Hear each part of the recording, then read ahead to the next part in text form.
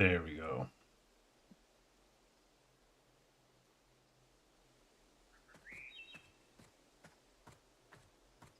Fix some settings.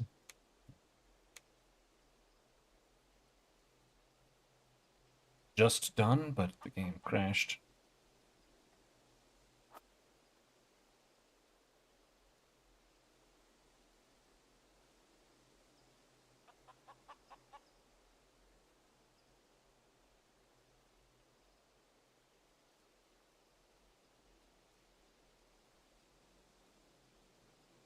No, Grumpy. Happy Friday to you as well.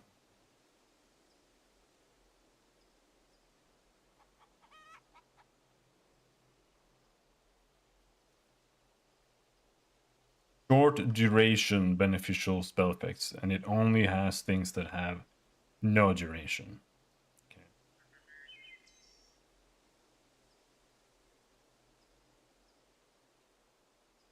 Genius.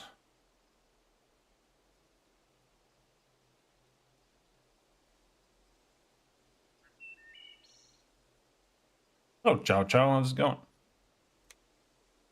Filter profanity, we don't need that.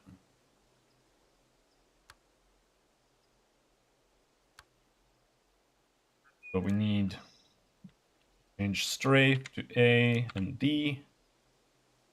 Just got done playing Fallout 4. I don't know if I want to say nice to that, but I haven't actually finished that game, so. What game is this? This is Vanguard, Saga of Heroes. It's an ancient MMO that got cancelled and shut down in like 3 months. It's a private server.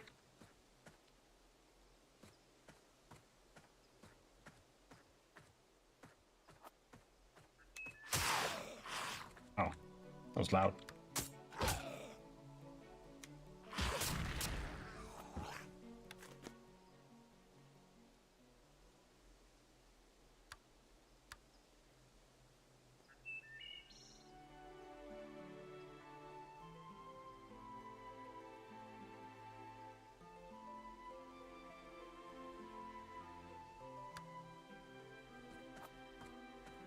Risen Farmer.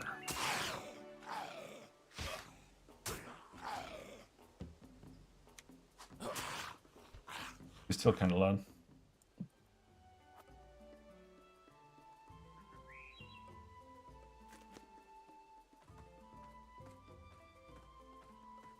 First MMO before I knew the concept I played was City of Heroes. Yeah. Yeah, I played that one too. But I mostly played City of Villains. But it's the same game, so. Altar? What's an altar for? I'd like to summon my earthly remains. Oh, okay, that's if you die. Because if you die, you drop all your gear on the ground and you have to go pick it up again.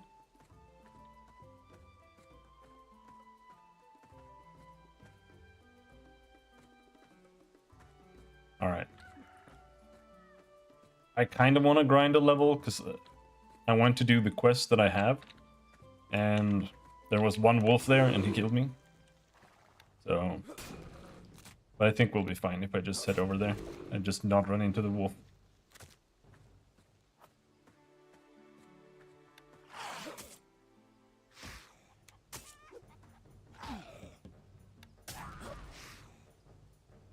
There's no queuing. You can't queue abilities. It's just like, no, fuck you.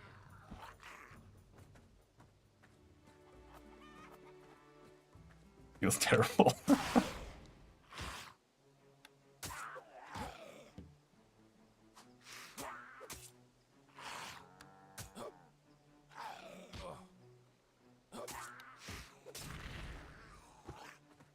Just gonna kill some zombos.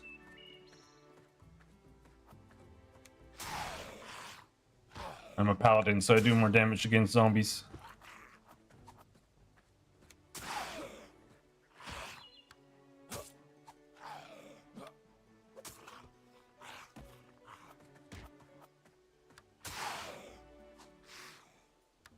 Not getting a lot of XP though. I think these are level 1. I don't know what these numbers mean. Like a 2, a 1, a 2, and there's some dots there. Like, what is the 0? I thought that was the level just now, but this, so is it like a level 0 monster? I don't know. The target is level 2. Okay, you can inspect by pressing I.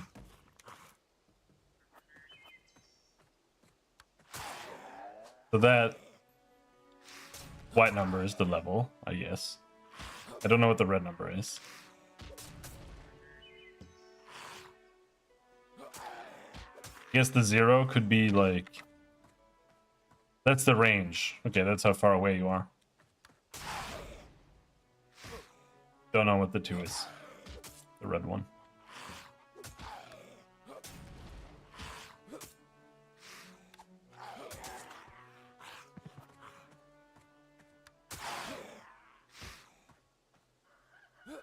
Virtue points.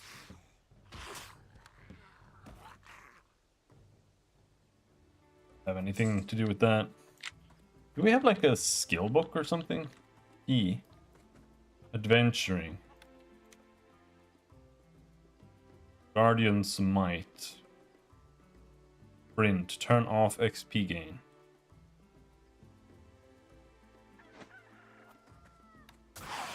Okay. Nothing too interesting.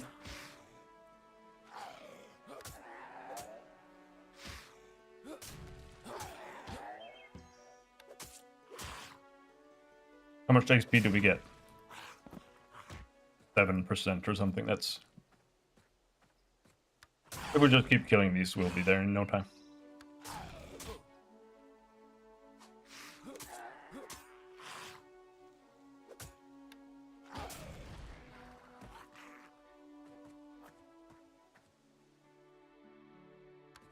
I don't really remember much of this game. I played it with my cousin, and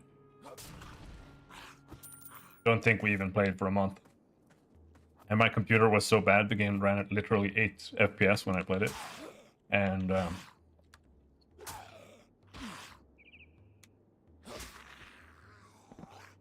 I mostly just remember dying and being dead, and then having to run and do like 60 corp runs to get it back.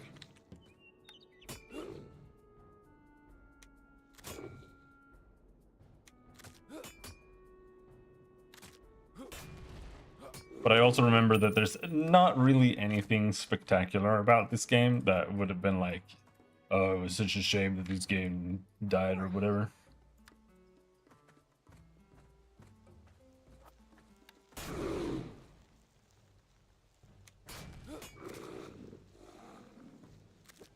I think 2 more monsters.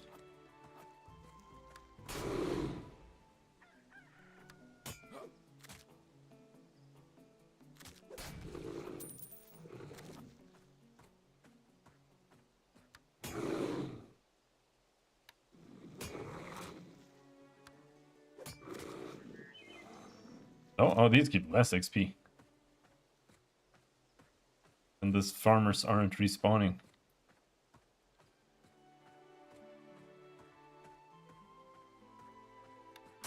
Oh, it's that Gibbs isn't a pony anymore?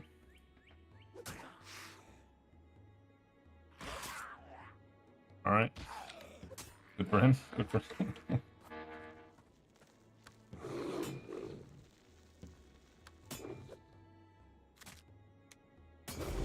Level up! No, I think it's like in Classic WoW that you have to go and learn new abilities. Oh, sort of.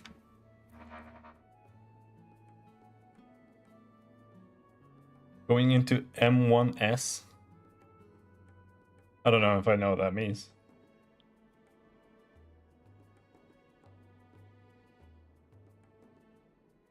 Is that a Final Fantasy raid? The S, I assume, is like Savage. But I don't know what M is. Is that the newest ones?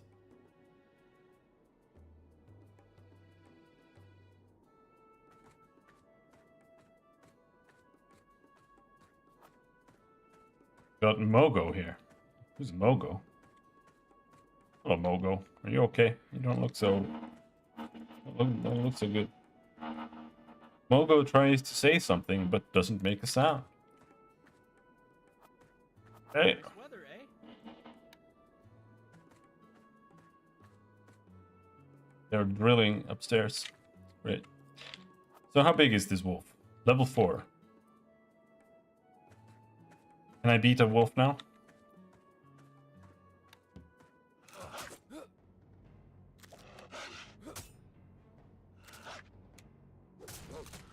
Maybe. It's a little tight, but might be able to win.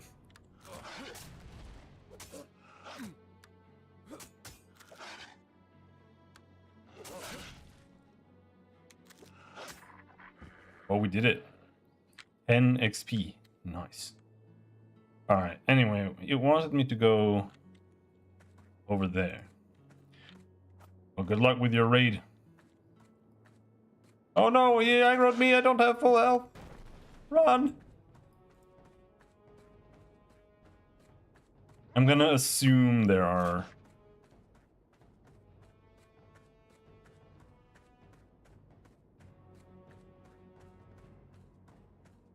trainers over here. Lesser Rift Imp. Level 3. I'd be able to defeat the Lesser Rift Imp. I think we need to go in there. Let's eat some berries. Oh! We actually got better armor here. Nice. Bracers.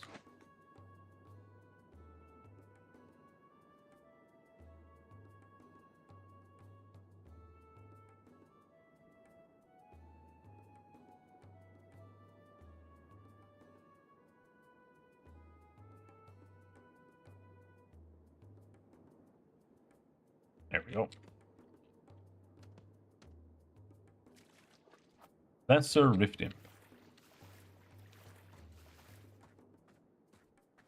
But this game, it does have something. It actually does have something that I think is good. That other MMOs have stopped doing and lost. And that's a bit less of optimization and more small RP stuff.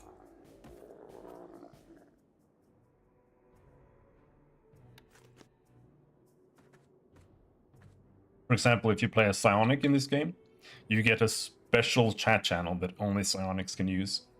That's global. So all Psionics can talk with each other, but they're the only class that can do it. I don't know if there are really any interesting other things for other classes, but literally just that Paladins do more damage to Undead is... It's this kind of thing that can make and break a game, depending on the rest of the game, right? Because it can turn into something where in this raid only Paladins are viable, you know, and the other tanks just won't be playable. But it can also lead to good things, like in Ragnarok Online, if you're playing like a priest or a crusader or whatever.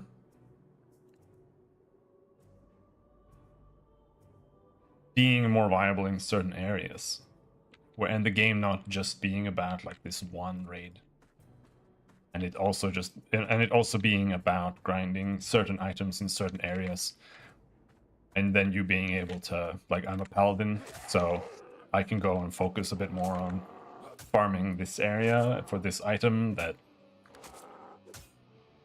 you have a bit of a corner on the market. It's not everybody's a paladin, you know. But even so, like, not a lot of games other than Ragnarok Online even does that. And Aro is really not a good game. Otherwise.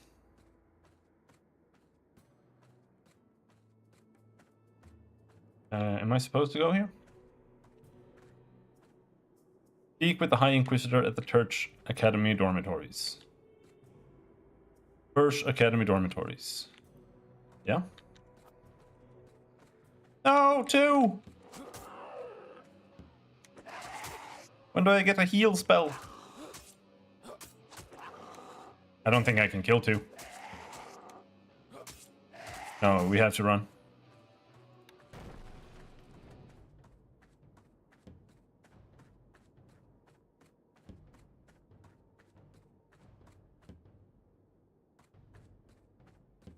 This is very much the classic WoW experience. Everything is super, super highly tuned right from the get-go.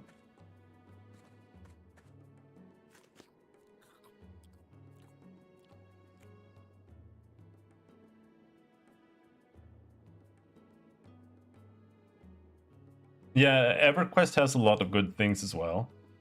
It's just that EverQuest is dog shit otherwise. Like, I played it just half a year ago, and I would say it's completely unplayable. But all those old games, they do have some aspects to them that are vastly superior to modern MMOs in some ways.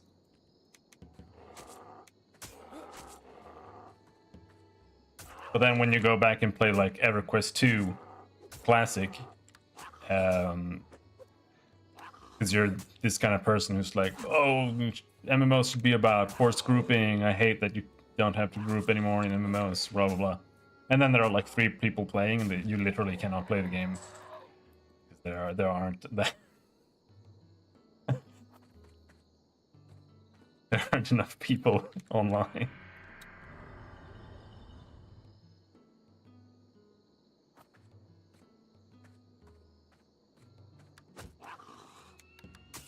Alright, so we might need to kill 10 of these to level up.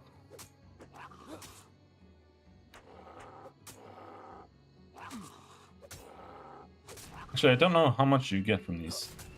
23 and a half. 28. Oh, that's a lot more than 10.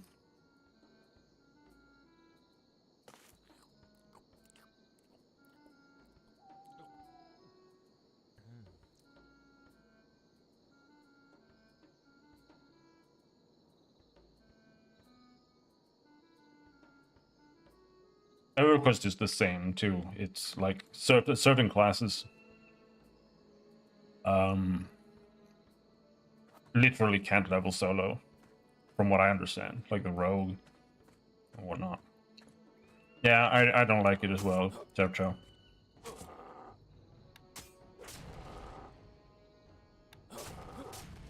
I don't really like grouping in general.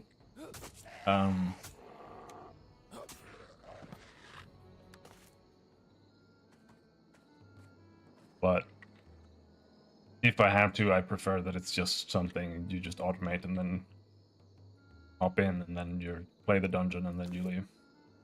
But in reality, I kind of like the approach that Guild Wars has more, where it has actual content, like group content out in the world, that you can often kind of solo, but it's nicer with people around, and usually you can just shout like, hey, this champion is up here, and like 3 people will come. Because there's level scaling and everything, and the game just kind of revolves around doing stuff like that. But because it's so easy, it also makes the socialization aspect like non-existent, because people just come, do the thing, and then leave. So like everything has pros and cons, but I vastly prefer the game just being nicer and easier to play than some minor off chance that I'll meet someone who isn't retarded online.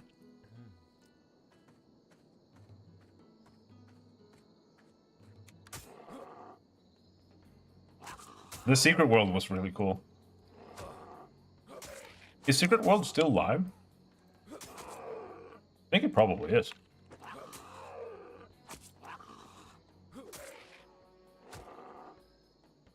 Yeah, I think so.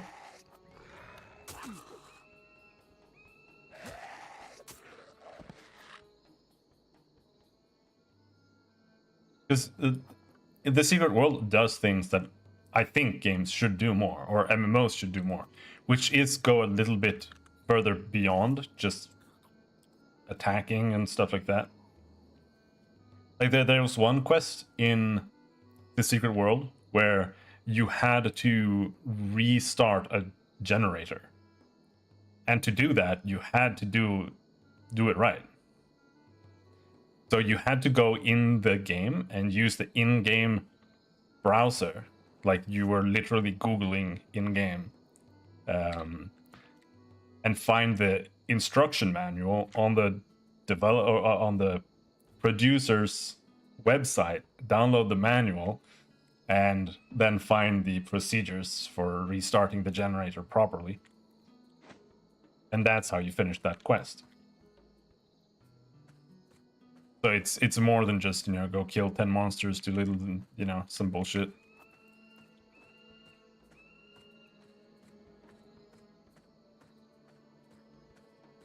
Yeah, I hate old school RuneScape, but it also does more RP stuff a lot better.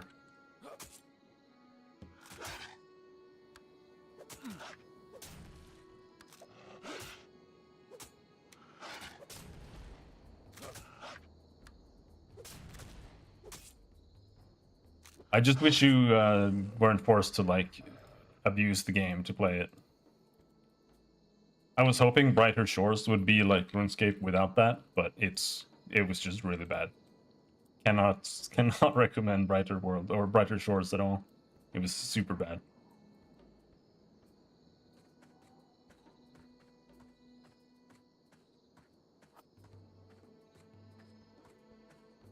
It was the opposite of what I just said. Like, it feels like they ripped out every single shred of RP from it and just turned it into like a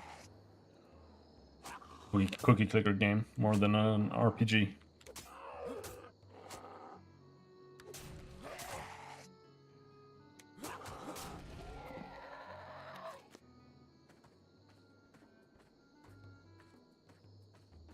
Why are all the monsters so close to each other? A fox. What level is a fox? Level 5? I can't kill that.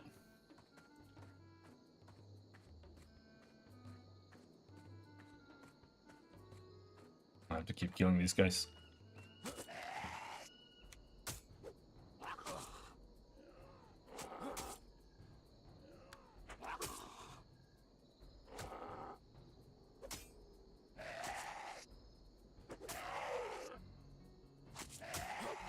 Oh, I'm dying. I forgot to press my skill.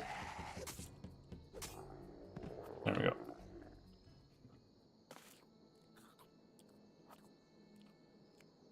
Oh, you're right. This was a quest. Visitor Nalstorn at the Riverside Guard Post in Tersh. Okay. Can do that. Yeah, I cannot take on a level 5 Bina.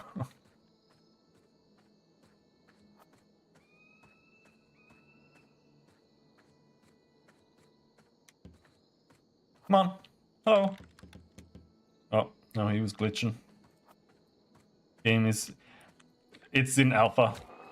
This private server is in alpha still. So...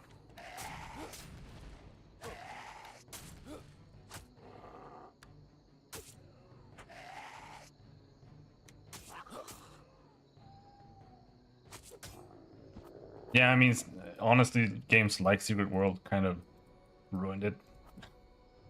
Because the game wasn't really very good otherwise. And then people look at it and they're like, oh, look, these guys tried doing this, and then it didn't really go anywhere. Yeah, MMOs are kind of a problem because they're too expensive to make. So nobody wants to try innovating, because if you innovate, it's literally the most risky genre to innovate in.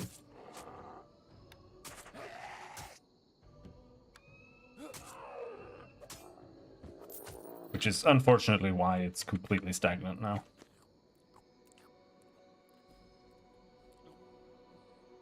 I haven't played Star Wars Galaxies, no. I've been meaning to. There are servers up for that, but I'm not sure I would like it. I don't really like Star Wars in the first place, and it is extremely old and janky, and but it would be good to play just to see what they were doing, like what people liked about it.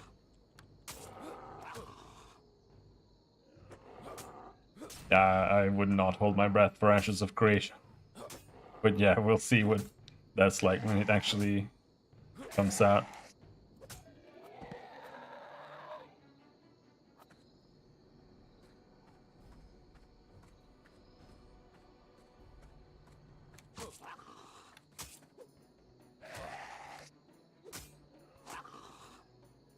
There's not a single game MMO that I'm actually waiting on. It's only Path of Exile 2, and that's not an MMO.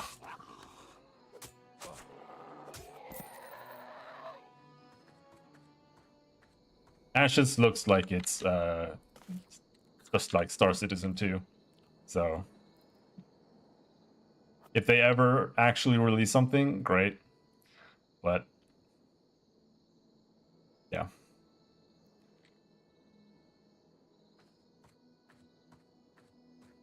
No, not really expecting much.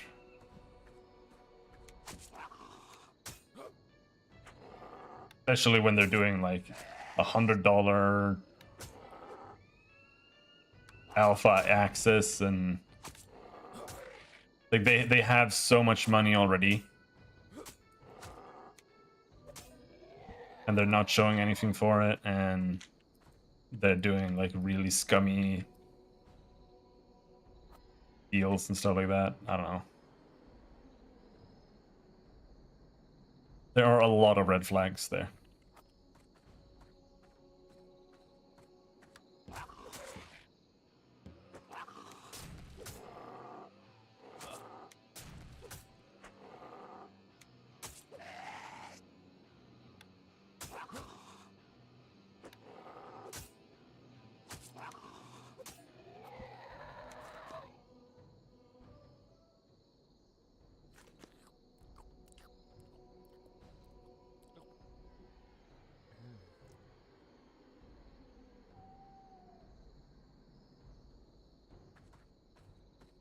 All right, so where do I actually go here? I'm not really sure. All I see are a bunch of monsters, but I don't see any doors or anything anywhere. Guard posts. Hirsch. I'm actually not seeing the thing that I'm here for on the map anymore.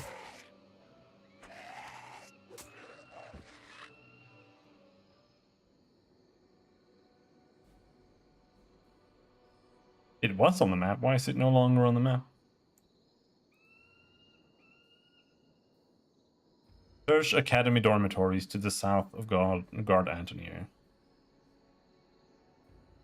Okay, there's a green thing there. Okay.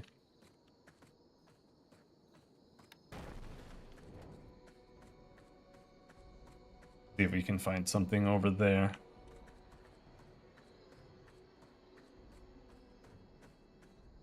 I mean, it is here, but it's like across the river.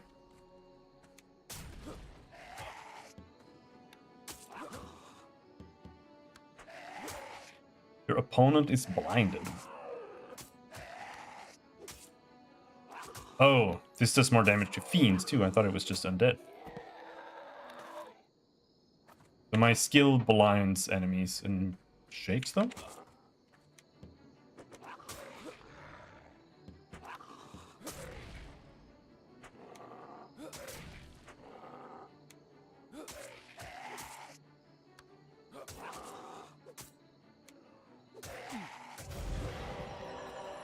Level 4.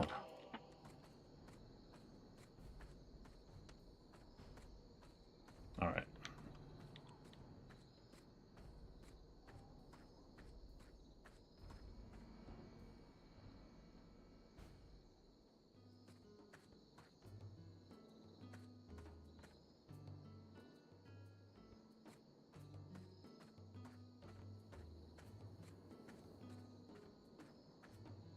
it's supposed to be over here.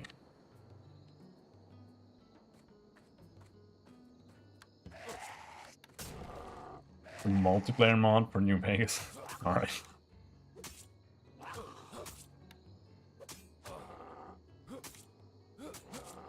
Oh. That's what people want.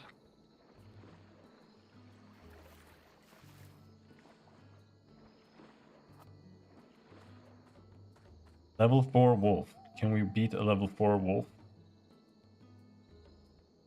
Not so sure.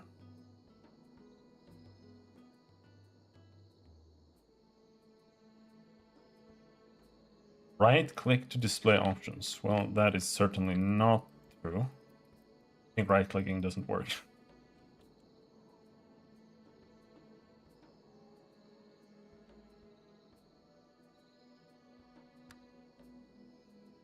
Citizen.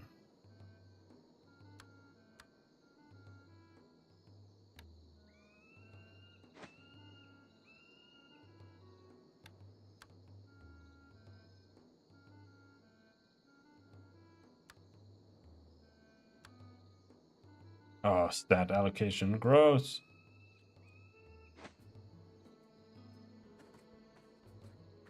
Hate stat allocation. Literally the worst thing in the world.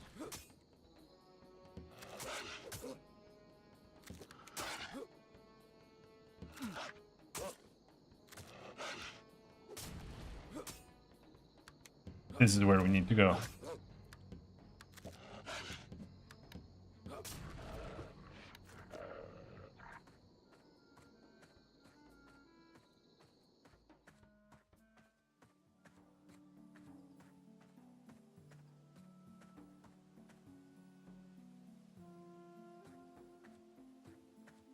Have a good night. Ciao, ciao.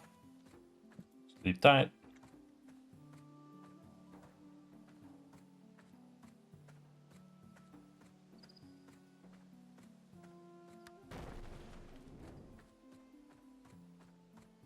Metal node. Do I need a thing to... Yeah. We don't have mining skill.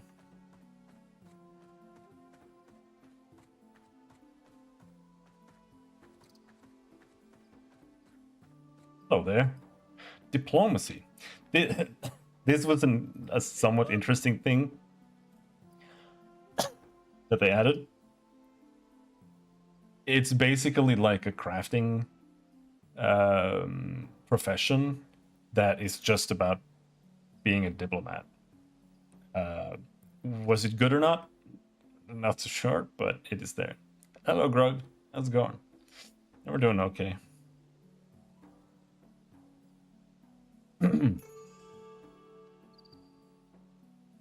The problem is that doing almost any crafting in this game, from what I remember, is almost as time consuming as being an adventurer.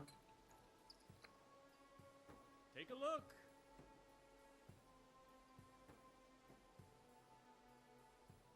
You can buy demands. Forceful demand. Good point. Blanket accusation. Fighting the good fight.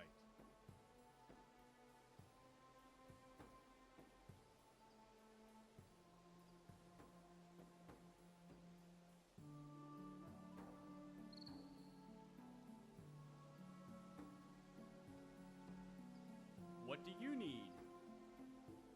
Each card in your hand is called a statement. Statement means the same as card and ability that I mentioned earlier. From now on, though, I will be referring to these cards as statements, not abilities or cards. Evaluations are one form of statement. You can think of them as a card type. Evaluations as a card type are used to give yourself expression of a type. You can use them to build up expression, which is like fuel, or to power your more potent cards, which are your assertions. What do you need? There will be more to learn later. Remember that this is only the beginning tutorial for diplomacy. To conclude, a parley option on a character will look like a pen and inkwell with a title next to it. You will see colored icons next to this option. I will explain what these means at a later time. You should now see one of these parley options below, entitled Parley, Part 1. Click this option to begin your first parley.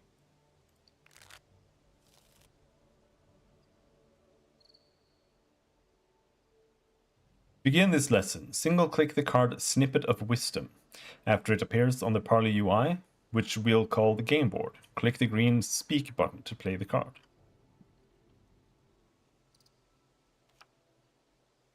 Here.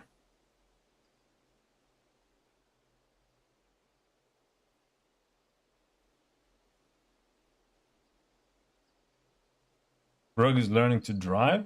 Wow. Like in the Flintstones.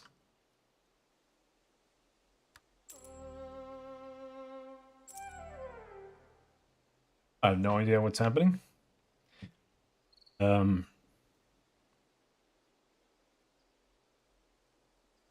This will move the parley indicator progressing the dialogue. Playing a card will also end your turn and begin your opponent's turn.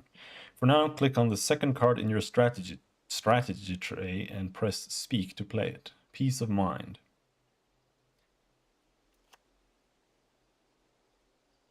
Three, influence, something.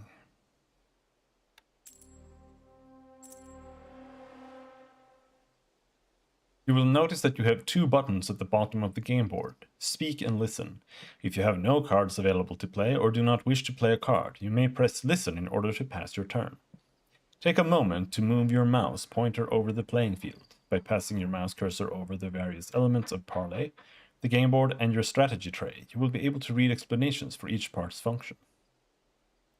Well, maybe, but it doesn't really work that well.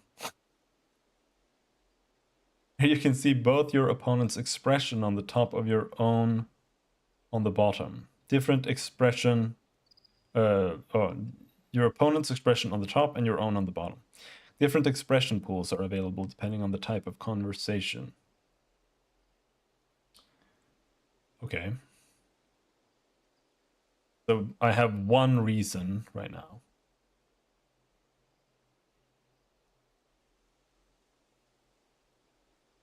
And Bit of Charm. None of these seem to have a cost, so I don't really know what it does, really. Now to tell you how you can win.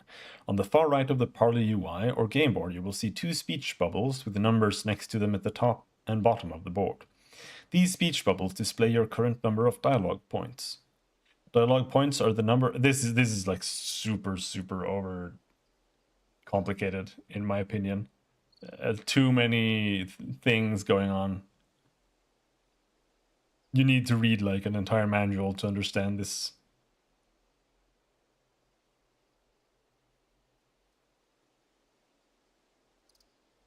Extremely unintuitive. You will see two speech bubbles with the numbers next to them at the top and bottom of the board. These speech bubbles display your current number of dialogue points.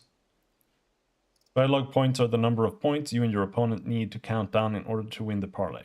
The bottom number is your total. When it reaches 0, you win. If your opponent reaches 0 dialogue points before you do, you will lose.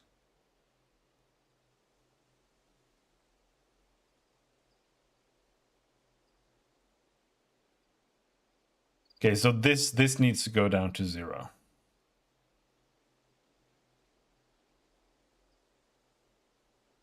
And how do you lose them?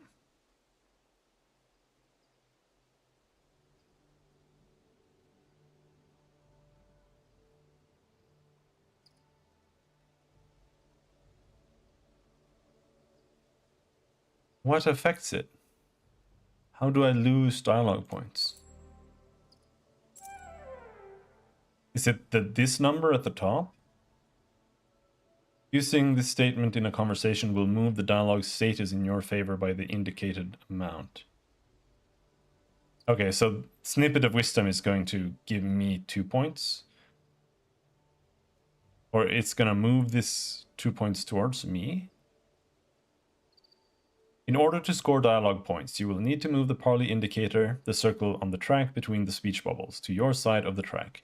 You will earn a dialogue point on any turn the parley indicator is on your side of the board. Or you will earn a dialogue point. And I will earn a dialogue point by losing a dialogue point.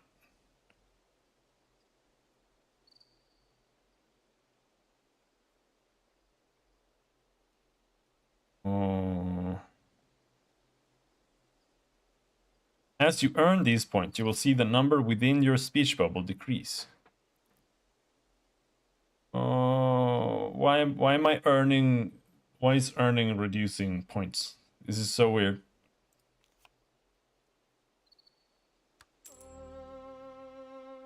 Or like remember, the bottom half of the game board represents you, and the top half represents your opponent. The dots under the 4 colored icons in the middle represents expression, which will be explained further along in this tutorial. To bring it together, the number on the wax seal in the upper right corner on your cards is its influence. Influence is the number of points you will move the parley indicator towards your side of the track. Yeah.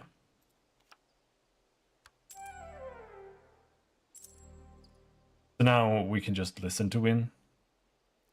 Remember this as well. It doesn't matter if the parley indicator is at 1 or 10. Only 1 dialogue point will ever be earned in a turn.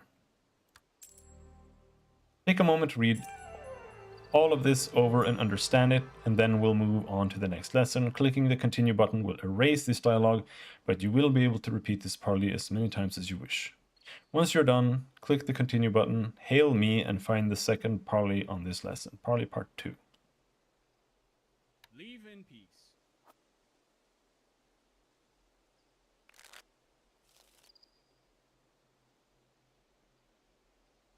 Like before, single-click the card Snippet of Wisdom. After it appears, click Speak. In this lesson, you will learn about expression, the colored icons on your cards and on the game board, and how expression influences gameplay. Expression is represented by the small colored icons in the middle of the game board. Simply put, expression is the fuel for your cards. Okay, so what do you want me to do now?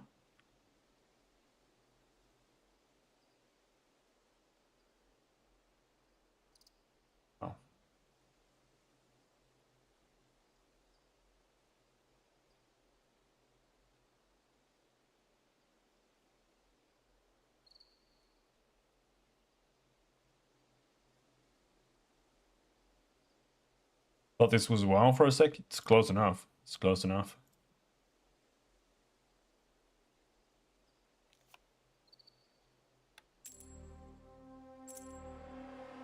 Many cards have a cost, and that cost comes in the form of expression.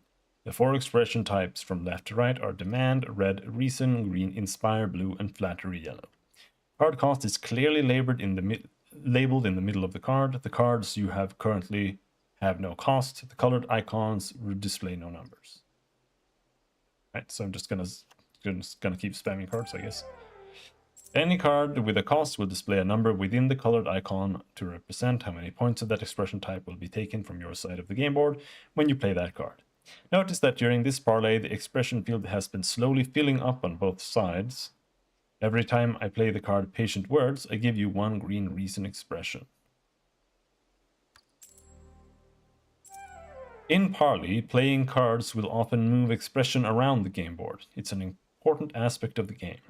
You will see the third expression type, Inspire Blue, is blacked out. This is a convince conversation, as displayed at the top of the game board. Convince conversations prohibit the use of Inspire expressions from being used. Okay.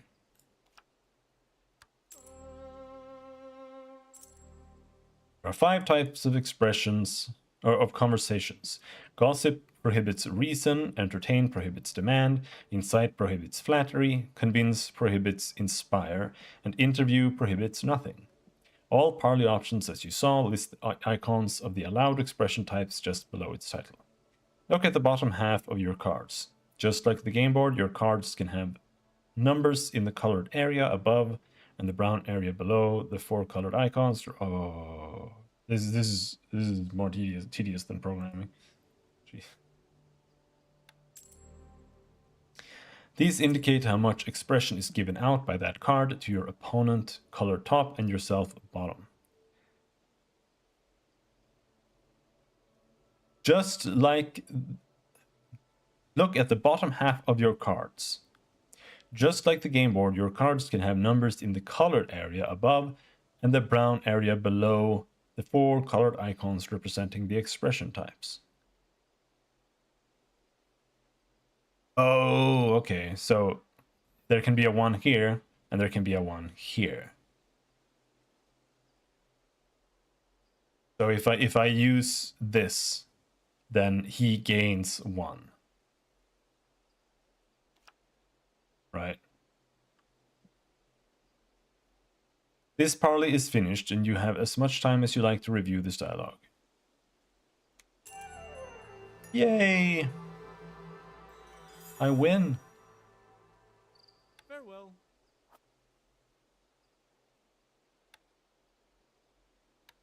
Greetings. Right. Well, let's not do that. Right now, at least.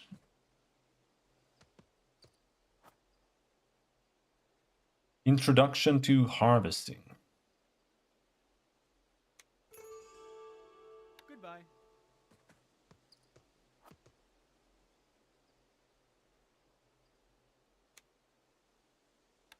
I'm a bit busy.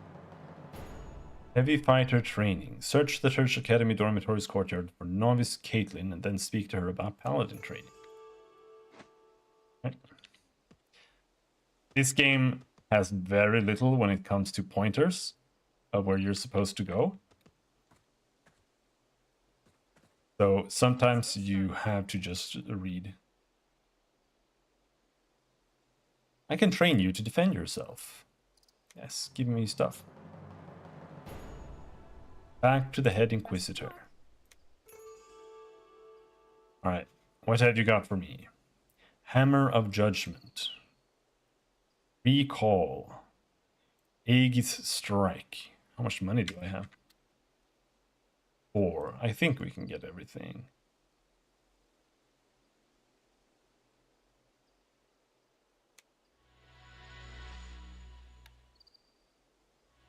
Smashes your shield into the target, inflicting 50 damage. Has an inherent bonus to critically hit.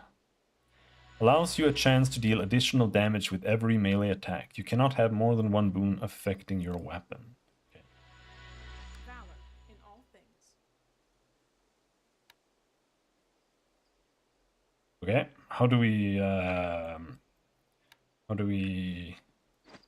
move abilities on the bar? uh,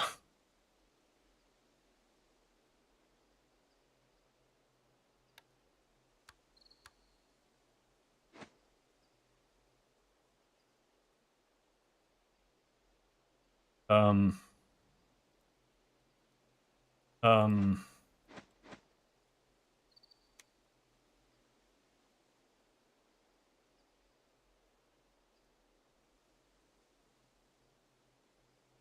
if I were to develop a single-player RPG game with not easy-to-grasp game mechanics or stat system similar to Pathfinder, would you encourage a tutorial with an option to respec?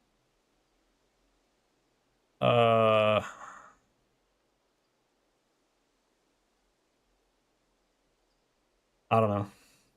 To be honest, I'm not a huge fan of tutorials in the first place. I think if a game needs a tutorial, it's probably too complicated.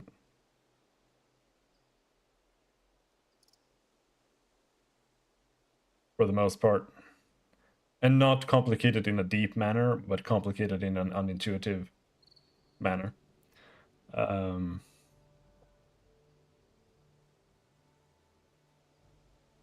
But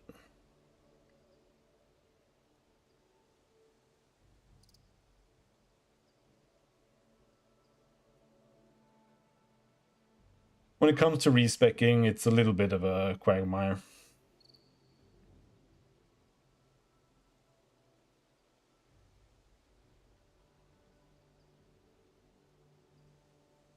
Because there's no right option with respecing.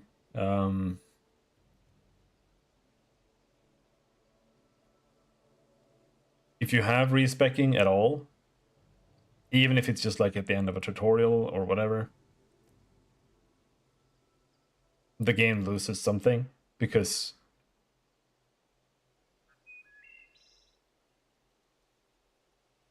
it's not like it doesn't make sense really. Like all of a sudden your character is something else. So for certain people that's going to be a problem. But at the same time, it's like it's not like I'm against respecing your character in World of Warcraft or so. It's this kind of thing. I don't think it really matters that much unless you have like tripwires all over the place. Like in Path of Exile, when you're placing all your points on the passive tree, if you didn't have any way to respec there, they would suck because it would just be like, oh, I put 1 point in like 10 extra strength over here incorrectly. Now I have to make a new character, and that's just stupid too. But like in Kingmaker, I don't know. Don't know if I would have respecs there.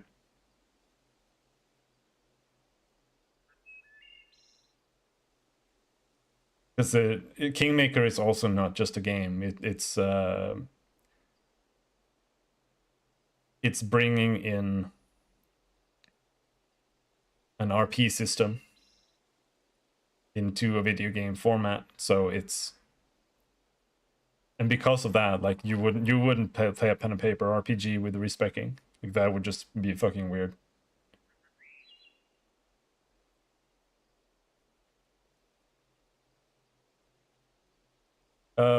No, like in Baldur's Gate, well, I don't know. Like Baldur's Gate 1 and 2, that's Advanced Dungeons and Dragons. Those games are so limited that you literally can't fail. Like it would have to be like you're playing a wizard and you literally put like 3 in Constitution, or you didn't take intelligence. Something like that. But when you're playing like Pathfinder, Pathfinder is not convoluted, but it because it has the feat system, and the feat list is bloated as fuck, especially if you play with mods. It does become overcomplicated because it's literally just like, how can I make my character function normally? And to do that, you have to look through like 6 billion different feats that all have prerequisites left and right. And if you missed that in your planning phase, and you got like 1 dex too little, you know, your character is just screwed. And at that point, like, yeah, sure, maybe, but at the same time, but whatever. I don't really think it matters that much either way. It is what it is, I suppose. But some respecking is usually not a bad idea.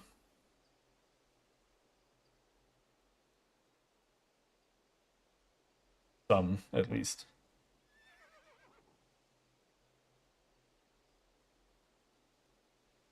It really depends on the context.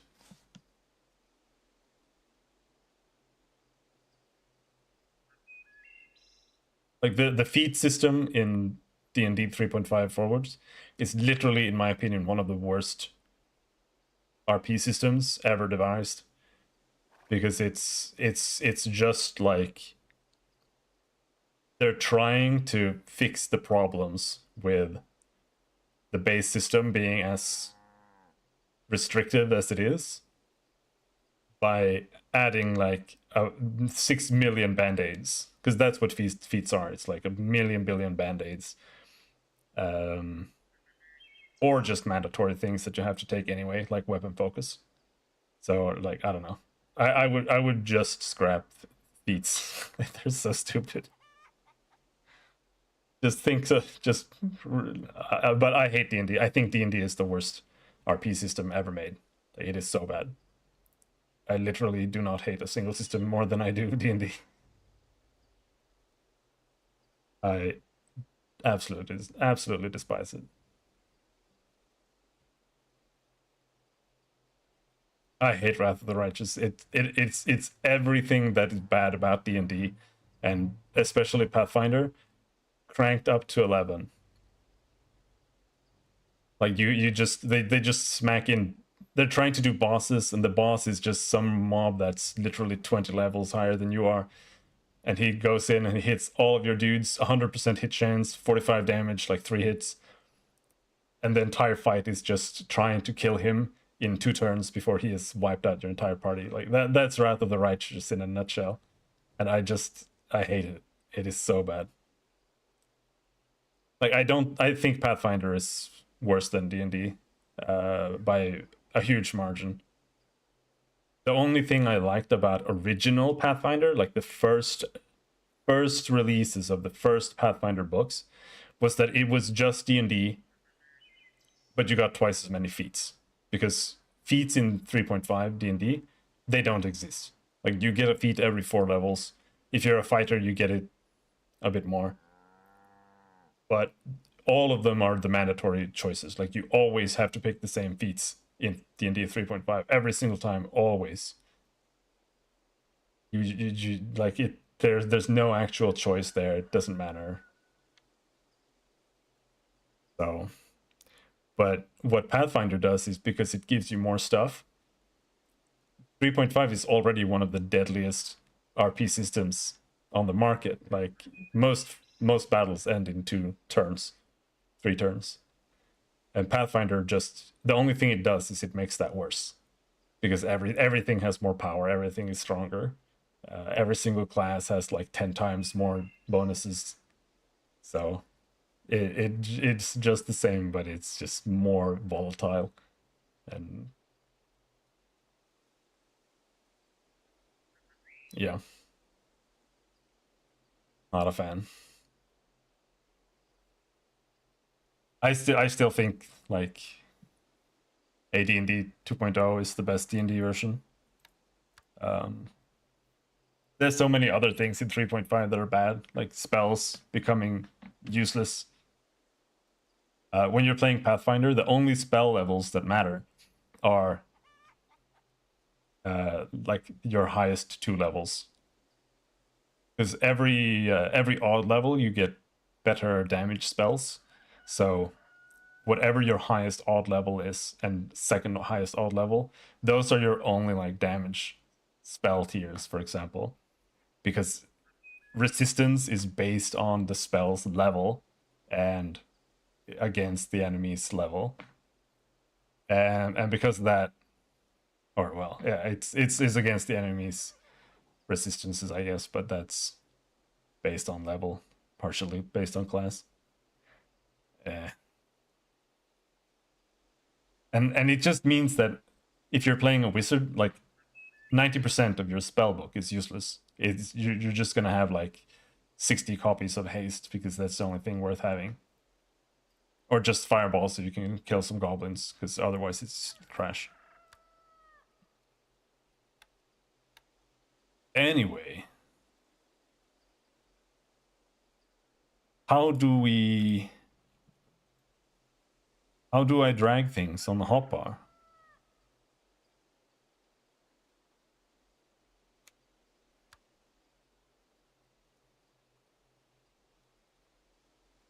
I'm gonna have to ask on the Discord. I don't know how this how this works.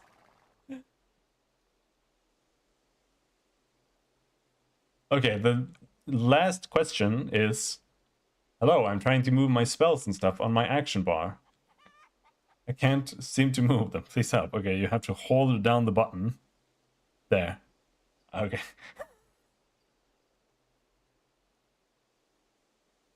There we go. All right, let's set up some hotbars here. Assuming there are hotbars. Hotbar left, secondary.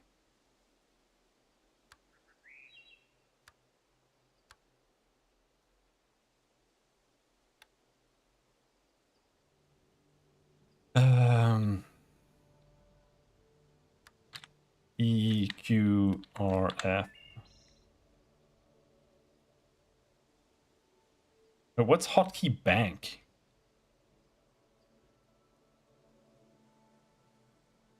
Hotkey here. E, R. No, E, Q, R, F. Yeah, okay. Is a private server? Yeah, this game is shut down. It's been shut down for like 10 years.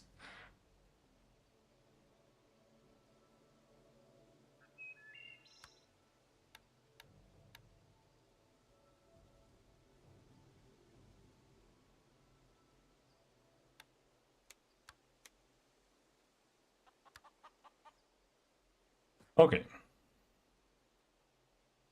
Ah, lost my thing.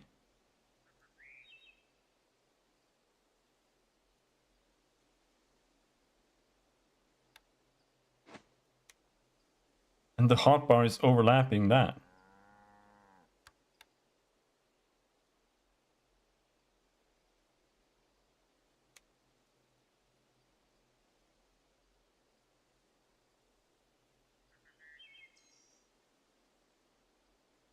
Down here or something.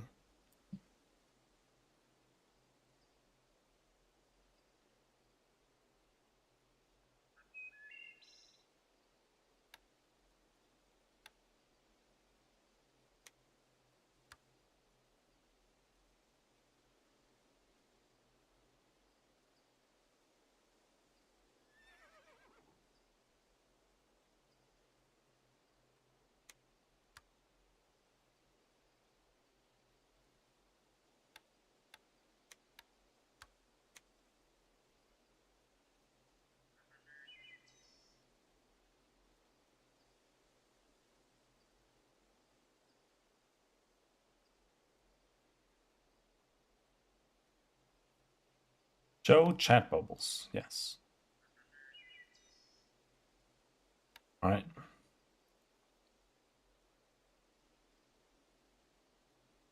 And this is a buff?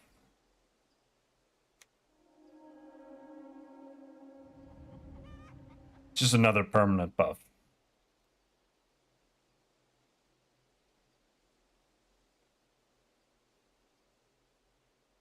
Oh, regular line.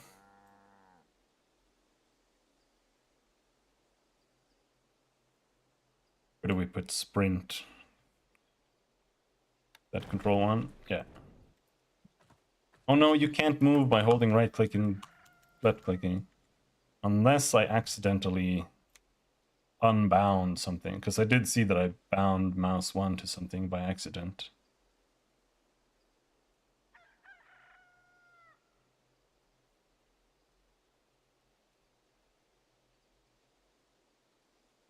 I think it should be on mouse look.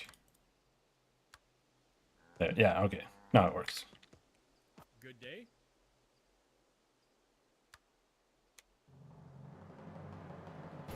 I shall see you again. Speak with Inquisitor Westland at the Riverside Guard Post. Take care. More diplomacy? I don't really want to do diplomacy. Just a stupid card game. Let's go find this rafter lady, though.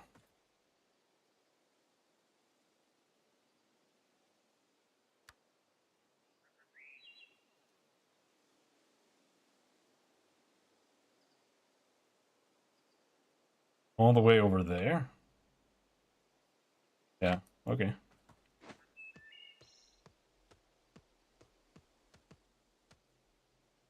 Spellcaster Instructor. What'll it be today, adventurer? Alright, Safe travels to you. let's see here. Sword, new shield, pointy stick. That's a quest.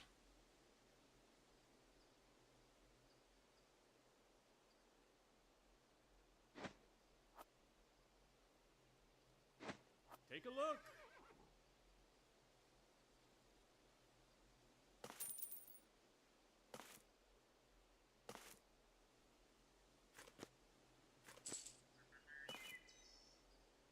Sells for nothing. Dragon bone best. I found a dragon bone breastplate. That was the first item I found. And it's apparently useless.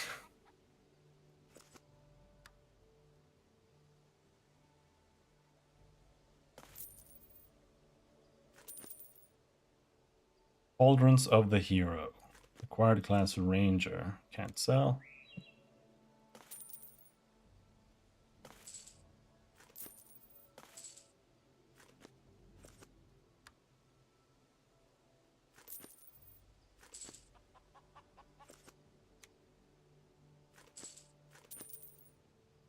Right, let's save the quest pointy stick, I guess.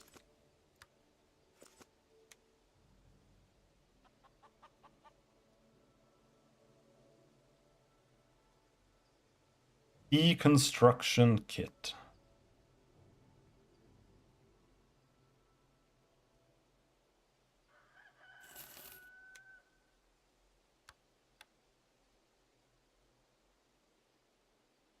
Shave and a haircut.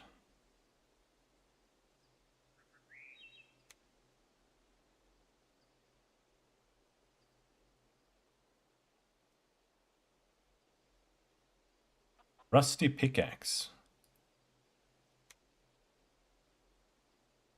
Small backpack. Okay, so how does that work?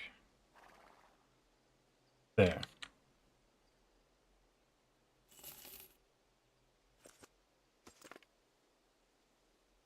We can have... Oh. The small backpack and the small bag have the same amount of slots.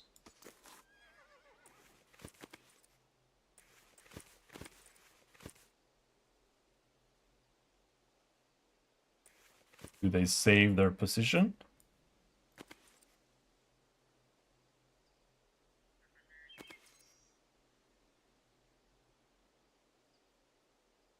Uh-oh. Okay, there. Nice.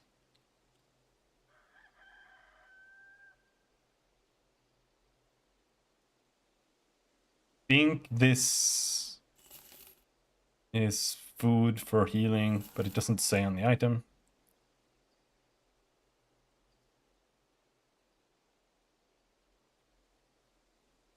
Throwing hammer. By throwing hammers. May Glorian guide you on your travels. Oh no.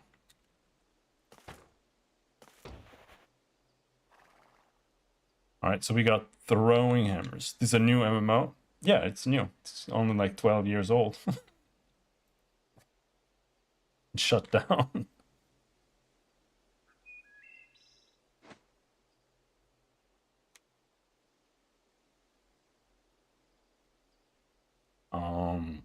Okay. So how do we throw hammers? I think it's the same way as in WoW. You have a ranged attack.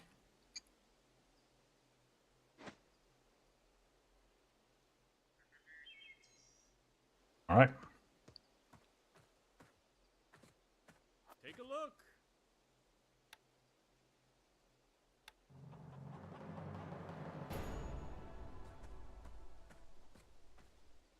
Go for it, adventurer.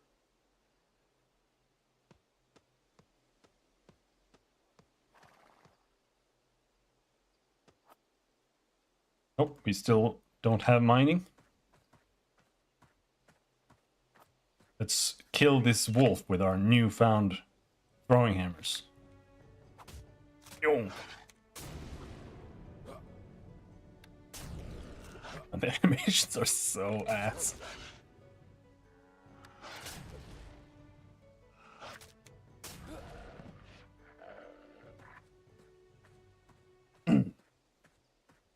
That is absolutely new to some people. I don't really remember when it came out.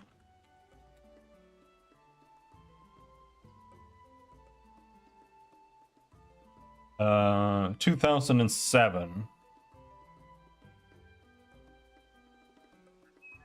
So it's more than 12.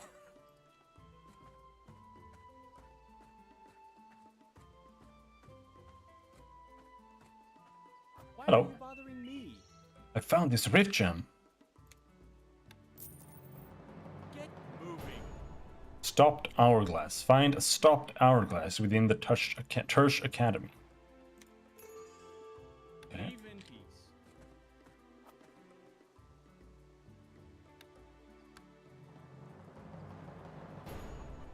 Need to find 4 journal pages from the untamed tomes near his tower. Yes? The Monster Hunter MMO? No, I haven't. I don't even know if I know what that is. Monster Hunter Online. Isn't that like Japan only or something?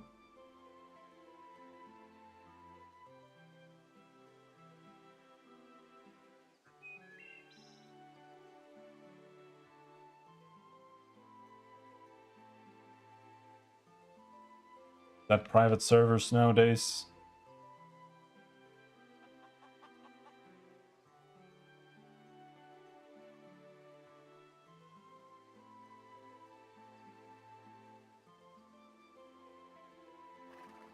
Trust me, Grug, this game is still very goofy looking. When you actually like stop and look at people, they're like, there are a lot of really weird little races too that look super goofy, but no,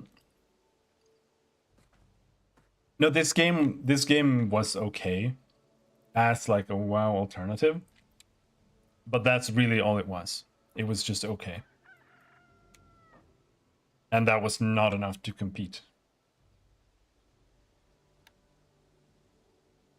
I don't know if there were other problems, but because I didn't really pay that much attention back then.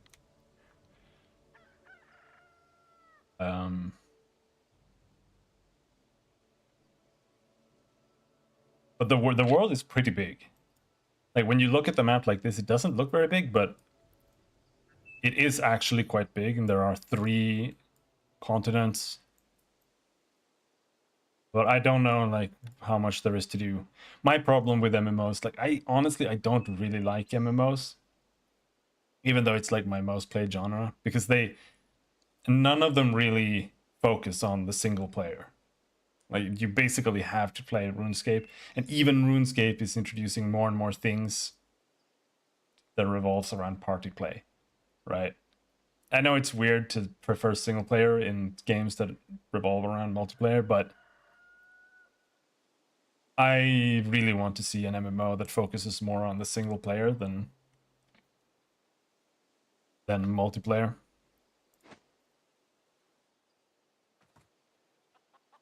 Because that's like in World of Warcraft, there's literally no point in playing as a solo player when you get to a certain point. You just you go do raids or you turn off the game. When we were playing WoW, like I tried to do stuff, but other than doing dungeons over and over forever, there was nothing to do. Like the only thing you can do other than dungeons is doing those new delves, and the delves are terrible, like literally awful. Because they're like, if the delves were about just going in and like AoE killing a bunch of monsters, like playing Path of Exile or something, it could have been cool. But it's like you go into there and then you have to do like some fucking Looney Tunes shit, and I was not a huge fan. Nice weather, eh? And that's honestly been kind of, yeah, but it's not a single player MMO. That's why that's the problem with FF14. It has that same issue. Like once you get to max level and you finish the single player story, there's nothing to do. Because that's like the main thing I look for in games is that you can play it. And usually there, like you can't play games. Like that's my problem. Which sounds stupid, but most games aren't games to be games. Like if you're playing Resident Evil or something, that's a game that is about playing a story and finishing the story. Once you're done with the story, the game ends. But I'm looking more like for the roguelikes, like Cataclysm, Dark Days Ahead, games that are just about playing the game, right? And that's what I want more out of MMOs. and I want more out of games like Path of Exile. And I always kind of wanted MMOs to be more like Diablo, more like Path of Exile, because I don't really like the basic nature of Path of Exile. Like, I think Path of Exile is too simplistic. Diablo even more so. That's why I like MMOs, because you have classes that have like bigger kits. There's more to it, but then it doesn't have gameplay. Like, there's literally nothing to do in WoW. In older MMOs, you could go out and grind, because you could grind items that had like 0.0001% drop rate and go around and just do things like that to earn money and stuff. That's what I actually really appreciate when it comes to games like EverQuest or Ragnarok Online. But that's almost entirely phased out. There's not a single MMO that does that anymore. But even so, like, there are no MMOs that have that. You go out and you grind monsters, find random items, and try to optimize your character with the stuff that you find. Like, that whole game loop, it doesn't exist. It's not what MMOs are about. And that's what I want MMOs to do more of. And I wish like games like Path of Exile were a little bit more like MMOs in some ways too. But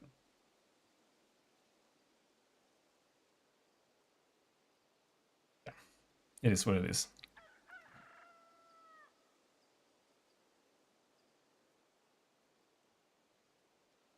I hope you find what you seek. And yeah, Cute Slime Girl Delves is like it's like a mini solo dungeon. You go in and it has some mini mechanics. Like, you need to have a candle that you're carrying, and every step that you take, the candle grows dimmer, and then you have to find a new candle, and you can find little bonus power-up items in there, a little bit like a roguelite. And then you kill some monsters in there. You can select difficulty level when you go in. Like, on paper, it could be decent, but they're just mostly just kind of annoying, and you get really tired of them really fast.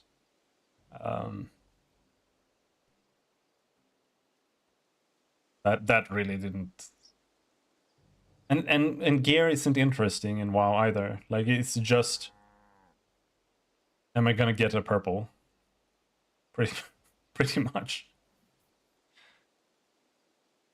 So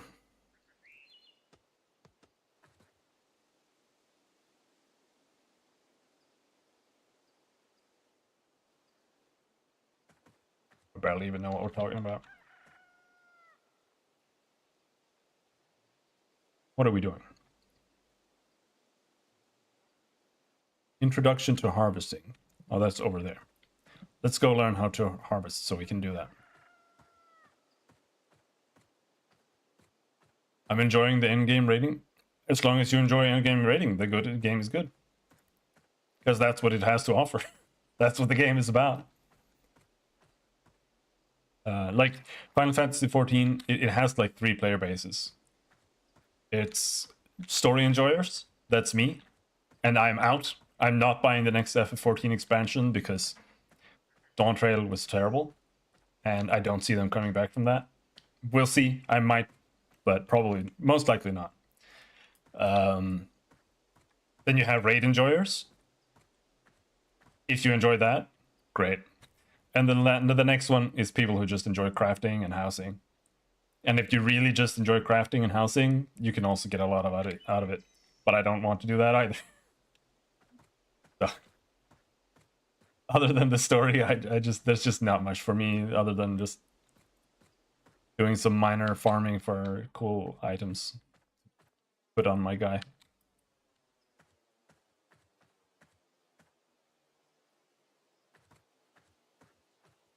Yeah, the story was abysmal in Dawn Trail. Literally equivalent to the worst JRPGs I've ever played, like Tales of games or whatever. It felt like it was a copy-pasted Tales of story to me.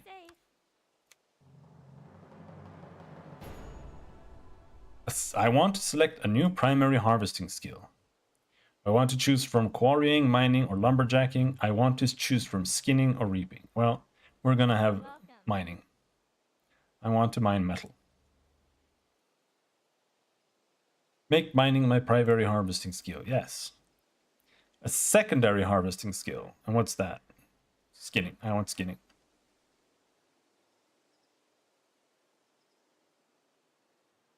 There. Luck is on your side. Bring back a sapling log.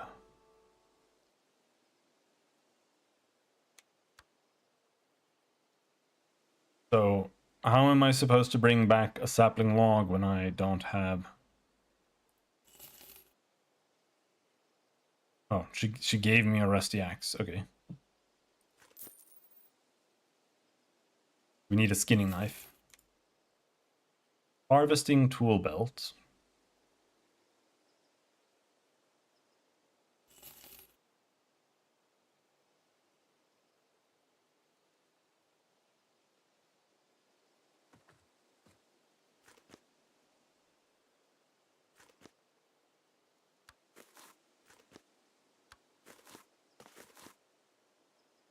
So do I need to equip these every time I want to do one or the other? That's my pickaxe.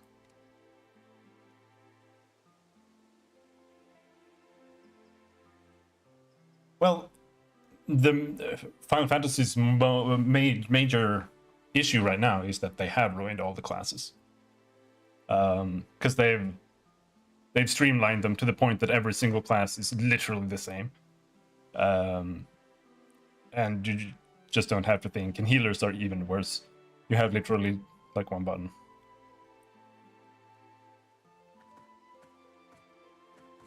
Like Final Fantasy 14 was more enjoyable to play when it came out in 2.0 than it is now. And then a paladin had like Circle of Scorn, and that was it. Like, it was a lot more fun to play then than it is now. It was probably the best around, like, what should I say?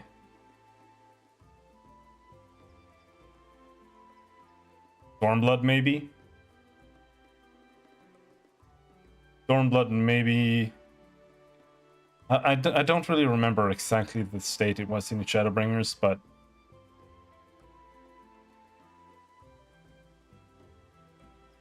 Maybe Shadowbringers or Stormblood. When they removed the cross-class stuff and they removed stats, that was when the game was pretty much the best. And the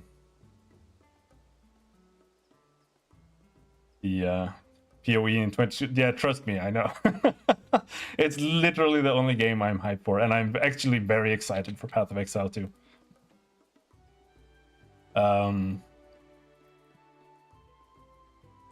It's one of the most innovative games, at least on what they've shown us, that have been promised in years. There's like, they've changed everything, and in my opinion, from what we've seen and heard, everything is for the better. Like, I don't even like Path of Exile 1. I think it sucks. It's terrible. But Path of Exile 2 looks fantastic. No, I don't care about Stalker. I'll probably try Stalker 2, but I never managed to get into it. I've never finished any of the games, even though I played the first Stalker like 10 times, but I never managed to finish it. I don't know. I just never really been too interested in FPS games in general. I like bonking stuff with swords. Pretty much. Now, where do we find a log? One of the ash saplings behind the barn. Okay.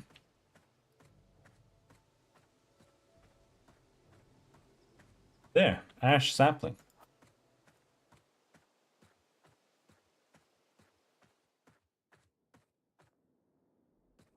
Yeah, Wilds does actually look very interesting. You must have a lumberjacking tool equipped. Okay, there we go. But we'll see. We'll have to see how Monster Hunter pans out. So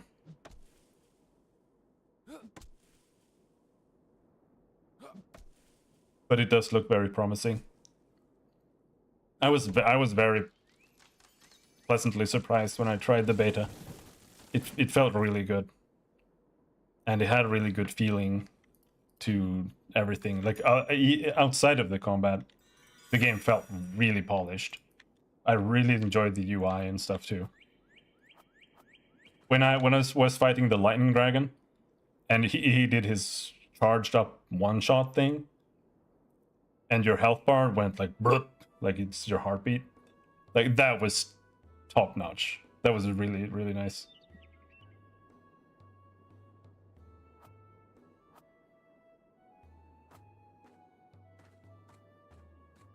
Wilds was mad fun. I wish there was still a way to co-op with people. What do you mean?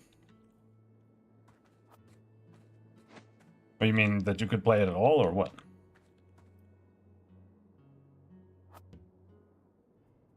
It's not like they're getting rid of co-oping. Let's kill this Beano.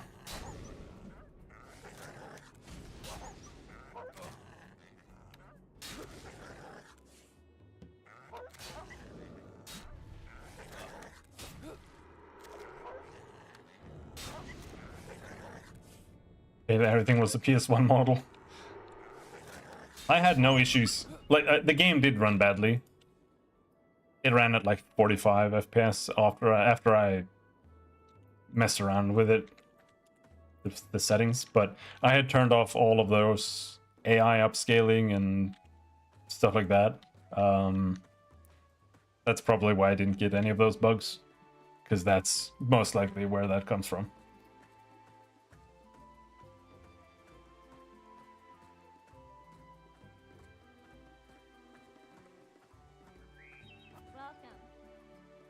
There's your little log. Yes, give me trousers. Luck is on your side. Bring back sapling timber. Chop down sapling trees to obtain enough wood logs to combine into timber, and bring the timbers to her. Okay. Safe travels.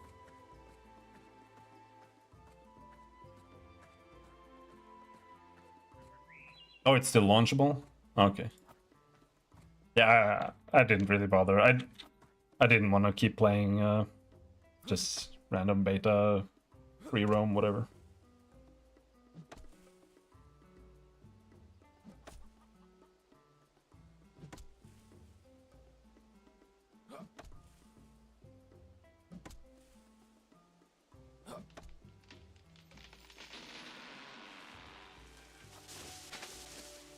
Sapling, a log. So we need to combine these into timber. And how the fuck do you do that?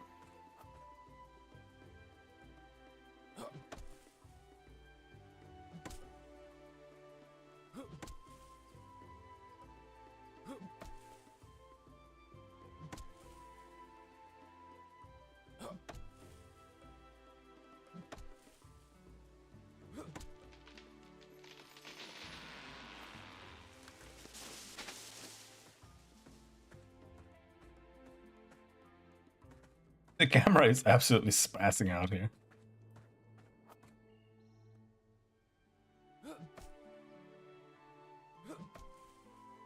The thing for me about MMOs that seems lost on people nowadays is that I love grinding. But MMOs just aren't made for that anymore. Like, you can't really do that.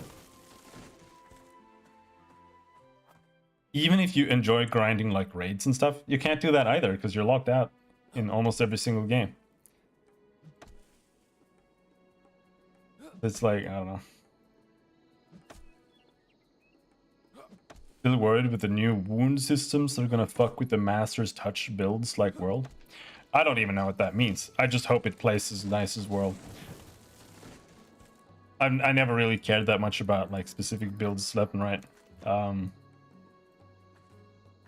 I don't like RuneScape because it looks like puke. But what I don't like about it is that to fight things, you have to like glitch out the game. Like when something is about to attack you, you have to click on another node outside of where you're standing, so that his attack like misses you, and then you have to like keep walking in and out of enemies attacks like that. I really like that whole thing. It kills the game for me. I don't want to do that, and I don't like the world either.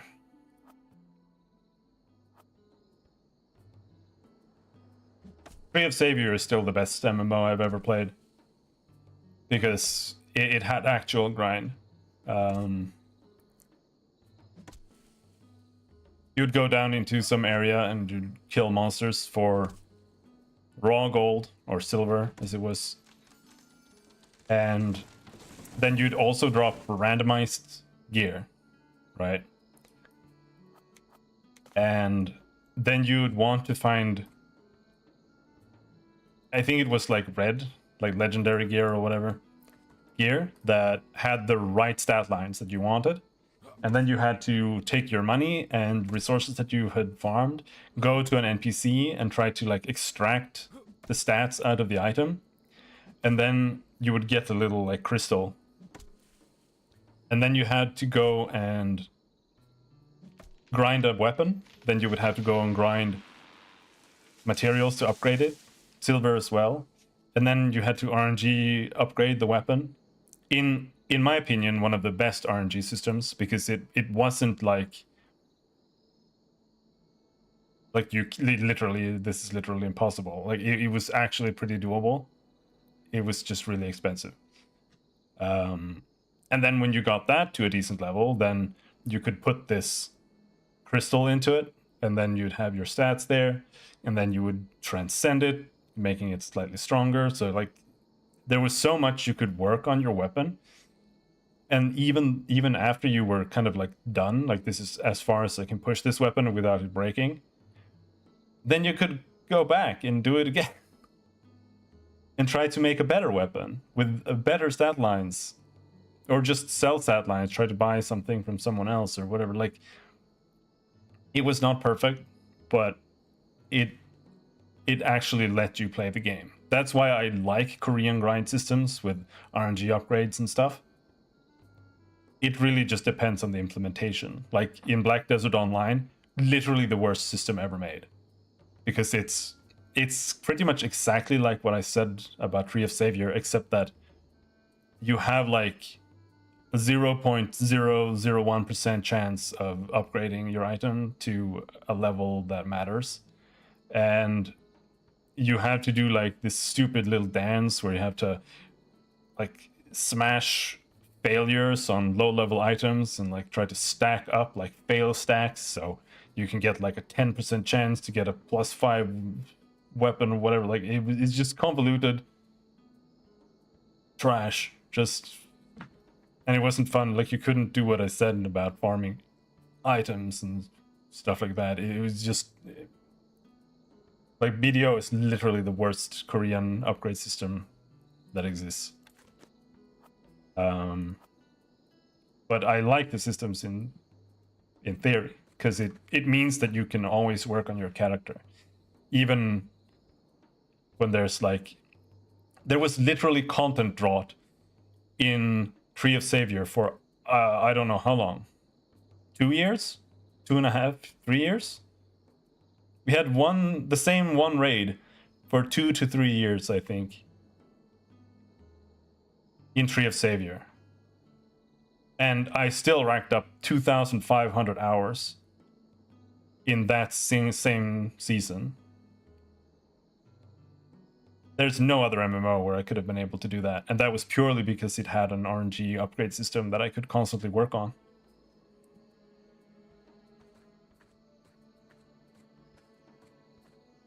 But that game is completely ruined now because they removed that. So now you just log in every week, go and kill a boss that can't fight back, because you're you're always getting carried by other people who are there because they're like there are already whales all over the place. You're always going to be in a group with a whale.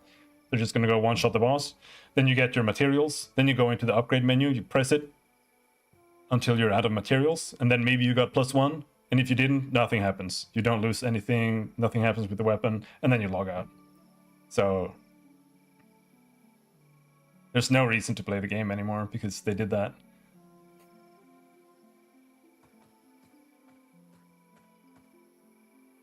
So now it's literally just like a login once a week mobile game now. And they're making a mobile game instead. So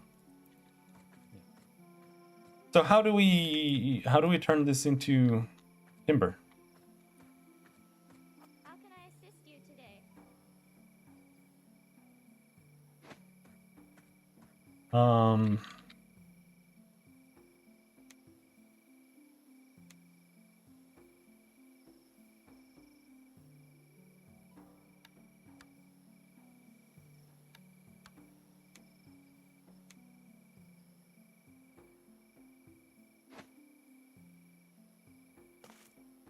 There, convert. Then you need 20 to make 1 timber. So we need 60 logs. All right. I do love field farming, but I think it's the concept of it rather than it being like in the way it has been traditionally, because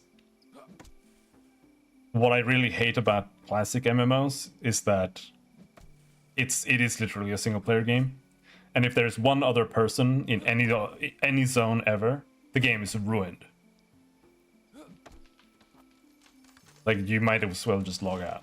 And that's why I think that MMOs should move more in like a Guild Wars direction, where the game is more about mutual cooperation rather than competing for like 10 mobs in a field.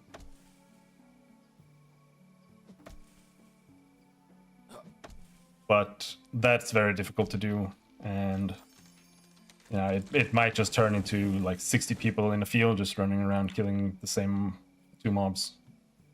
So, but I think it should be about more than just farming mobs in a field.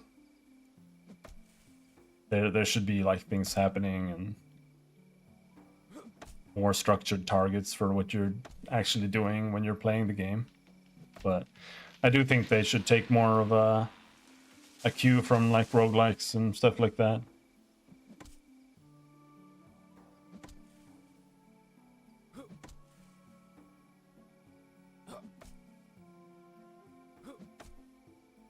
Even just like Path of Exile's endgame, where you're doing maps.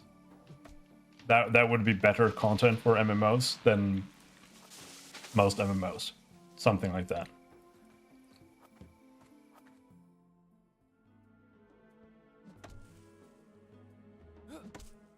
Well, you can't get yelled on Papaya anymore because it has literally 0 players.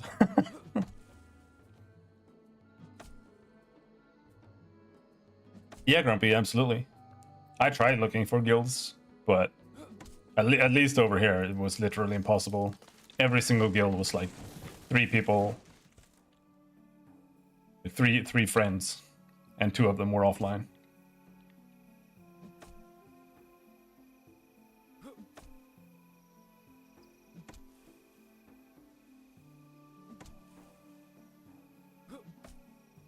I don't have the patience to get into like raiding with other people anymore.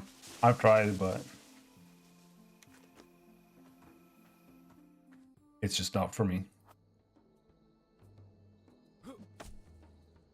The cheating drama, I don't know if I was there for that.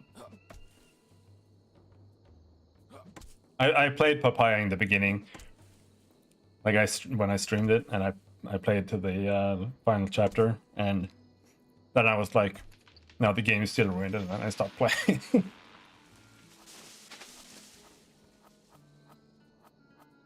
And the class I made was terrible too, unfortunately.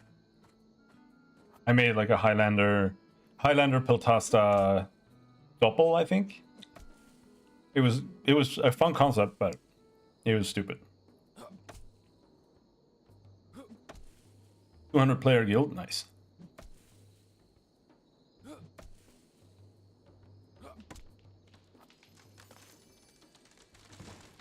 we have 60 yet? Oh, we do have 60. Wing!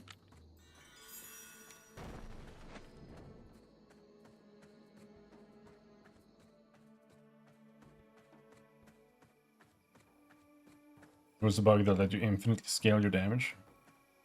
Okay. I have what you need. Go now. And that probably didn't get fixed for like a month. Because this is IMC we're talking about. Alright, we're done.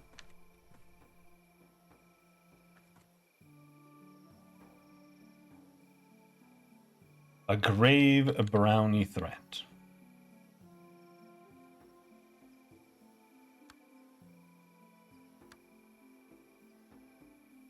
Right, so if we uncheck this, then it shows me where it is. Right.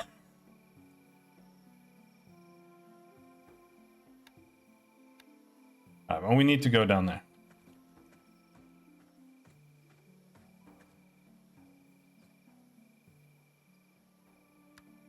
See, the main reason I also dropped Papaya was because literally the only reason I had hope for it was that they would stop doing what IMC is doing with their pricing.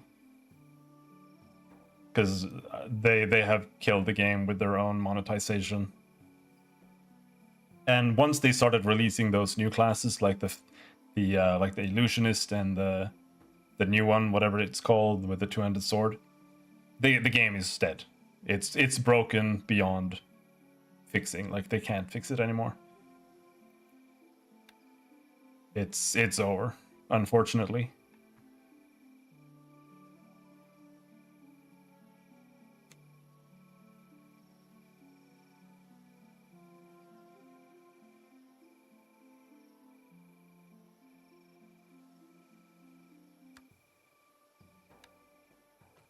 Here, auto run. That's what we need. Because the new pay-to-win classes, they're better than every other single class. They have more flashy animations. They have larger AoEs. And you can't fix and scale down a nerf like a $200 class. You can't do that.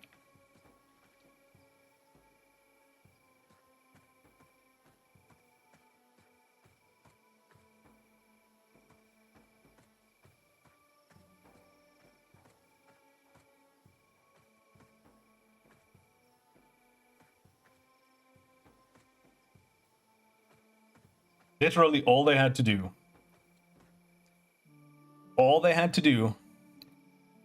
when they released White Raven was to just make more content and just stop being predatory. Like, just add a new token, or just tie everything to the token. Like, because they have like 2 tokens. You have to buy a mercenary badge pass. You have to buy the token, and then you also like borderline have to gacha.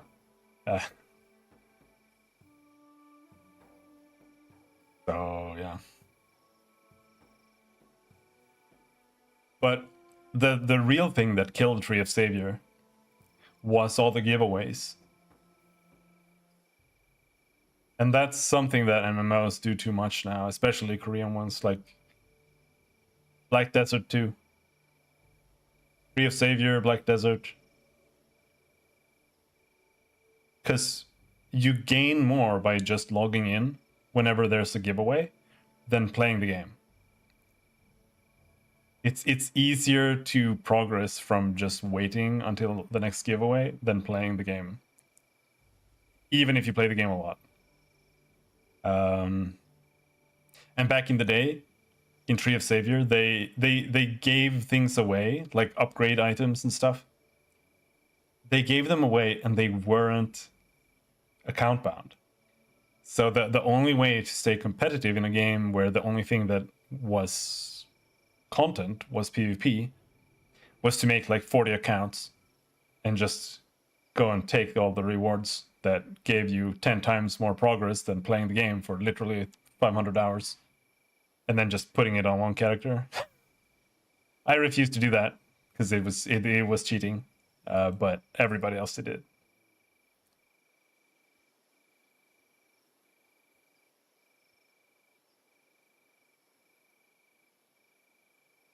I'm a bit busy. When brownies go bad. Safe travels to you. What do you want me to do?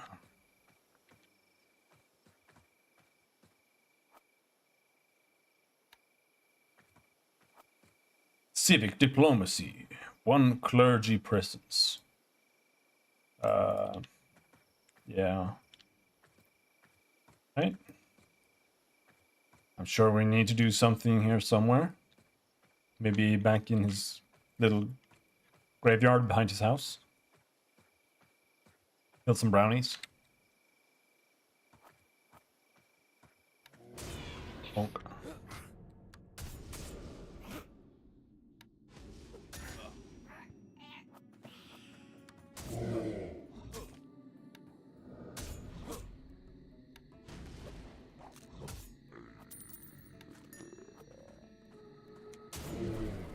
I love the sound effects when you pick like quest items up. Sounds like a microwave. Ding!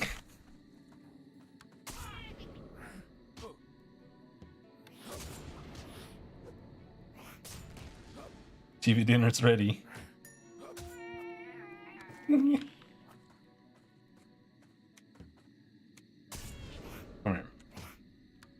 The netcode is abysmal. I don't know if it's the servers or if it's literally just the game netcode, but it is terrible. Like, you have to look at a monster for like 2 seconds before it counts as you actually facing it.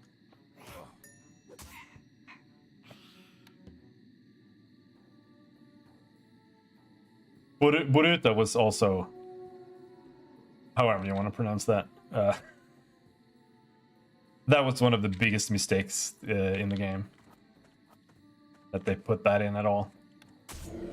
Holy shit. That thing was unplayable except for on like 2 servers. Even when it came out at peak times in Europe, it was unplayable. There was only 1 guild that could do it. Am I self-hosting? No. No, they have a server up.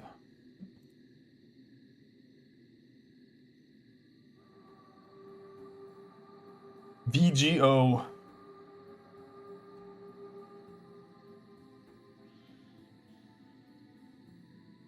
VGO emulator.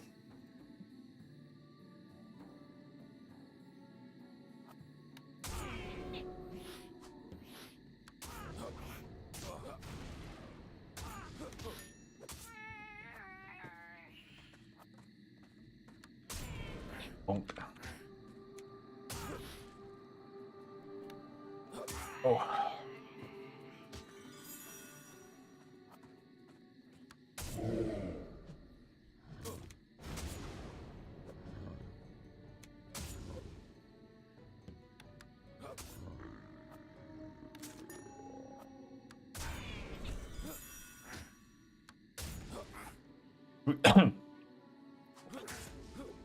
We just need that journal.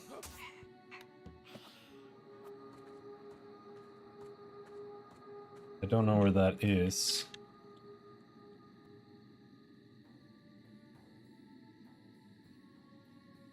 Hirsch Academy entrance.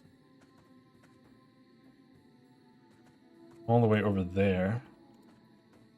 Where's this? Seltzer's Tower. Be over there, maybe? Untamed Tome, there they are.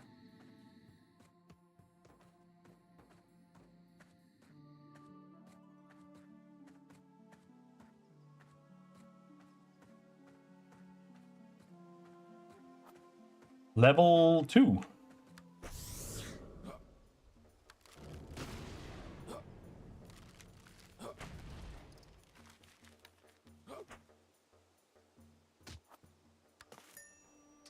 Yay!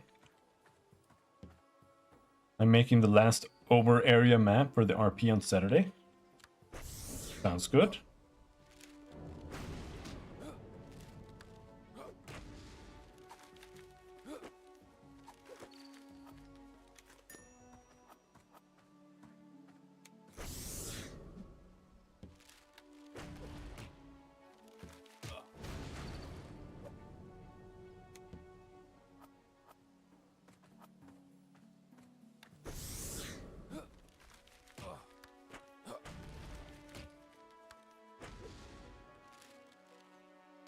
Your opponent is blinded.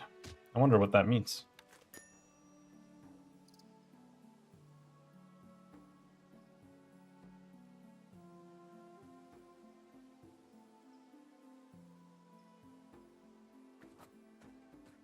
What is my biggest hit? Hammer of Judgment or Aegis Strike? 150% damage. 67. 95.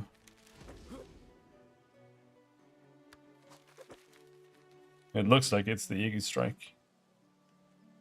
Hello, Beefio. Grumpy's waiting for parts. Oh, so you've got free time. Don't need to work. Slay unnatural beasts around the water near Terrence until you recover his missing hook. Okay. Unnatural beast. Okay. Let's kill unnatural beasts. There's just a bunch of numbers. I don't understand where they come from. Like, Aegis Strike, it does... all it does is 47 to 53 damage. But when I press it, there's like 4 yellow numbers that pop up. I guess it's this one gives you a chance to deal extra damage when executing melee attacks.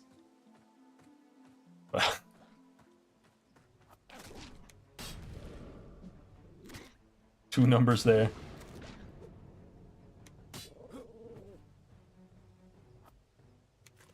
We got it.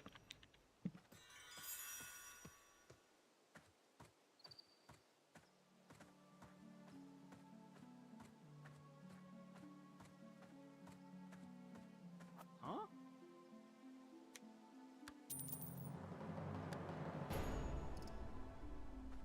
All right. So where is this hourglass?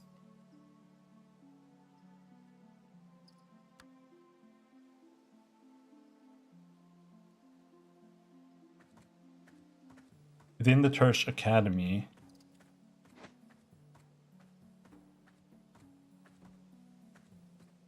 That's all the way over there. How can I assist you?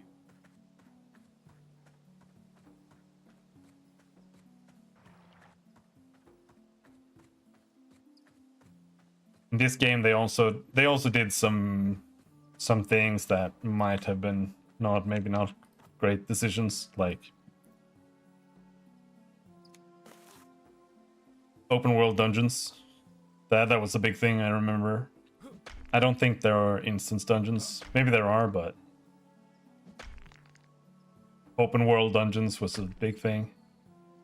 Which means that it's the same tedious process of getting a party together, and then when you get there, all the monsters are dead.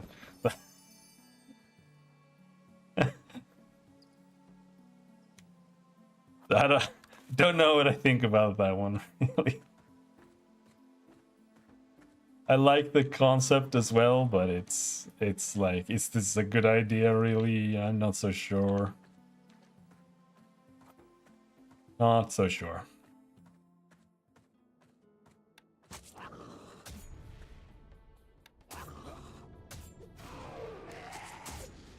And what it also means is that if you do get there,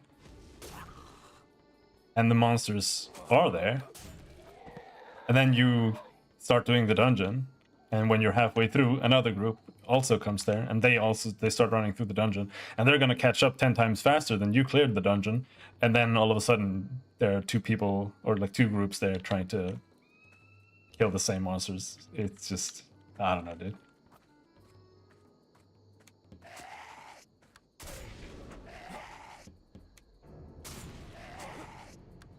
They kind of did similar things in Ion, but there it was more like, it was kind of like you had the barons, but you also had the barons with only elites. So if you wanted to be there, you had to go and find a party of like 3 people minimum. And that was kind of your outdoor dungeons, but it wasn't just like this corridor with, you know, monsters and bosses lined up in certain fashion, but it was just like an elite monster area that you didn't have to do as a single player, but you could go there with a group. And I guess that works, but still not a huge fan of the classic MMO approach, so come here.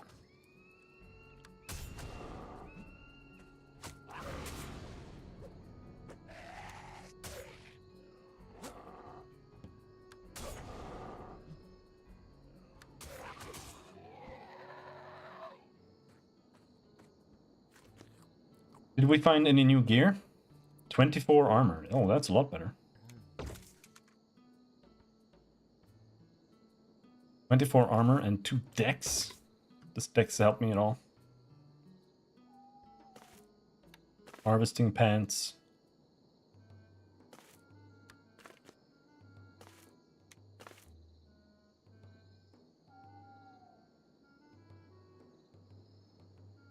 That's it.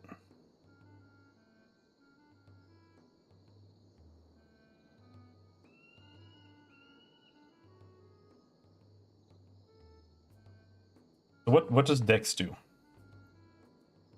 Melee critical hit, ranged damage bonus with an average speed weapon, chance to parry, chance to completely resist a spell, increased chance to successfully defend with defensive abilities, increased chance to successfully recognize and react to enemy abilities. Strength is melee damage, chance to block an attack, con, hit points, resistance. You have constitution and vitality. Vitality healing, bonus in combat health regen, 3 energy regen per second, bonus to unmounted movement speed. Intelligence is spell damage bonus, increases chance to identify spells and recognize tactics, increases chance to detect opponents and perceive what they are doing in combat, increases chance to counter opponents' spells, increases chance to prevent opponents from countering your spells. Wisdom is spell critical hit, energy, increased chance to identify spells and recognize tactics, increased chance to detect opponents and perceive what they're doing in combat, increased chance to counter opponents' spells. All right.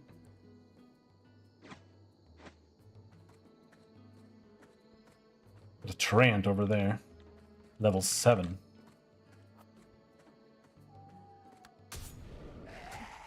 Oh, my buff ran out. And it's not on my bar.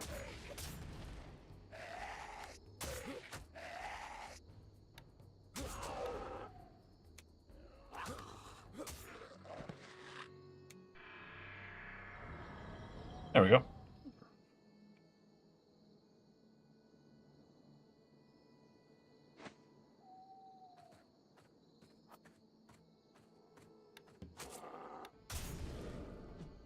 What this game actually did back then that was actually innovative. Oh, I fucked up the camera. Was that they started introducing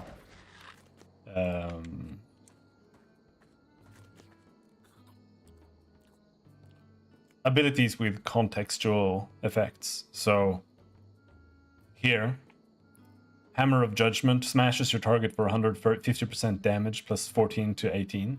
Deals an additional 17 to 21 damage when used while an ally is flanking your target. Stuff like that. And this game is old, so that was... Those kind of things are kind of new. I think it also does things with attacks against blinded or whatever, those kind of things.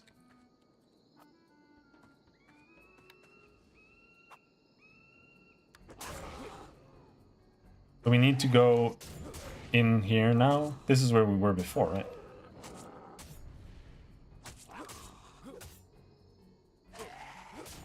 And other classes has more of that stuff, I think, than the Paladin.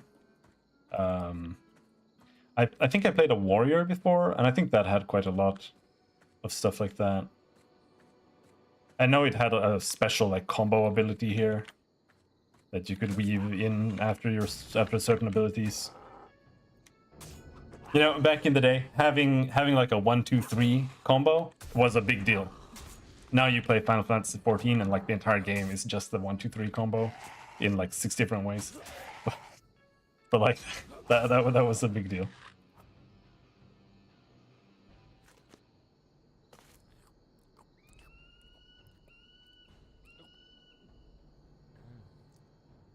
Because WoW didn't have that kind of stuff back then, really, either. Like the way a paladin plays in WoW now, that's pretty modern. I still remember when my friend came and told me that I should log in and try Paladin again, because it has buttons now.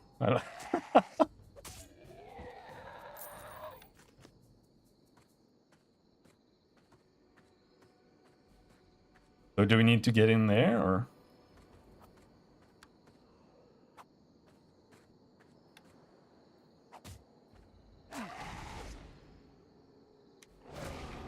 And that was when they basically added Templar Strike. Or Templar's Verdict, or whatever.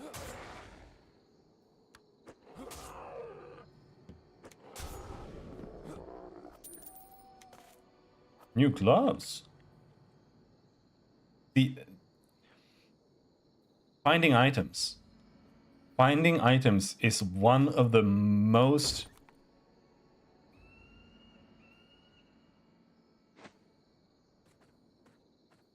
How do I put this? It's one of the most important things that MMOs don't do anymore.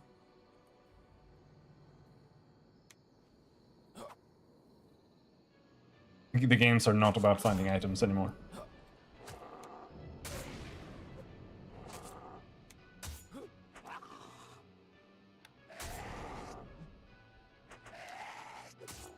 It's just about kill monster, get XP, get to end game. That's bad. Oh!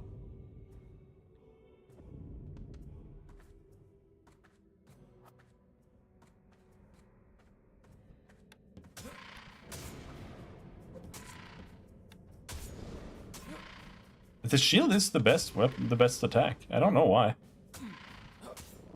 It says that it does like 50 damage, but it always does 100.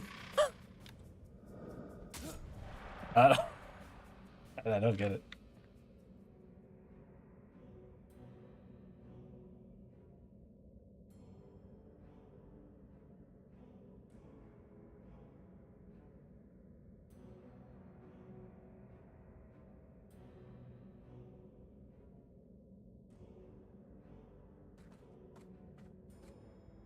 There's the thing we are here for.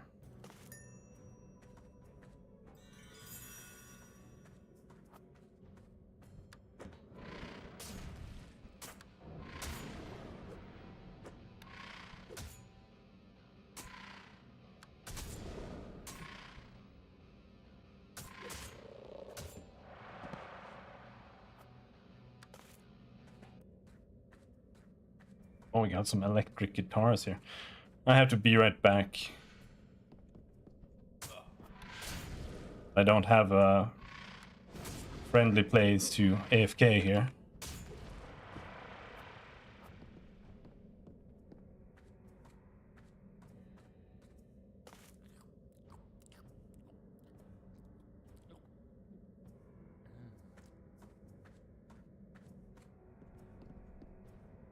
Alright, this looks safe. I'll be back in a sec.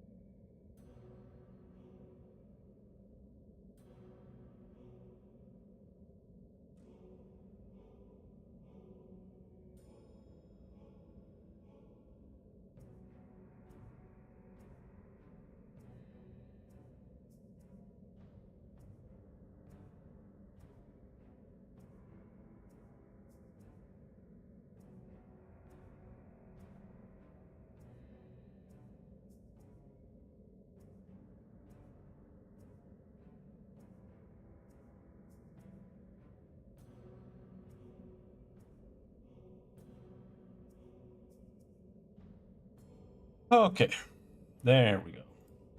I gotta go put the snow chains on the tractor tomorrow.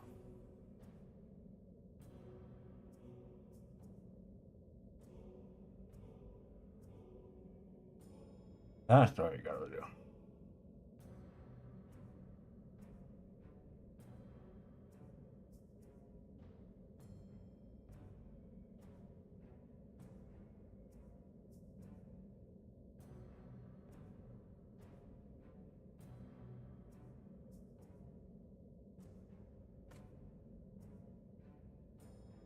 All right, where were we? I was exploring this.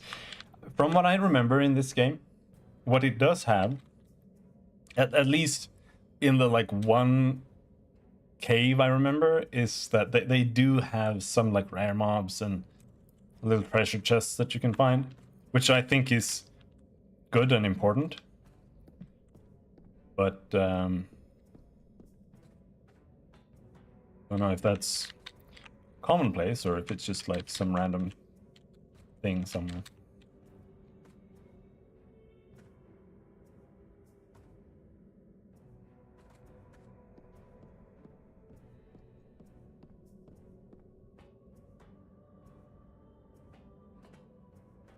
That's it.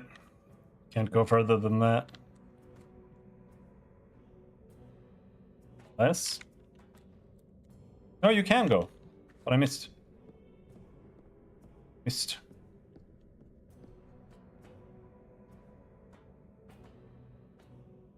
Maybe from here. Nope.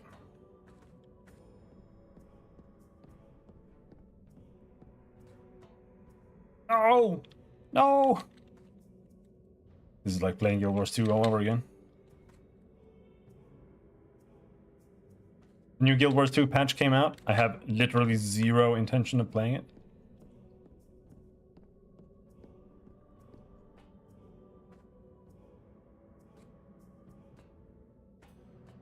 Oh no, it was Anastasia, right?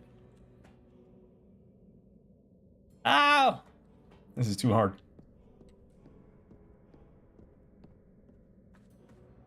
Oh no! Ah!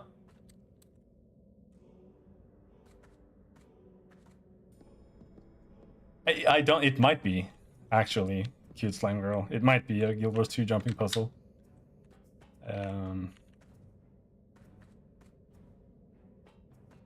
More or less.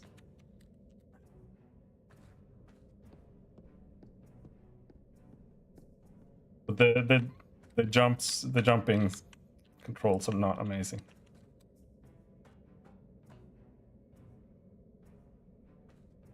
You have no control in here at all. God damn it. And in classical WoW fashion, you get stuck on like every single little corner.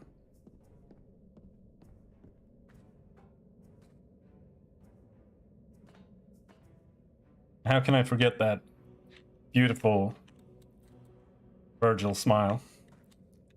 Oh no!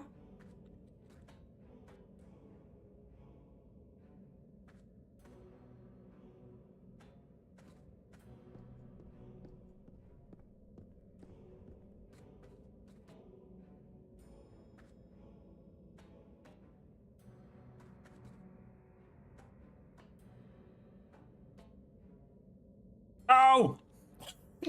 Just get caught on everything.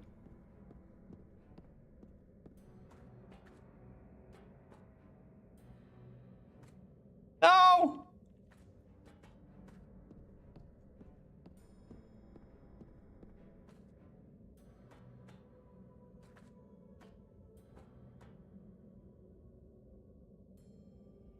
Damn it. It's so obviously doable.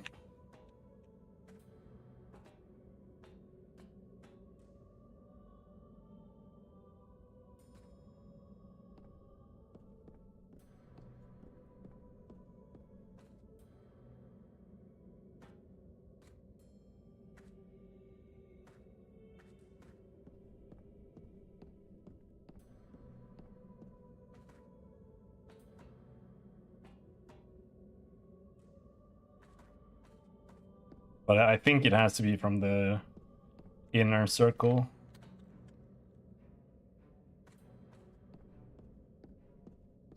It's so clunky.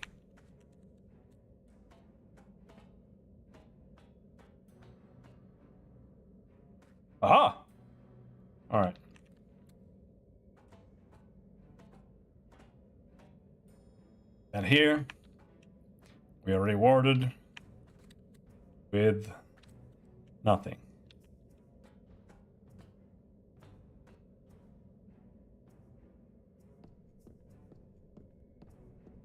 All right, I think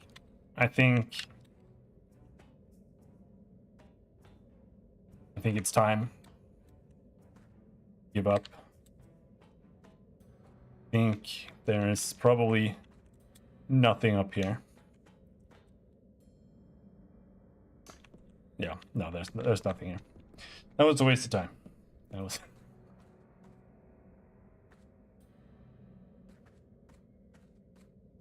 Maybe we can go down instead or something.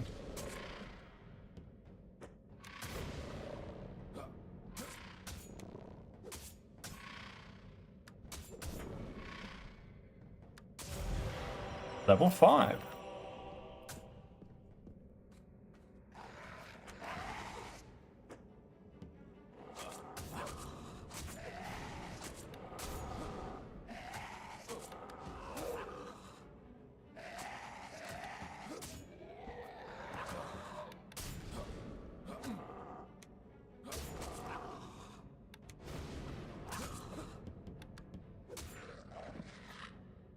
Ruined blade.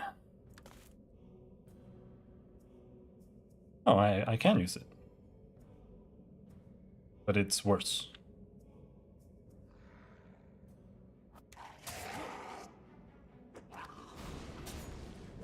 I think that's a rogue weapon. Short sword.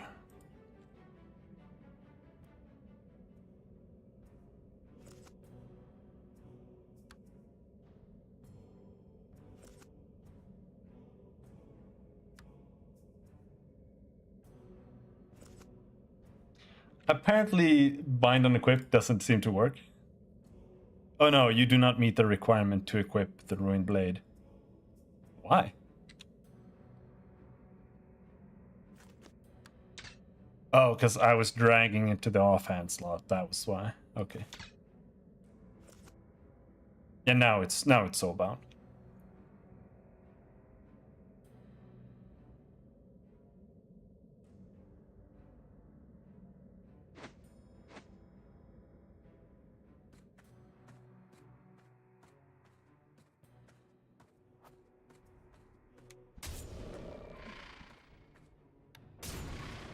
Let's grind our way over to one of those. See if there's anything there, like if you can go in or.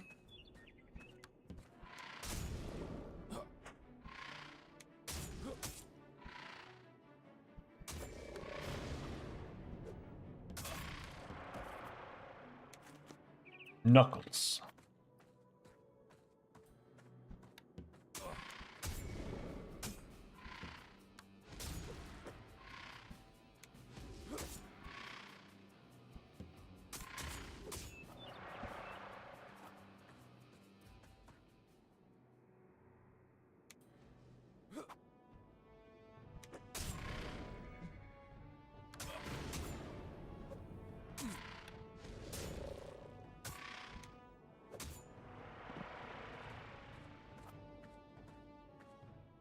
Let's eat some berries.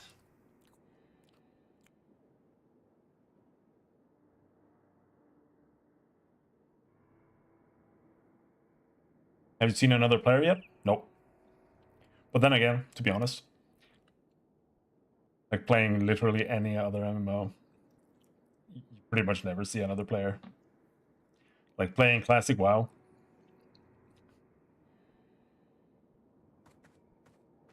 Unless it's on some kind of launch, you don't see other people.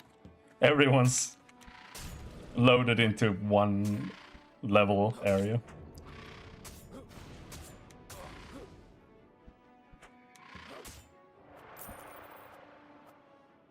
Doesn't look like there's anyone here.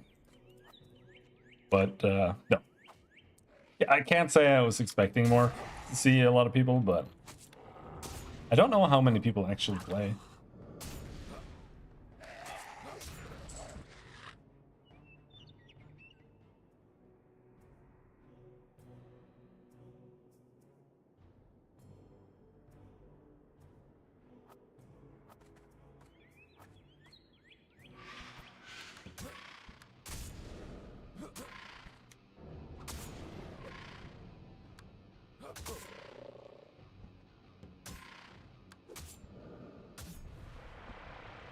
So people are getting hyped for Arcade 2.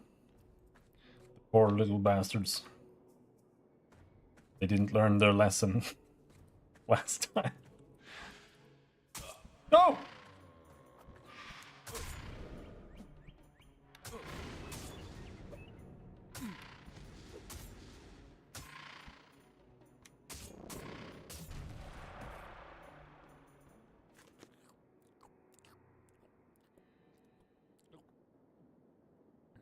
So I think Arcade 2 got delayed until like 2016 or something.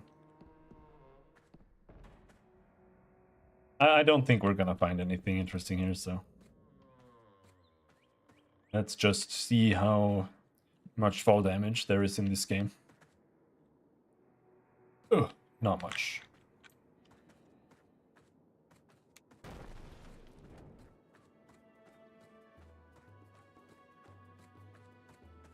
Time to go and get some XP and see if we can learn more skills since we're level 5 now.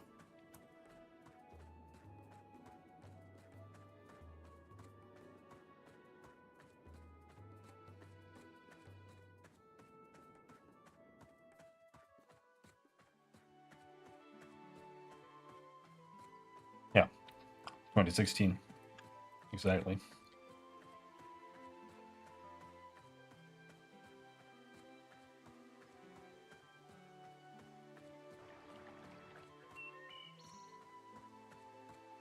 Yes?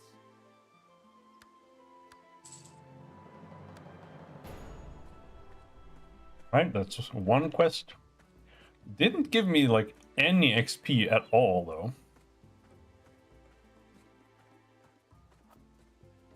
Farewell.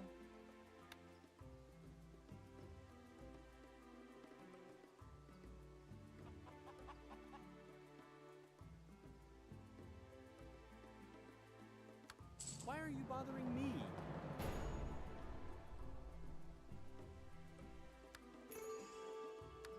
Kill Rift Imps. Alright. Those are the guys we just ran past. You know what? Let's go hand stuff in fully first. When brownies go bad. Where was that?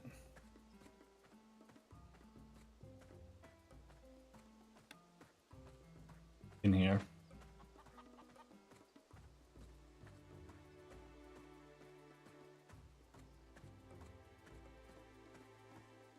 Why are you bothering me?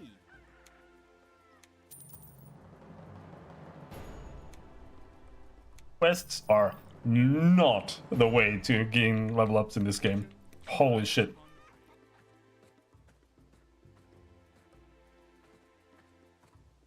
That is minor. It's like the equivalent of killing literally one mob.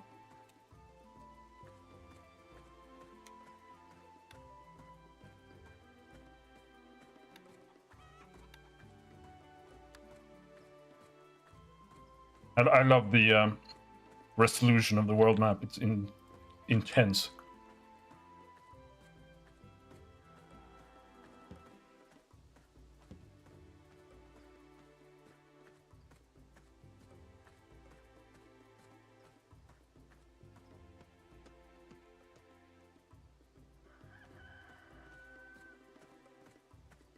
Three-minute cooldown on the sprint.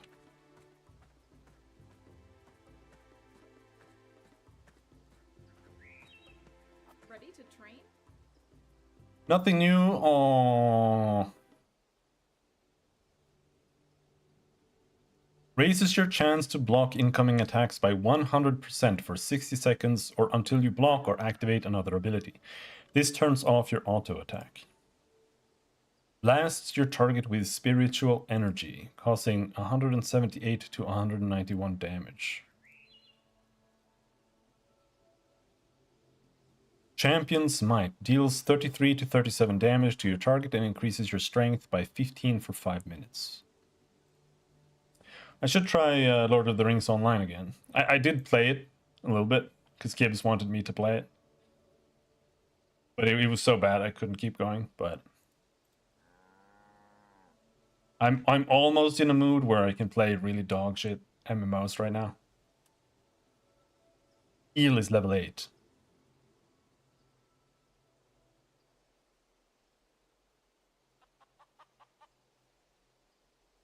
All right.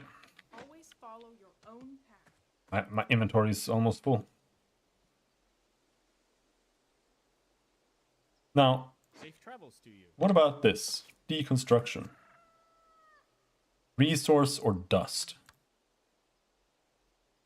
Tuning dust of dexterity. Okay. Can't deconstruct it. What about that? Jute bale. Trash.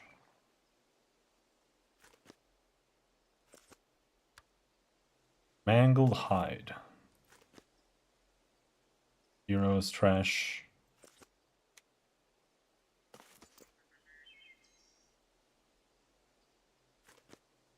Okay, so basically, if it's heavy armor, resource, otherwise dust. Gonna try DDO? I don't think so.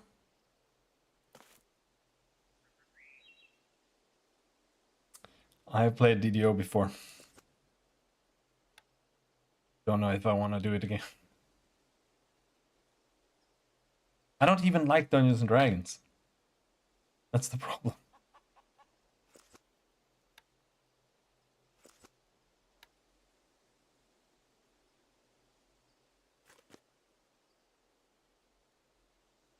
Okay, so which one am I wearing?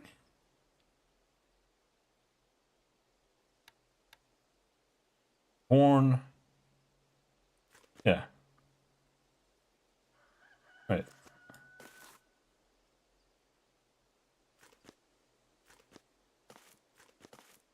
Oh, it's not, it's like not equipping it.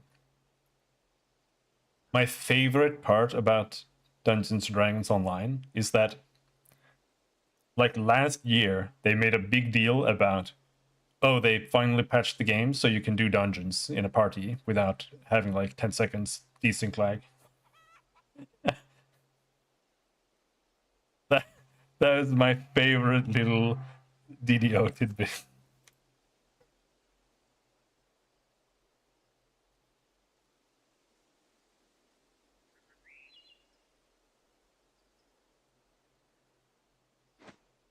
Greetings. What else do we have to sell?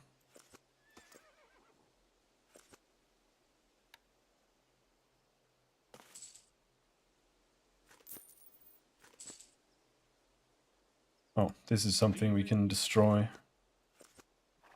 Hit knuckles of hit points. We want constitution dust.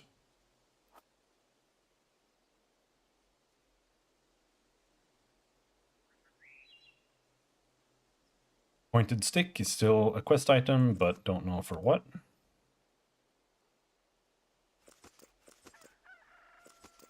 Guess that'll have to do.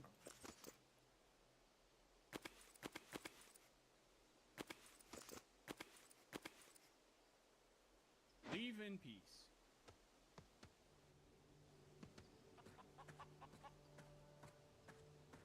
Alright, let's go get some rift dust.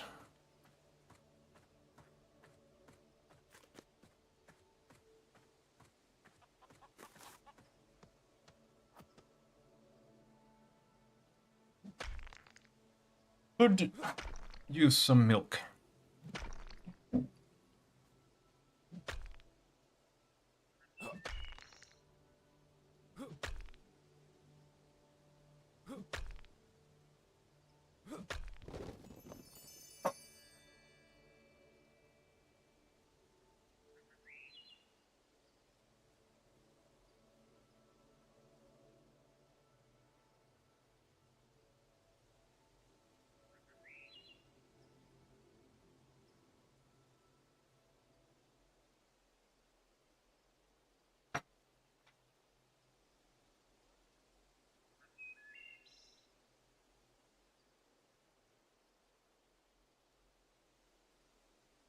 There are some stupid upcoming MMOs that I would like to try. But the thing about it is that almost all of them launch after Path of Exile 2 comes out. Though Path of Exile 2, realistically, it's not going to be like super playable when it comes out, because it's only going to be the first 3 acts and like 6 classes out of 12. So there's not going to be that many things. What name of game? Which game? The game we're playing, or what I'm looking forward to? Well, looking forward to is a big name, or a big word. But like Doofus, the French game, Wakfu. They're releasing a new client on Unity, because the game has been running on Flash all this time. And I was actually thinking of doing that and subscribing to Doofus, because I've never done this before. Like, it's basically like a tactics game with a party, but I've never played it other than free to play, and free to play is literally like playing Final Fantasy Tactics with one character only. It's really stupid. The game we're playing is called Vanguard Saga of Heroes.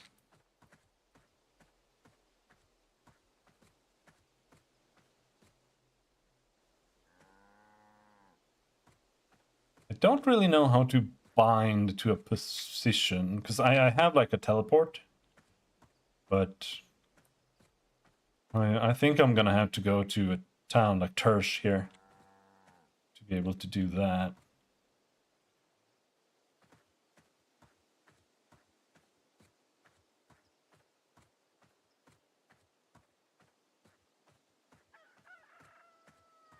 That's not where we want to go.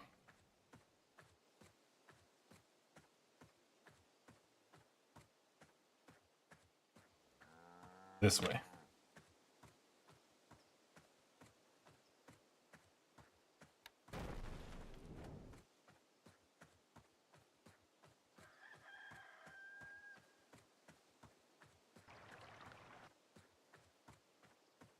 This game, it's okay, but the thing is, it's not more than that. And if I'm gonna be honest, like,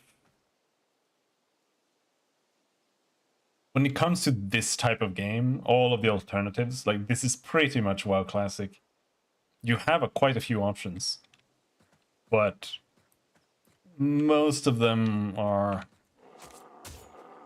Vanguard. No, that's Veilguard. Not the same at all. It's several letters different. But I don't know if I really want to say that any of the options are great, but like, you do have WoW Classic. You also have Rift. I'm pretty sure Rift is still online. And Rift is actually kind of cool. It's just that it was terrible. Like, that was the main problem with Rift, that it was terrible.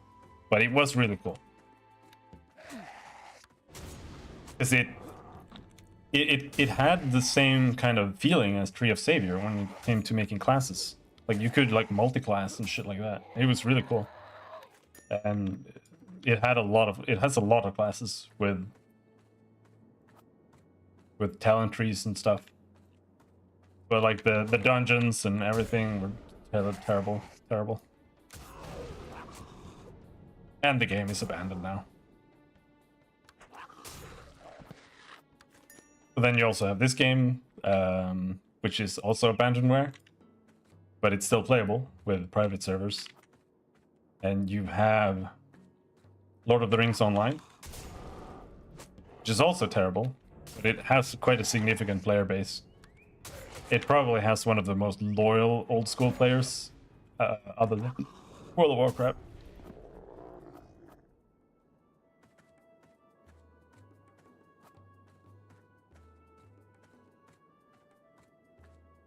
But yeah.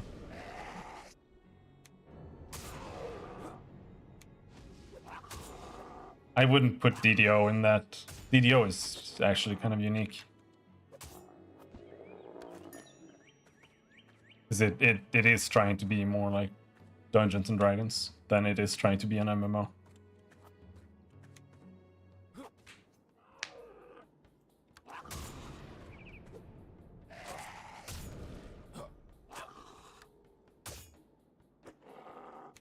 You have Warhammer as well? Which is, I think, also not officially available, but like all of these games just died. Every single one. And even other games that, well, WildStar also died. WildStar was pretty much just WoW Classic with a dodge button, more or less.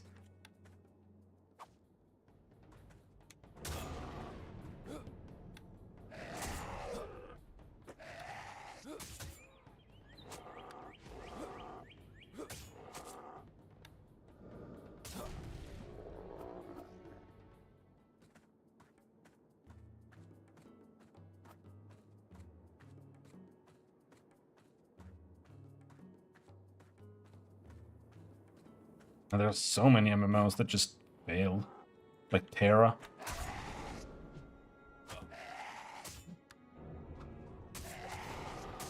People still pine for Terra all the time, but the game was really bad too.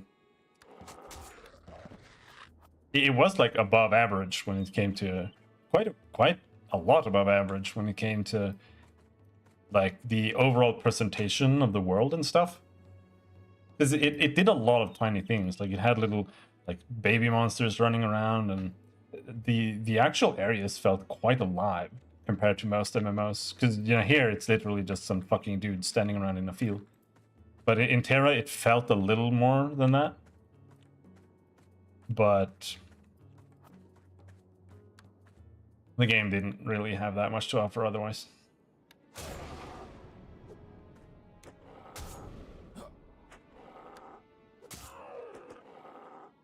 I played, I did some like high level dungeons and stuff for a while, but it wasn't really that great. Oh, you also have Ion. Ion is also WoW Classic. There is actually Ion Classic.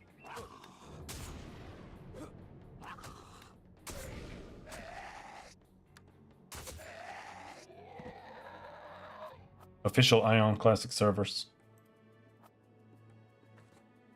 But Ion started having problems with like botting, and their solutions were to punish the players.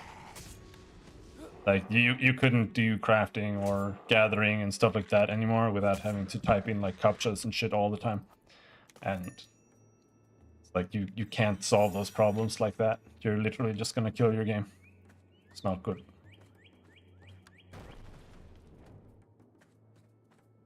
You have to put in the actual work to deal with it.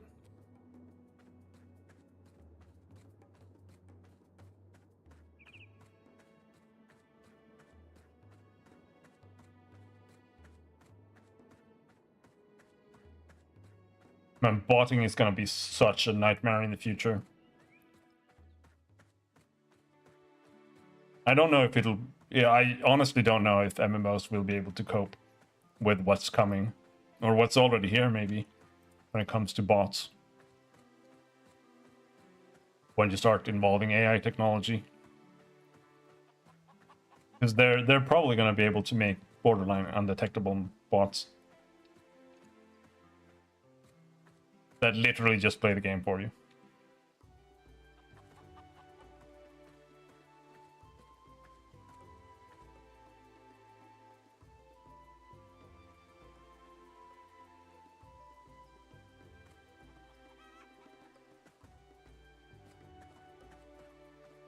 Like, imagine a bot that can hold a coherent conversation with you. Like, how are you gonna ban that?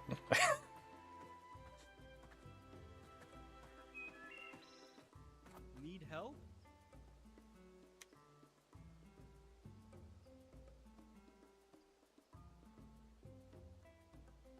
Got a ring! Go for it, adventurer. Search the 2 smaller towers of the Church Academy. Oh. He wants me to go back to where we were before, I guess. Nature of an eye. Now we have to kill the eyes that we were killing. Okay. You look lost.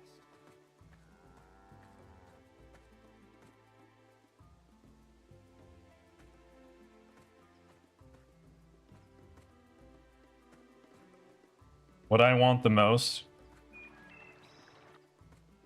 it's a game like Ultima Online.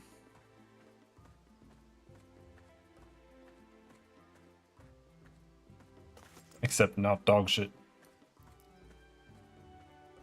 There have been plenty of bots in Final Fantasy XIV, Grumpy, but you're right, I haven't seen them either. But I honestly don't know. But like bots that have been farming fates or literal bot trains to just running around farming mobs for certain like crafting materials. I've seen it in like screenshots and people complaining about it, but at least over in Europe I've never really noticed them.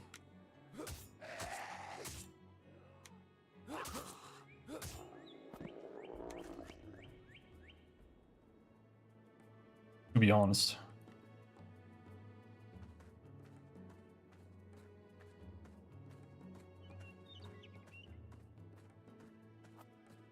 Do they chain pull?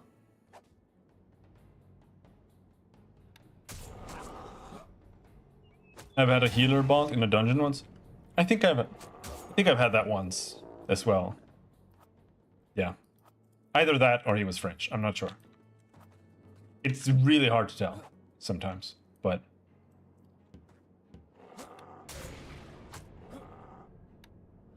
usually when they move in a certain way, that means that they're a bot and they're not French.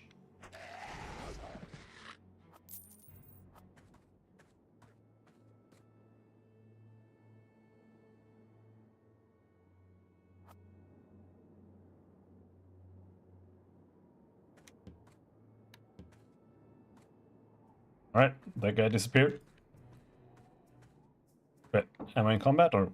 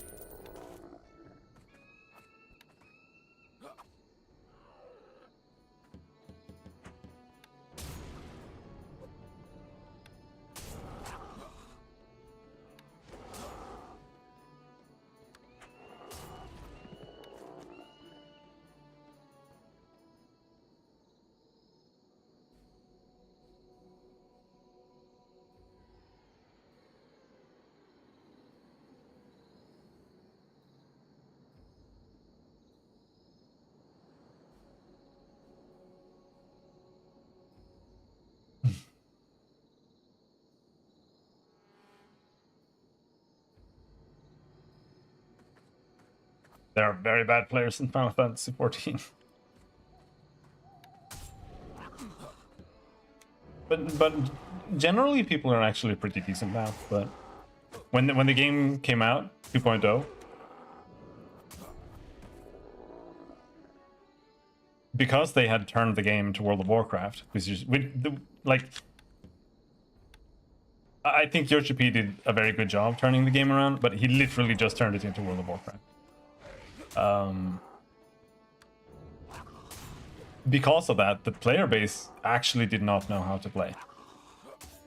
Because they were all Final Fantasy 11 players, and that game doesn't have gameplay mechanics.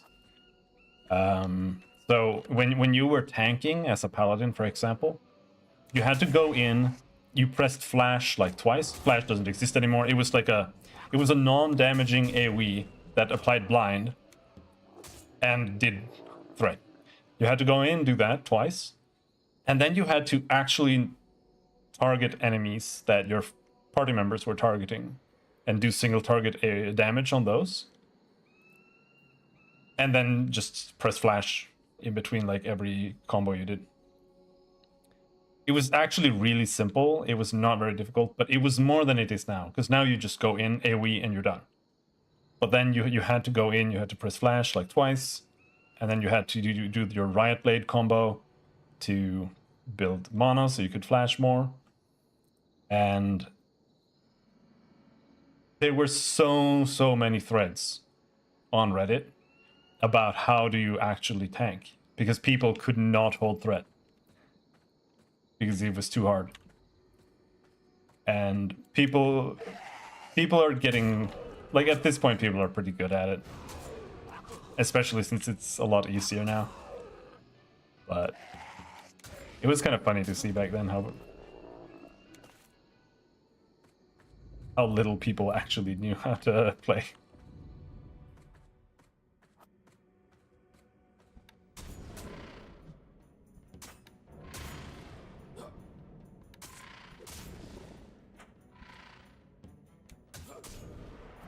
What was I talking about before? Yeah. Ultima Online. So I would like to see more class-based games. Like, making your own character is really fun. And like, playing a game like this where you're forced to pick a class, it usually also means that the game is like built to not be soloable, really. Because you can't build a character that's like a wizard and able to actually, you know, have enough survivability to go around fighting things solo.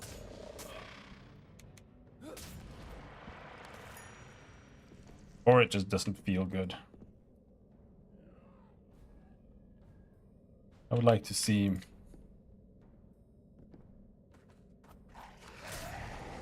some more open games, but as far as I know, there are none on the horizon.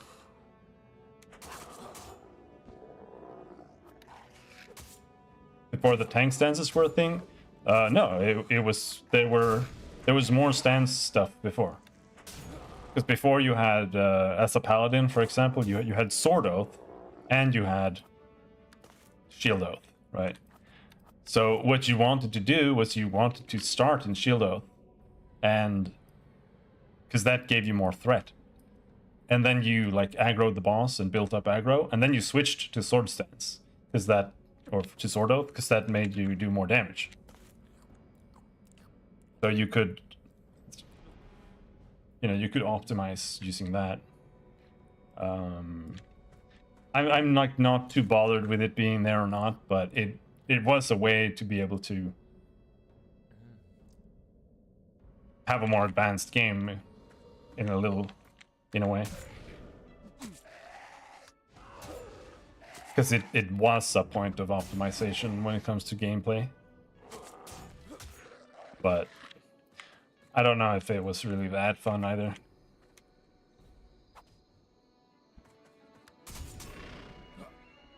But when you remove too many small things like that, you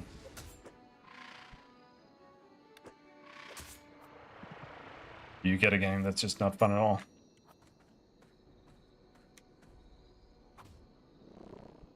Like the modern tanks in Final Fantasy XIV, I don't even want to play them anymore. It's just not fun. It's 1 2 3 1 2 3 pop, cooldown, 1 2 3 4 5 6 1 2 3 1 2 3, and that's it. It's just all the classes are just like that. It's and most classes also have a sequence where it's like 1 2 3 1 2 3 4 5 5 5 5 5 5 5 5.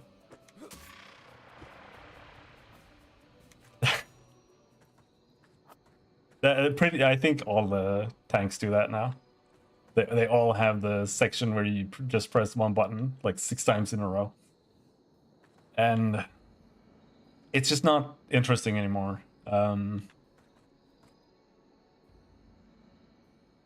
Like Dark Knight before, you had a button that made your next ability use mana to become more powerful. And you would weave that in between your attacks. And you would just... Like that was more what it was about. It was more about like maintaining mana and being able to do like big nukes now and then, or do whatever you needed to using that. And it was a lot more interesting. They all play like a DPS. Like Gunbreaker and Paladin, they have pretty much the exact same button rotation. Warrior 2. And that's what I mean. Like there's almost no difference between them.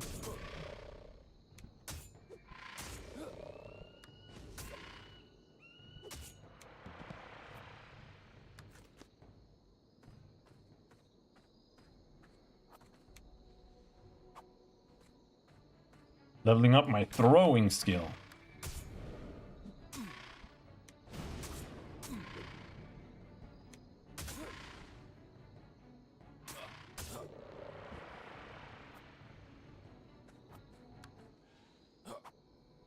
Uh-oh.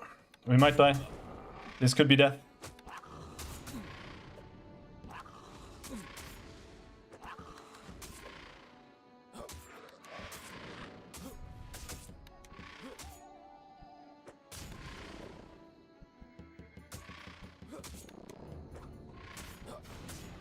We did it.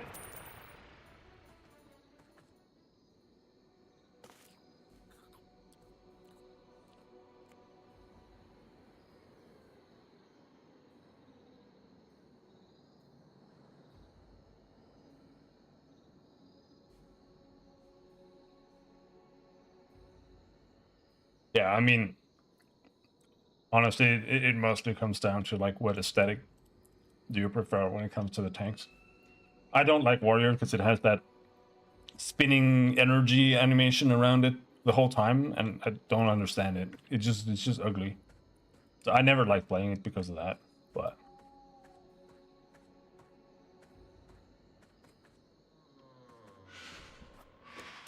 I mostly play Paladin and some Dark Knight.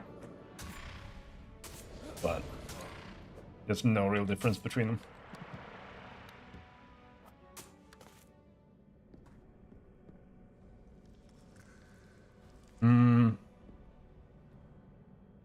We're looking for a sealed scroll. That here? Am I even in the right place?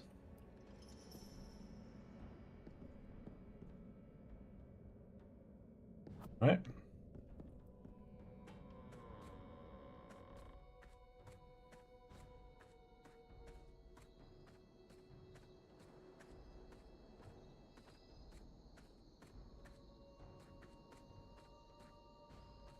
Am I actually in the right place?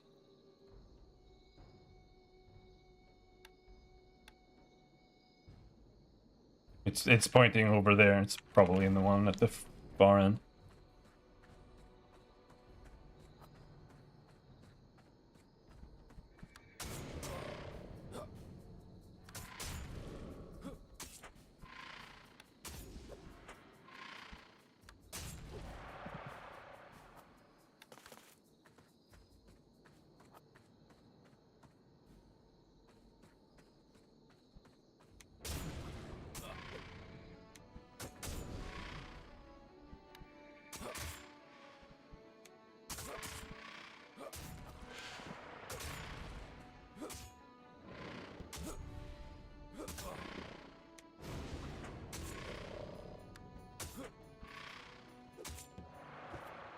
Love how slow the animations are.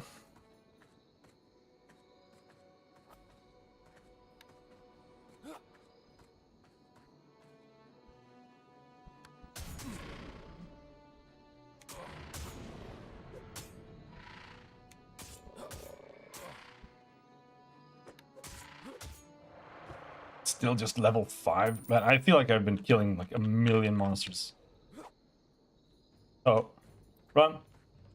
They chain pulled.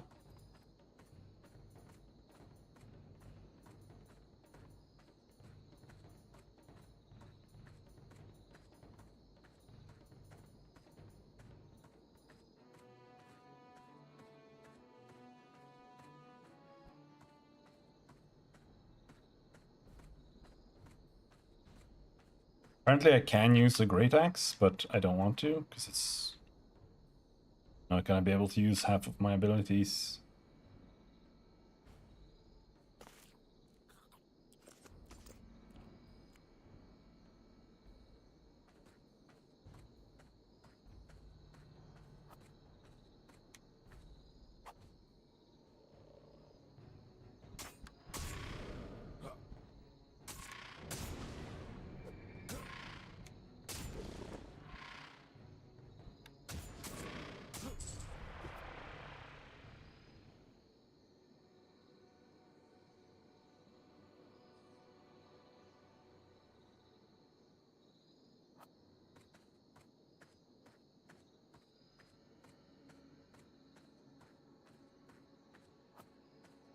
There was a player in chat just now. Someone wrote something in the chat.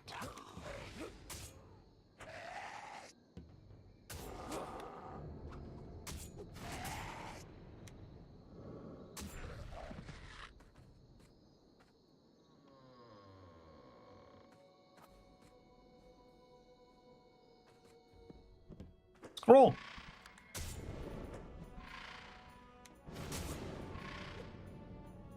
How much XP do we get for this? 52 points down. We get like 1% for killing a monster. We need to find higher level monsters.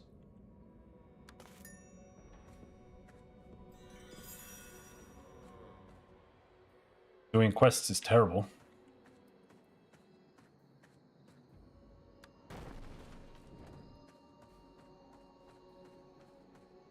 We're done here.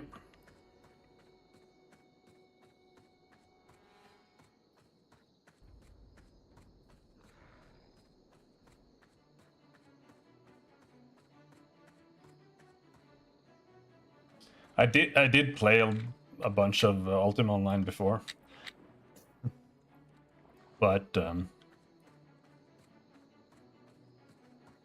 I want something like Ultima Online. I don't want Ultima Online. It's basically just Morrowind. I hate Morrowind. Like if you wanna do anything, it's just like standing around, auto attacking something, or literally just letting rats attack you for an hour just so you can level up defense. That's not the kind of game I want to play, even though it does have like free skill choices and stuff so you can make your own character.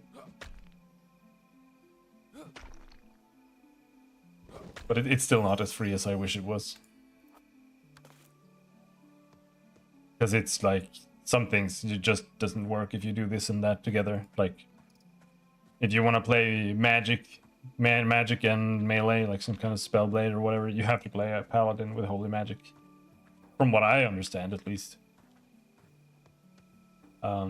No, this is not the right place. And we haven't leveled up, so we can't get new skills.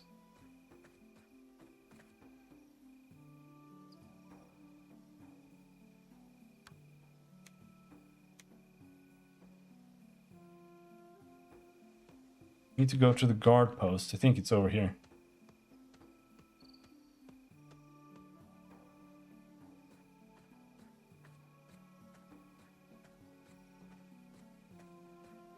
And Ultima Online now as well, when there are no players, it's just an empty world. Because so much of it is supposed to be player housing, which is also dreadful in my opinion.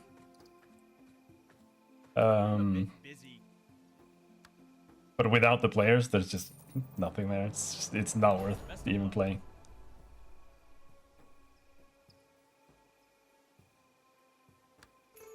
Oh, we need to talk to some dude.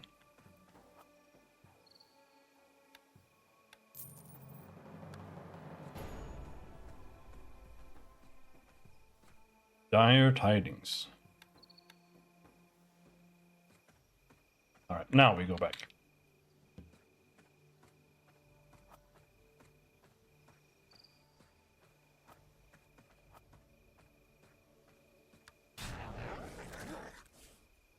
kill some foxes on the way, because they're not the right level, but they're closer. How much XP is one level 4 Beano?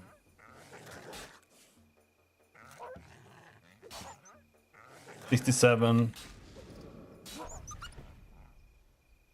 1.5%. That's still terrible. We need level 5 monsters.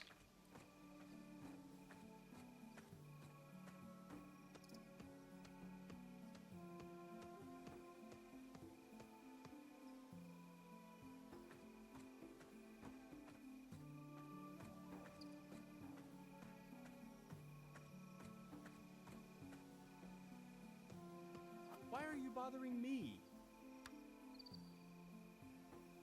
Sun Charm. Bearer of this charm is recognized as a hero of Sun Village.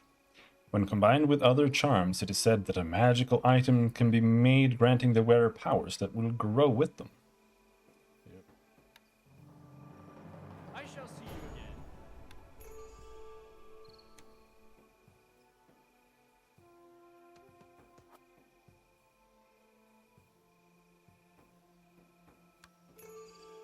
Need to kill red caps. Okay, let's get Or started. evil gnomes.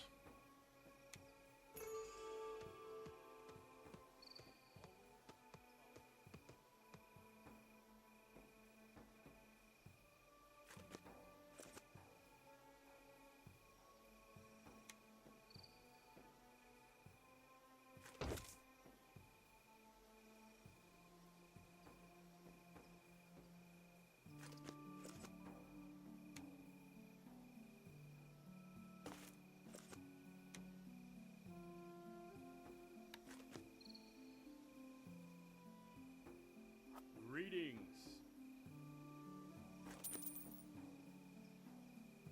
Fare thee well. Don't really want either there. Sure.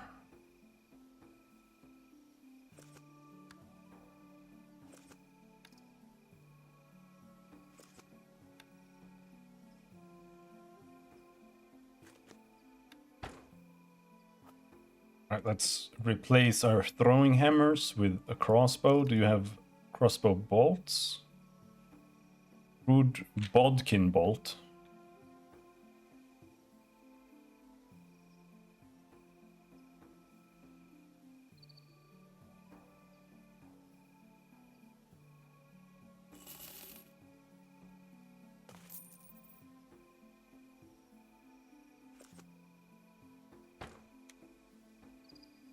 Right.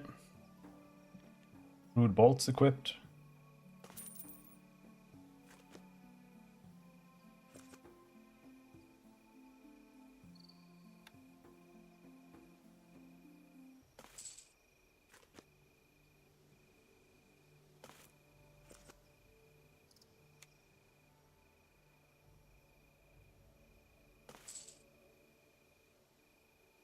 Oh, Despes. Playing some shitty game.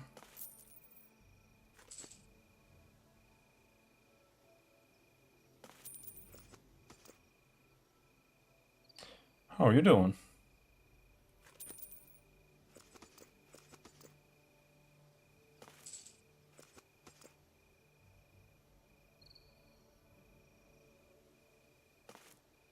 Thick mummy bone.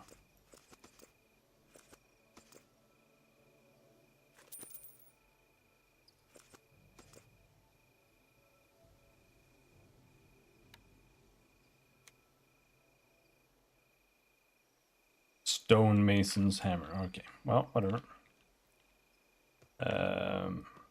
We won't get anything until level 6.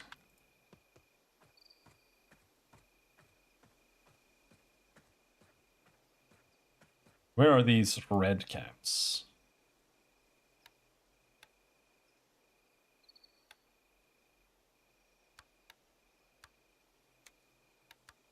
This is so buggy.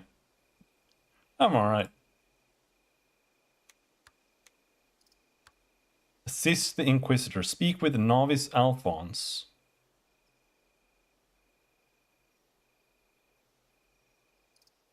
Then speak with Inquisitor Thomas at the storehouse guard post. I did talk to that guy. We need to go back here.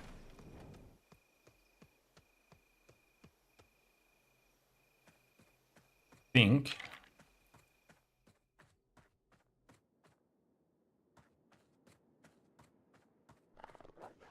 Oh, whoa!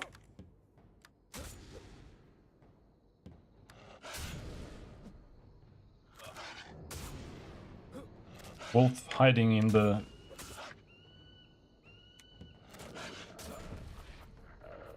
inside of the mesh.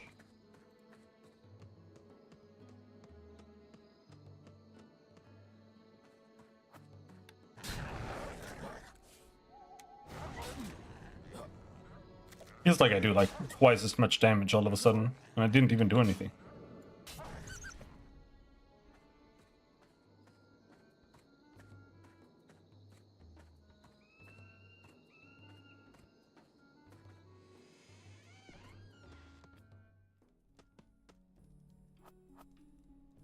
How can I assist you?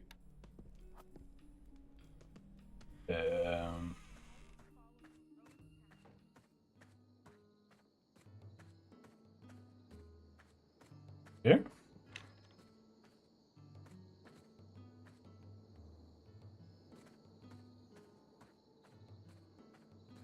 Yeah, walking around and killing random mobs standing around is always appealing. Safe travels to you. Kill red caps. What now?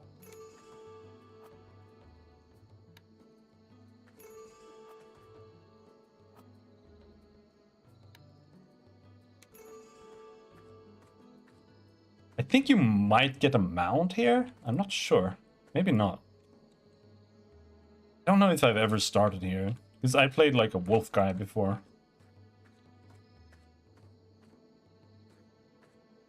Probably not. Wicked red cap, level 4.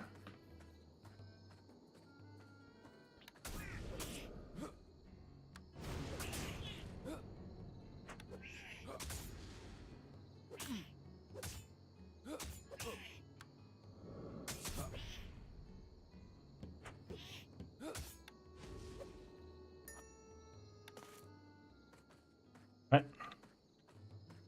1 out of 2. That was not all order.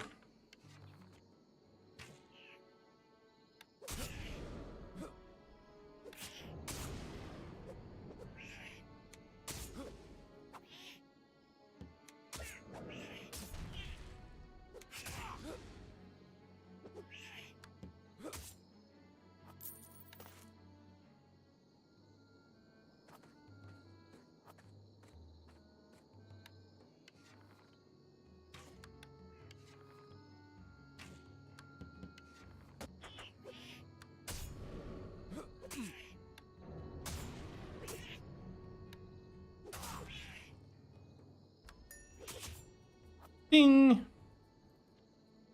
Well, not that kind of ding.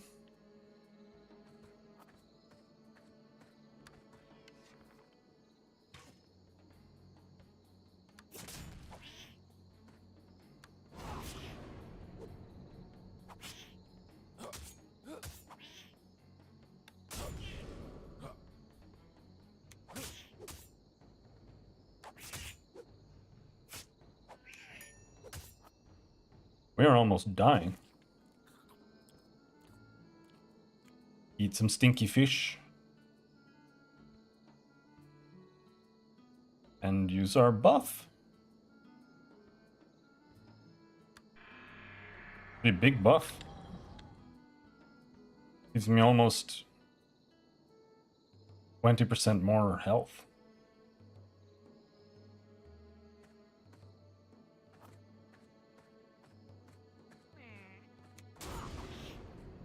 Oh, look, it's the fat American man.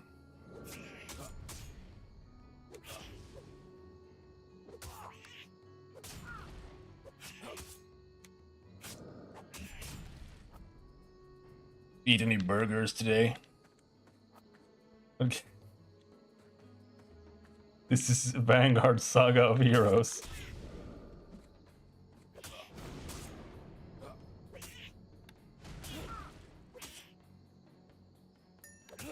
This is a 15-year-old shut down WoW clone.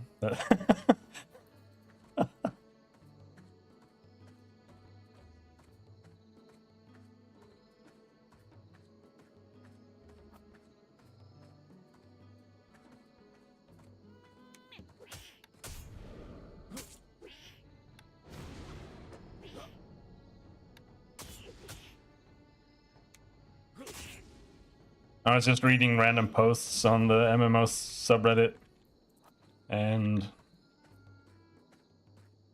as usual, everyone was shitting on like every single game that's come out or is out or whatever, because all the games are dog shit. And someone just mentioned that there is a private server running for this game, and I was like, okay, you know what? Fuck it. I haven't played this game since the first month since it came out. Because it just shut down. And it shut down really quickly too. It was not out for long.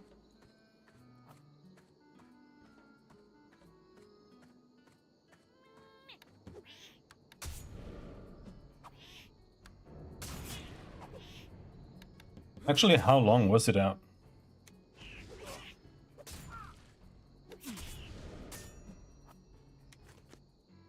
There was really no reason for this game to exist, I'll be honest.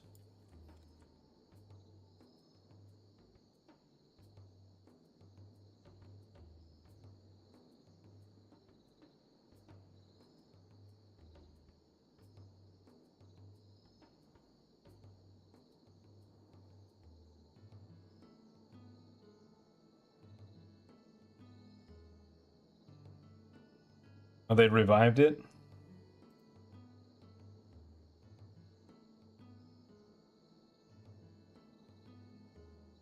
I think they revived it on Steam and then shut it down again. It's been shut down twice.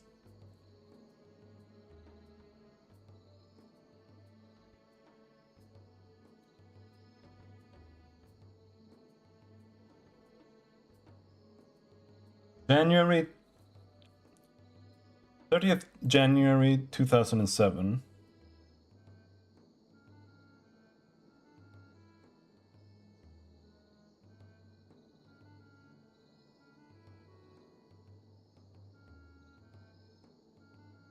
Okay, it was actually playable until 2014. So it did live for 6 years before they shut it down.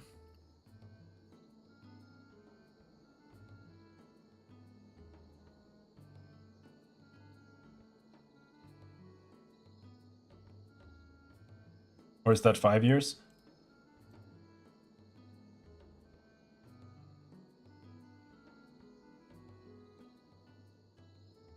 No, 2007 to 2014. That's 7 years. Damn, 7 years? That's a lot more than I thought this game was around. I'll be honest. Because I was busy being wowed by other games at the time, like Age of Conan.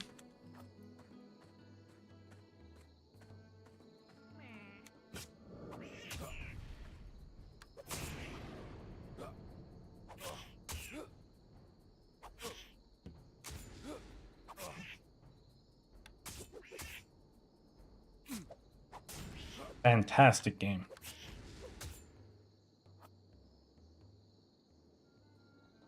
What am I doing? Red Cap Bone Millers. Heal the foxes and wolves skilled. Okay. Morbinos.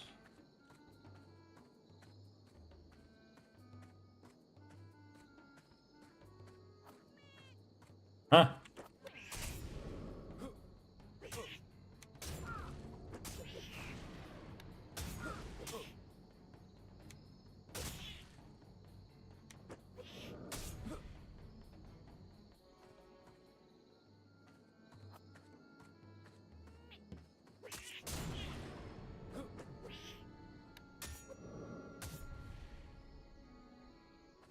Deranged and delirious. Frenzied. That's another deranged one. It has to specifically be deranged and delirious ones. Well, I don't really want to do Warhammer because I don't like Warhammer. I don't think I will do that one. I would rather try Lord of the Rings online again than do Warhammer because it's the same game. So.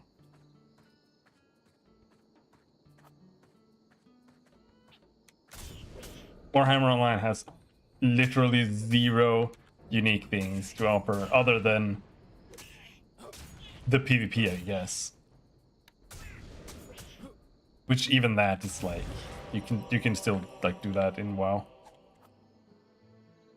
Level up.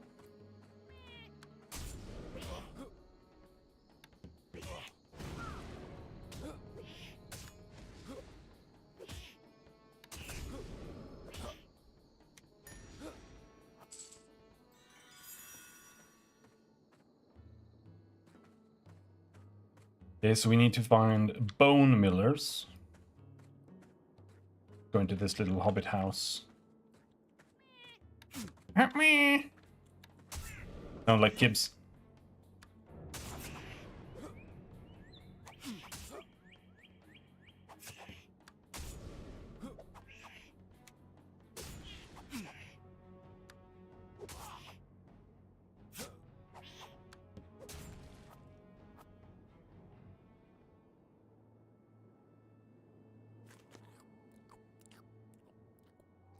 I have.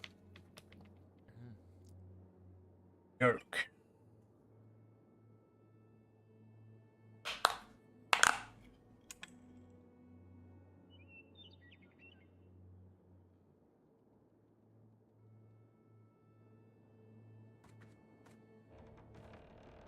Who lives in here?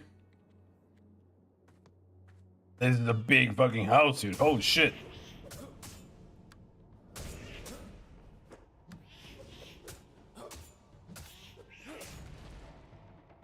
Billionaire lives here.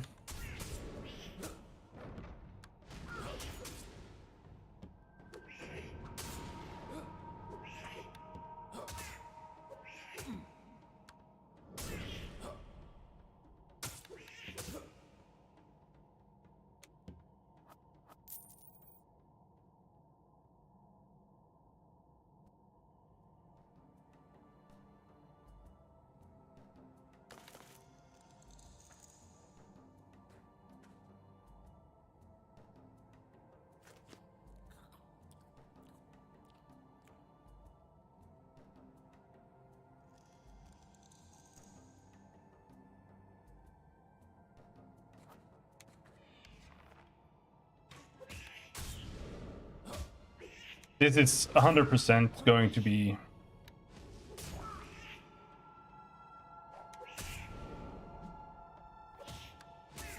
place where we have to go back later.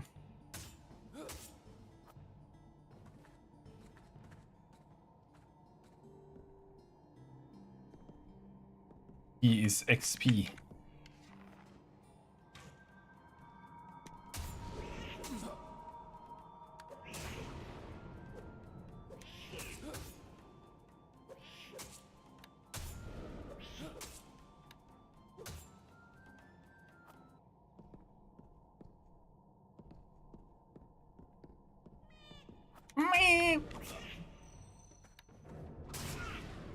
Venture Quest is not a real game. I will not.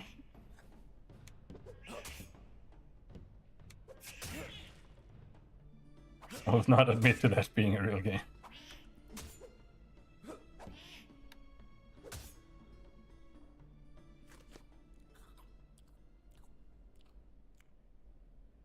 $39 XP.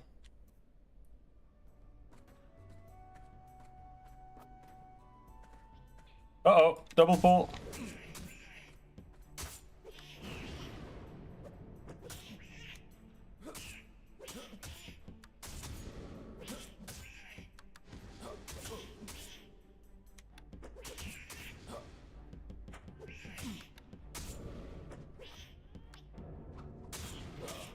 This is actually gonna be really close.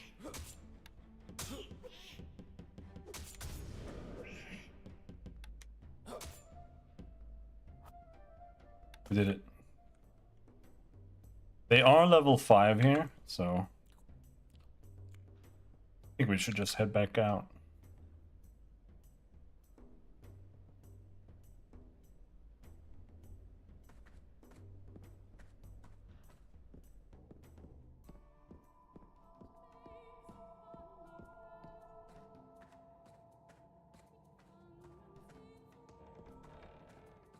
We need to find some beanos.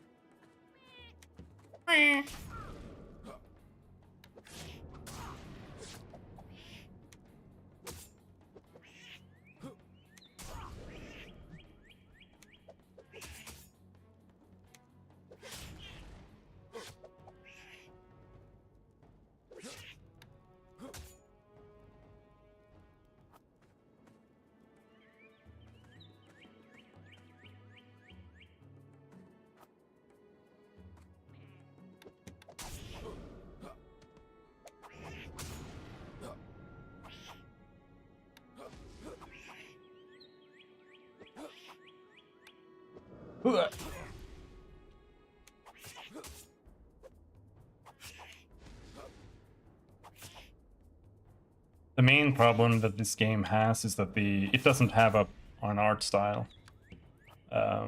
It's just trying to be like realistic in a way that doesn't look realistic, and it doesn't have a good stylization or anything. It just looks weird and bland. Just like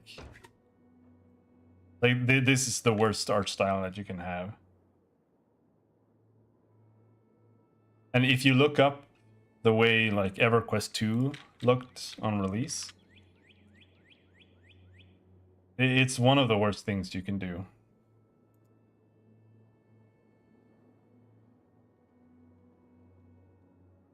Because EverQuest 2 also does this thing where the characters, they just look atrocious. Oh, I can't show what's behind the screen. But yeah, like this is an EverQuest 2 character. It just looks like everything's like glued on to his face. And this doesn't even really convey how bad it was. But it's bad. Like, it's really bad.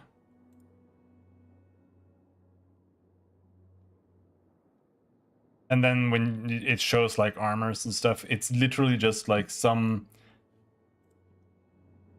mess of a blob of shapes that's just like colored purely red. That's like an EverQuest 2 armor, and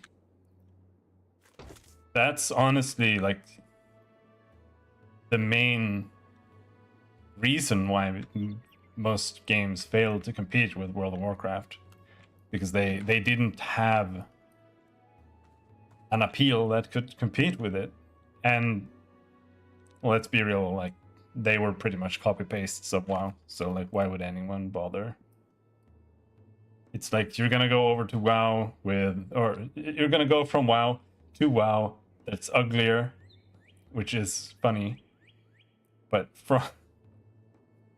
you're gonna leave WoW to play a game that plays clunkier and shittier and looks worse, and it does like one thing different from WoW. Like,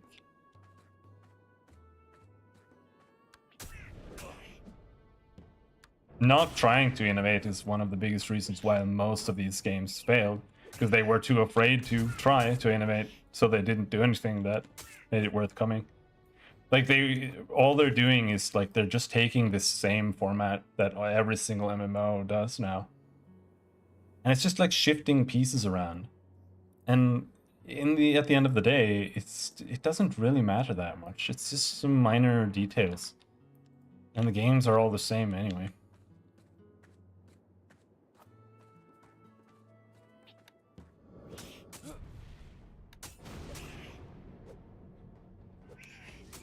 It's like playing the game. This game compared to playing Classic WoW.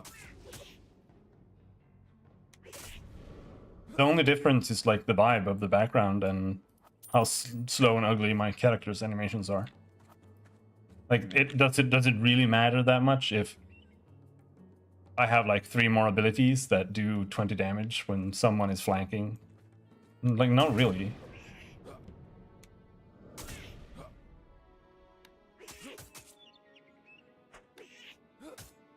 At the end of the day, it's pretty much exactly the same regardless.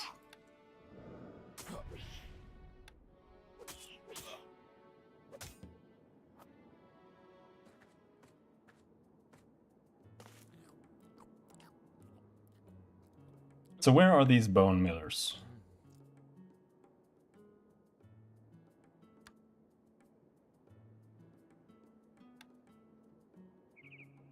Storehouse Mill. It's way south.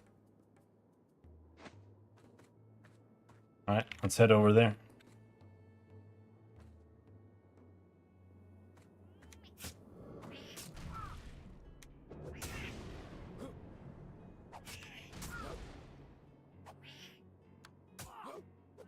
It's a shame too, because EverQuest actually has some interesting things, and it's got pretty different races and stuff. I mean, not really, not really.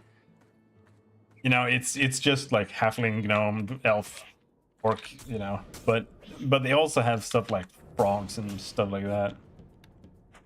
A little bit different, but.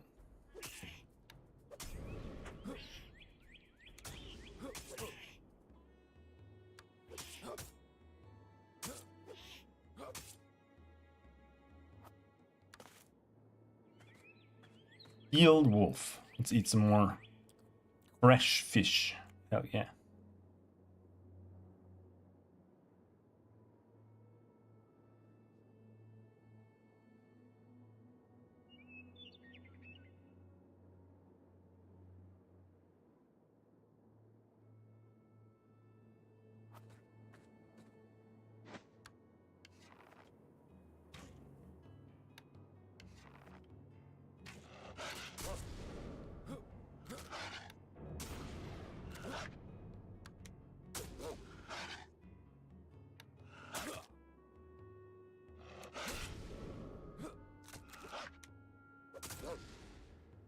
Yeah, fuck up that wolf.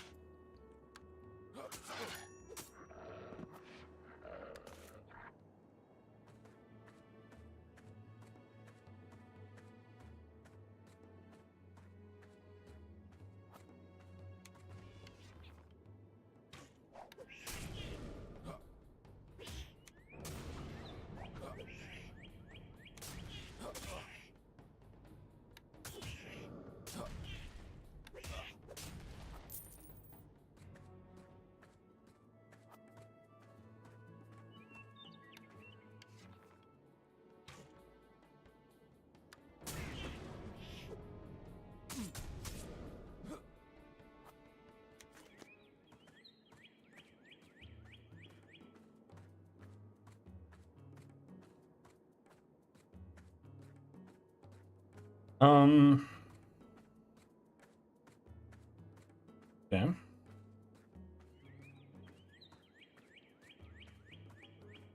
These markers are not working quite that well, I have to. But we've got some Beanos over here. Let's focus on killing Beanos.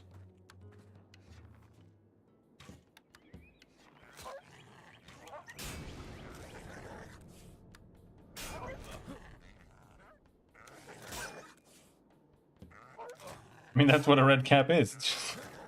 Yeah, I know, the proportions are... They just made a smaller human.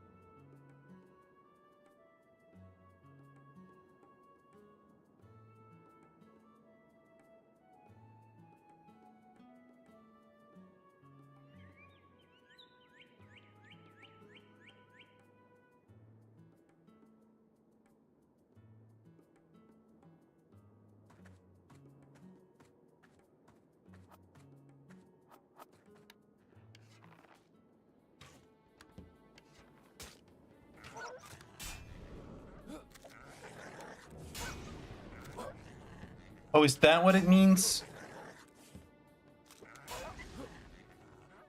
The red 6 there, I think that might be me. It's like indicating that it's targeting me, that's level 6. Not really greatest UI I've ever seen, but it works.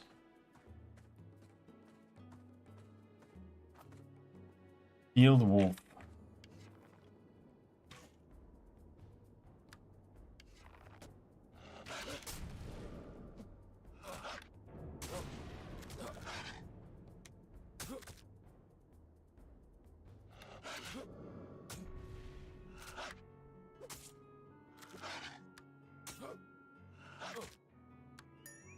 This game is just it's just like thoroughly super mid. Like every single part about the game is just mid. There's nothing about it that's like this is actually good. It's just like the most quintessentially mid WoW clone you can imagine. And it's not bad either. That's the thing. It's perfectly fine for what it is trying to be, but it is definitely not good.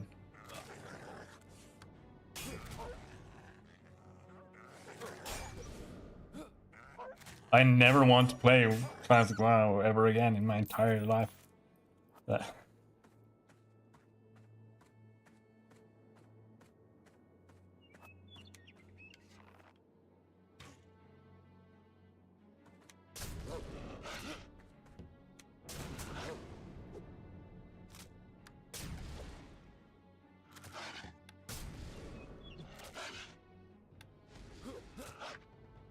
Yes, kill that wolf. Yeah, do that flourish. Hell yeah.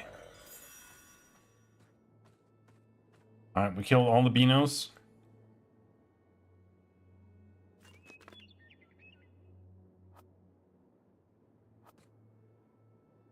Oh, that's quarrying? Okay.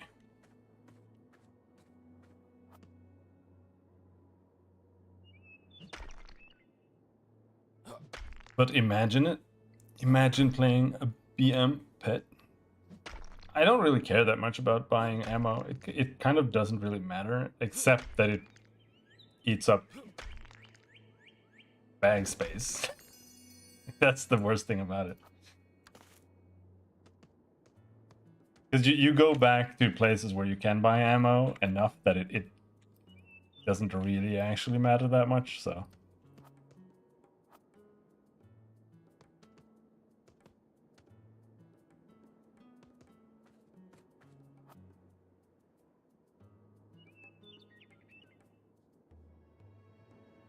Oh.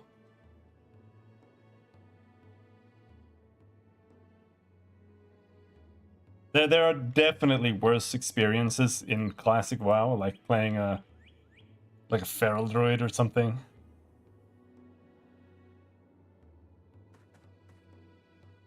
Doing Gnome Recon literally 24 hours a day just so you can do like any damage at all.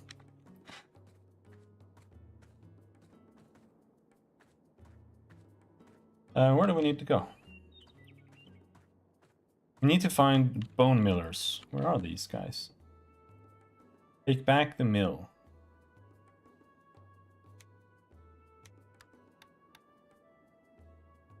Storehouse mill.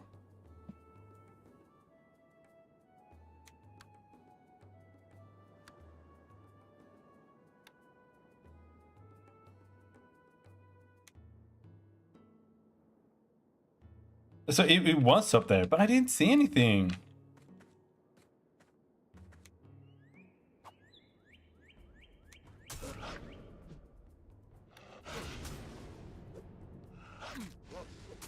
There are many terrible classes in WoW.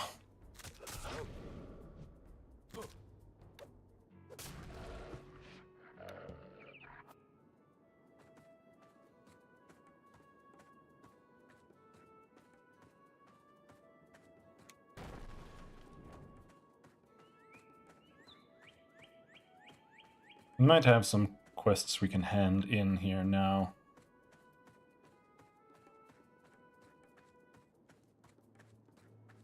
How can I assist you? 1. Nice. Alright, back up to where we were, see if we can figure this out.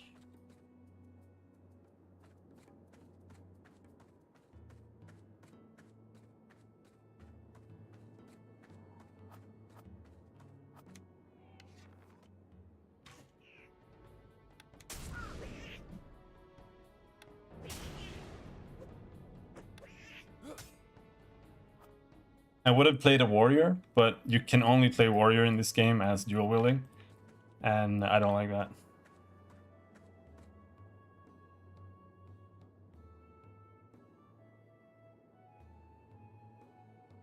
Yeah, Grumpy. You get a little axe and then you go out into the field and press rand on like 2 rats for 6 hours. It's great.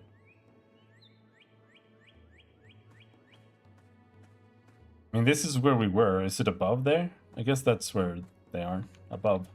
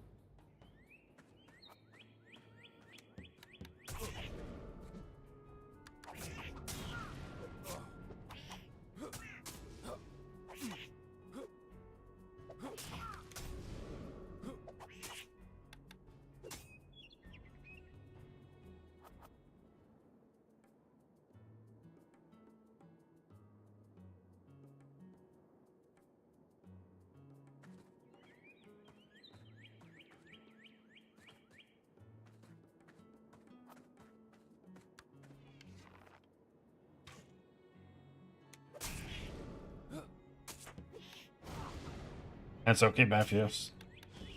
You're allowed.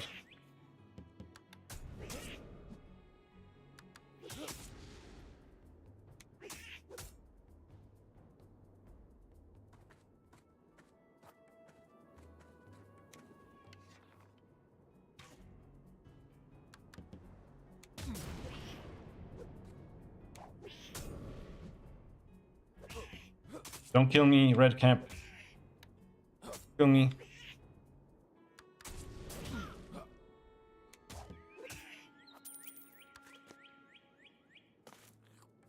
Wind Blade.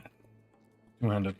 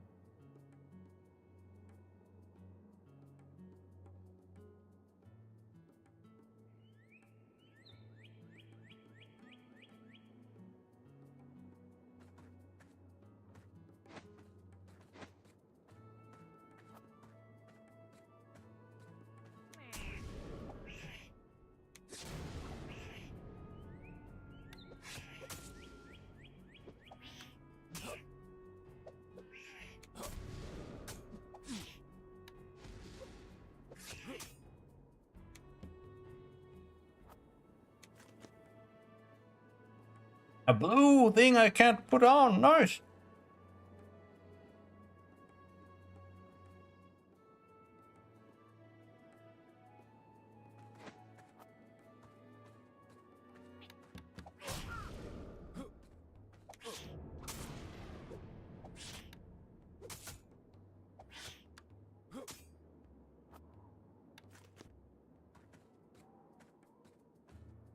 Here we got them.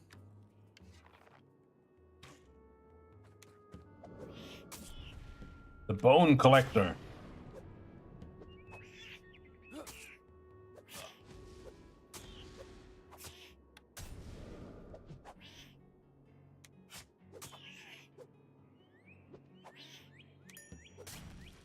Hit people with red caps.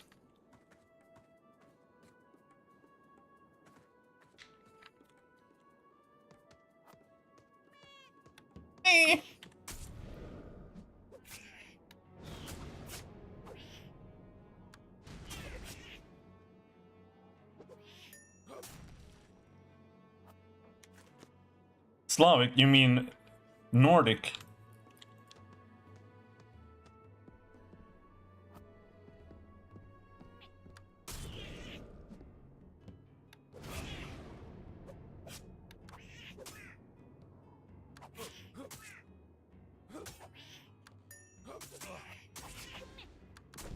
No, there are several! Run, run, run, run, run!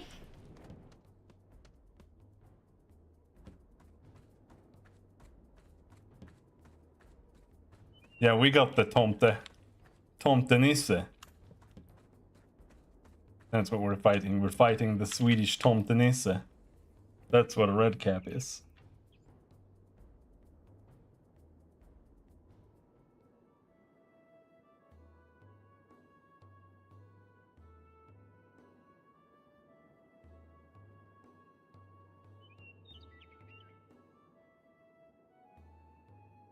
Pick him out. Oh no, I can't.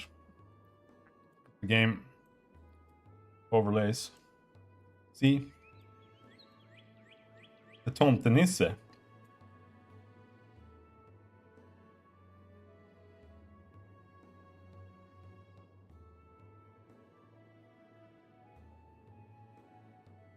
A demon or a Tomtenisse sweeping the stable with a broom.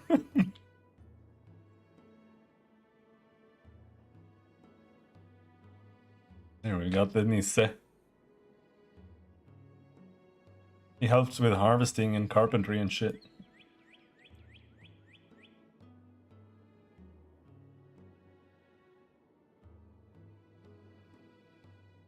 Krasnoludek. Yeah, it's the same one. It's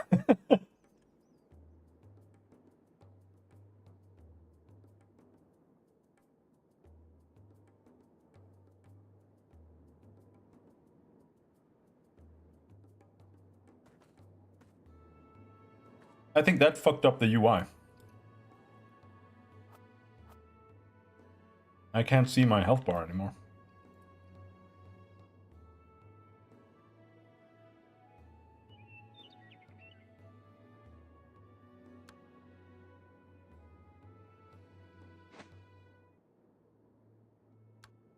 I can't see the settings menu.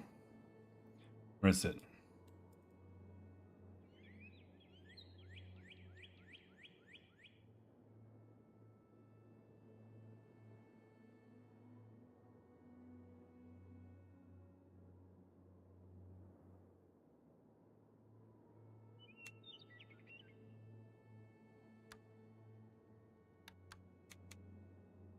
Target display is there. I was hoping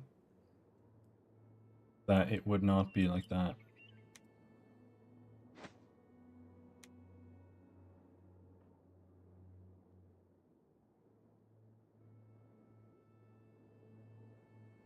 Might have to reset to default.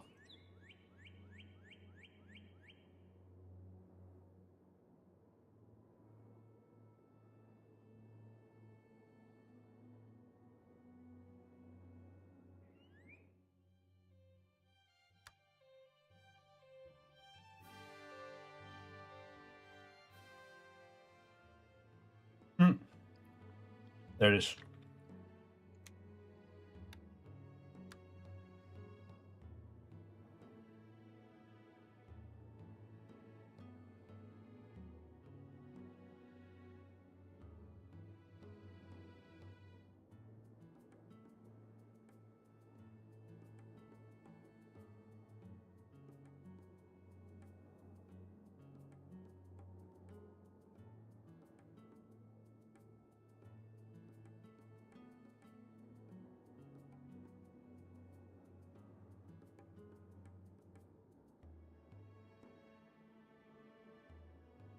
Where's the rest?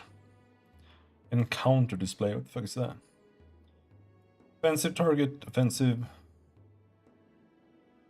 There's one missing. Looking for group.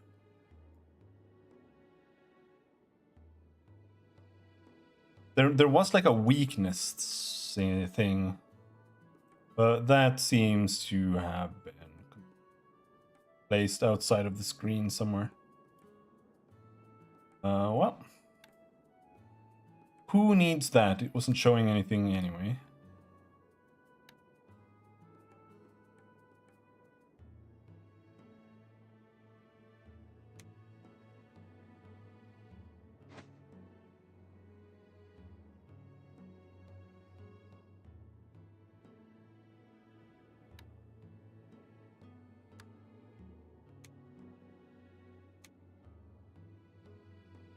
Okay.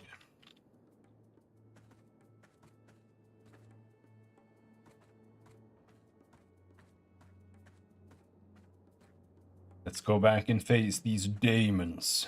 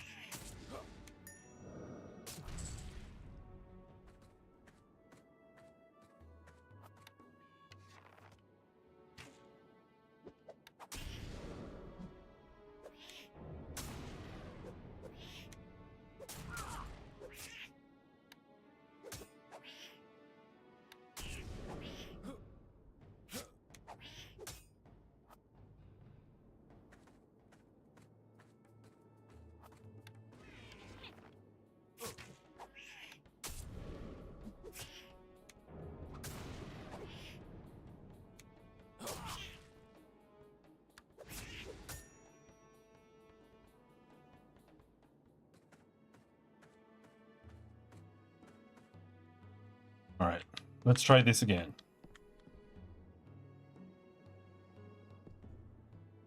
I walked in. I don't like that.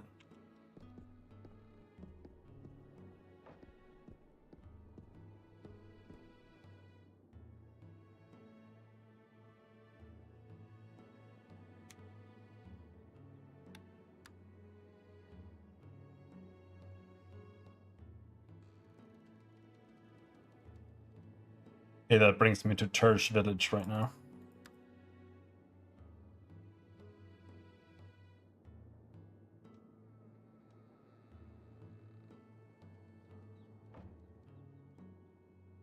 Here they show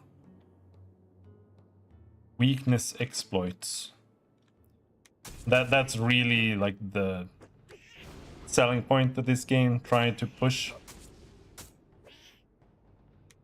That you can like do more damage when enemies have like blind and stuff, which isn't bad,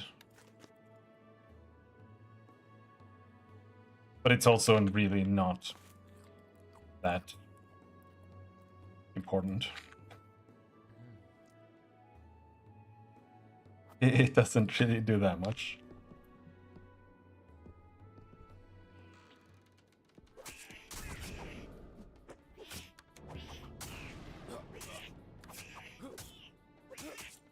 Is it 2 or 1? This is doing a shitload of damage.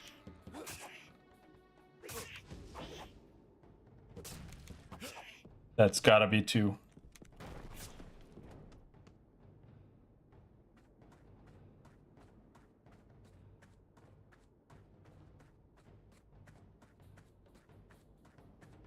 He was hiding behind the wall. Don't come here.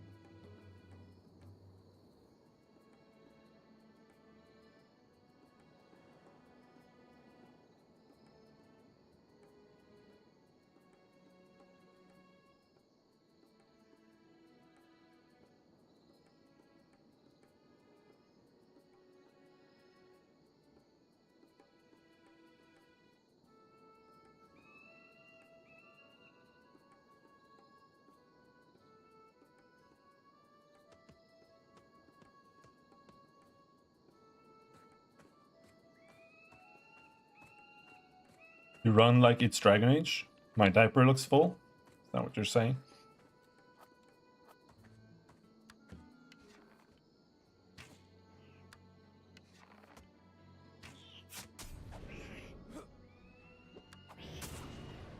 I'm sprinting with a full load.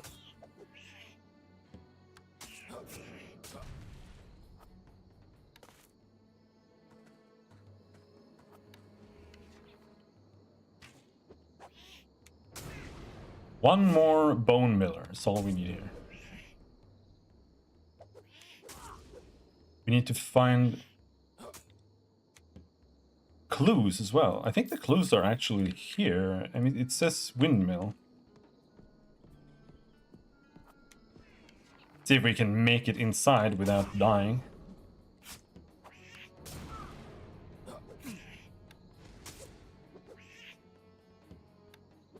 But it's not that easy when they aggro through the door.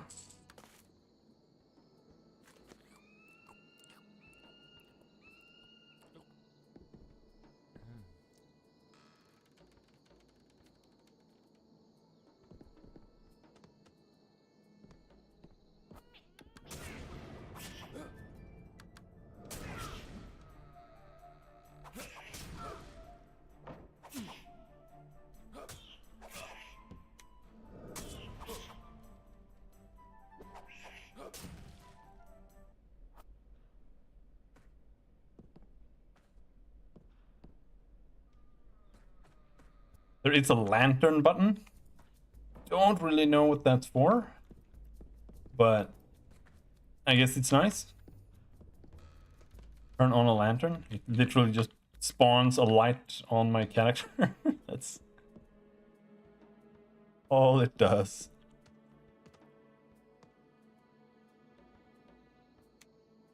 But let's see.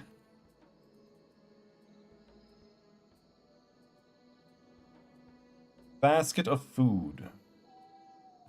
Rindle storehouse. Enter the Rindle storehouse. Seek a basket of food.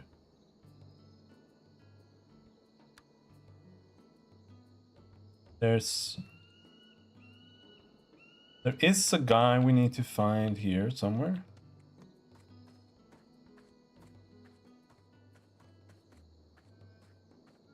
I think he might be inside the house that we were in before.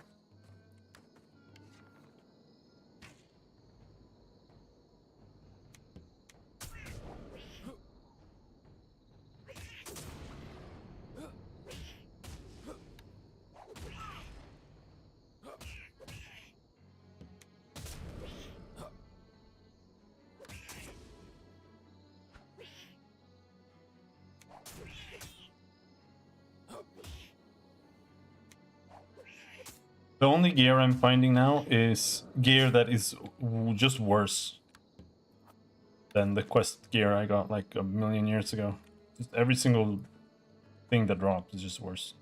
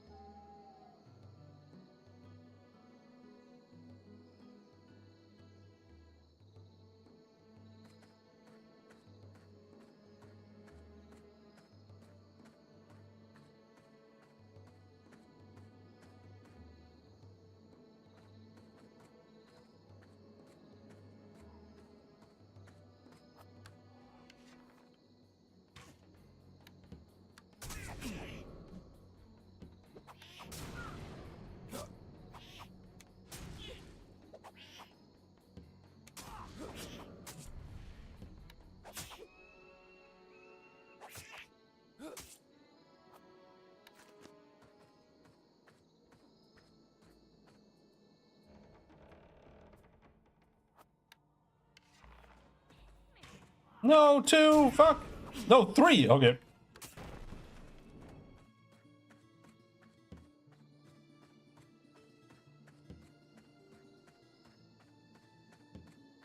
And the field is just peppered with monsters just standing in the most impossible to avoid distance from each other.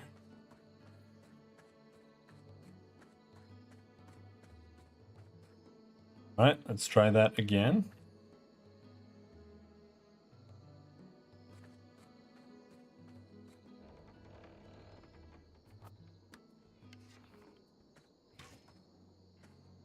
I chain post them every time.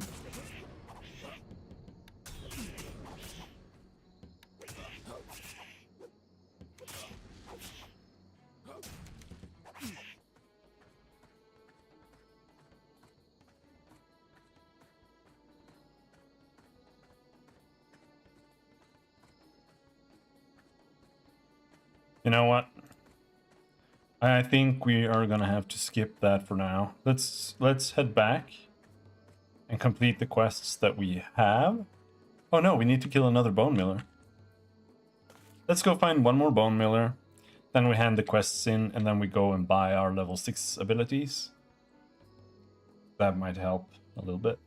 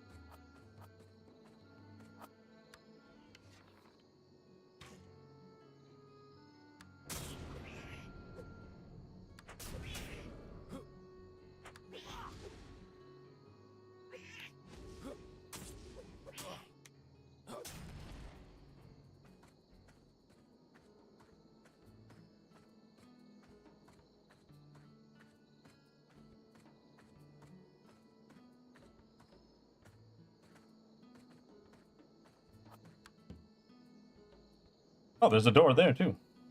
Okay. Can't see target? Yes, I can.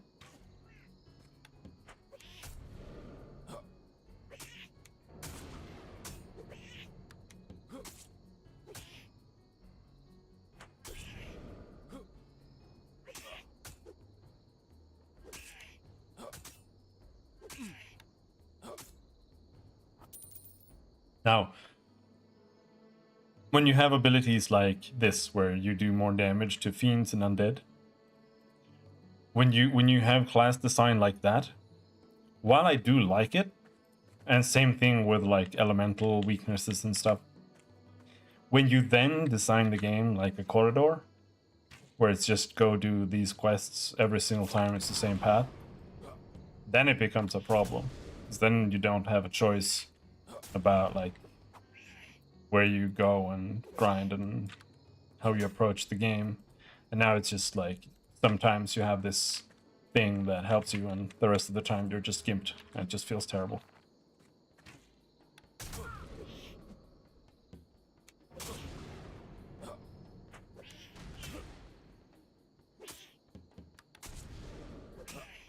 Which is why I hate quests.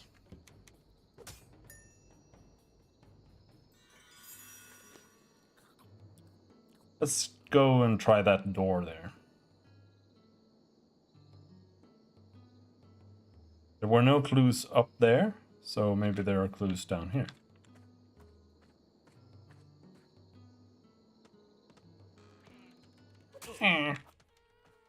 Right, bitch.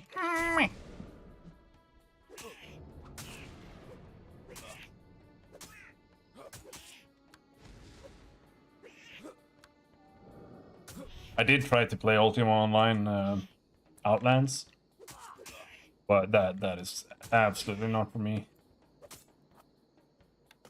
Oh, wow. Worn hammer. Either hand. Is this for... Can I use this shit? It has almost twice as much DPS.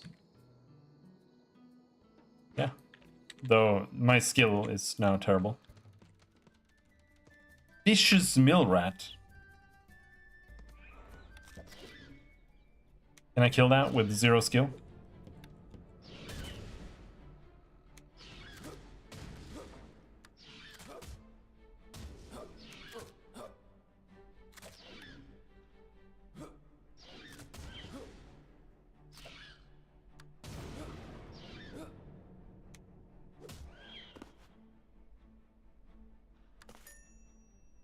Clues. Now it's just the missing student, but I'm pretty sure the missing student is below, and I can't do that now. Maybe with this new weapon actually, but we need to level that up anyway.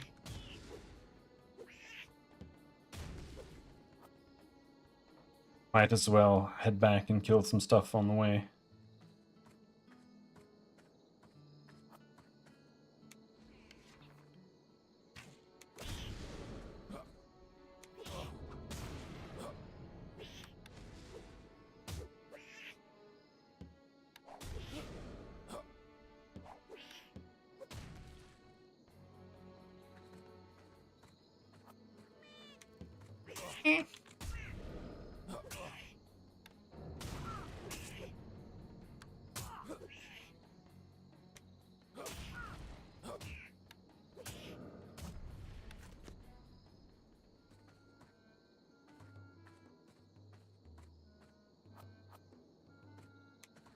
No, it won't.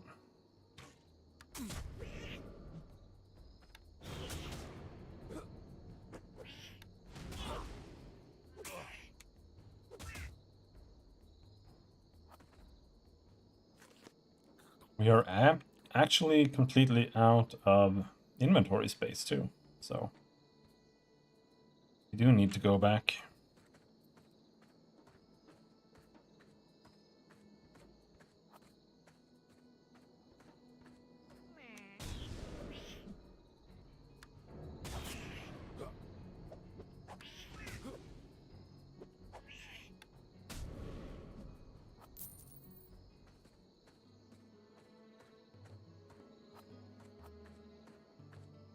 I love how the...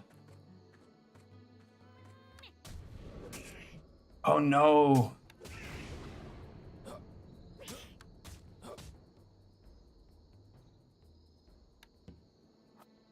I thought it was lagging, but it's below the camera.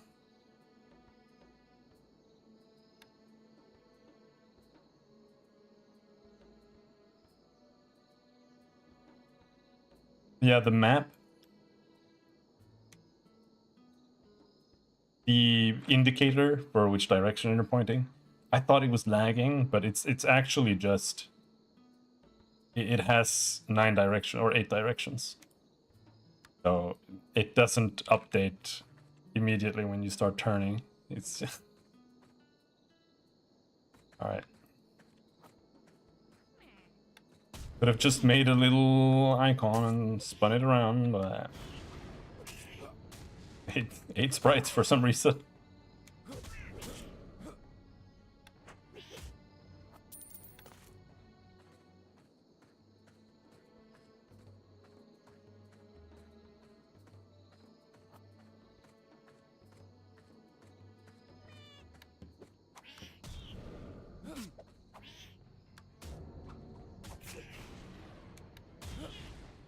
Four hours, and we are level 6, by the way.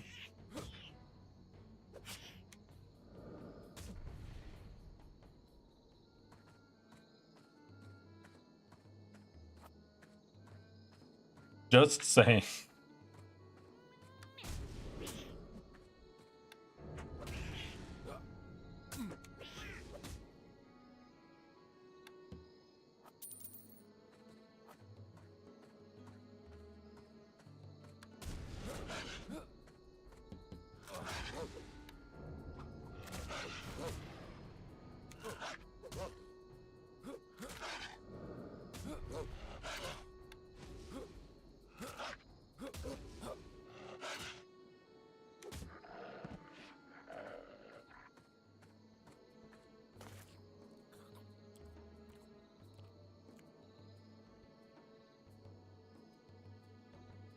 So, basket of food, where's that?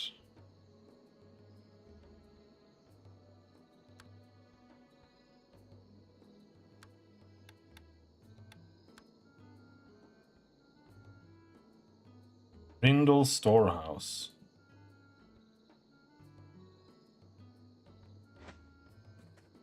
Is that supposed to be that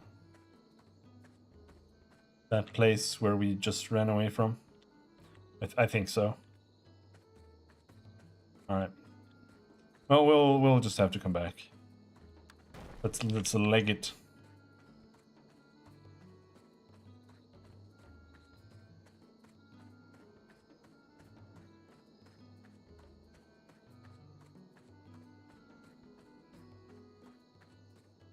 Need help?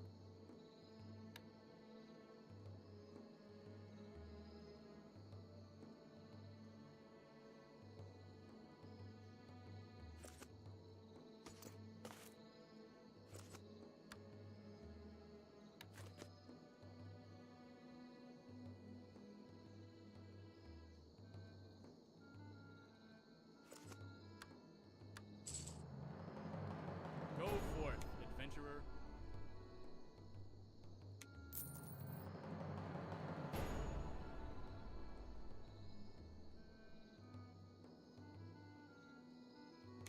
I'm a bit busy. Right. We got new gloves. And we got a new belt. That'll probably help. Let's head back and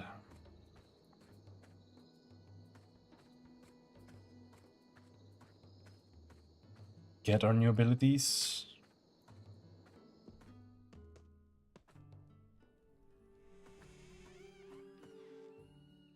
Aren't us? Where was that?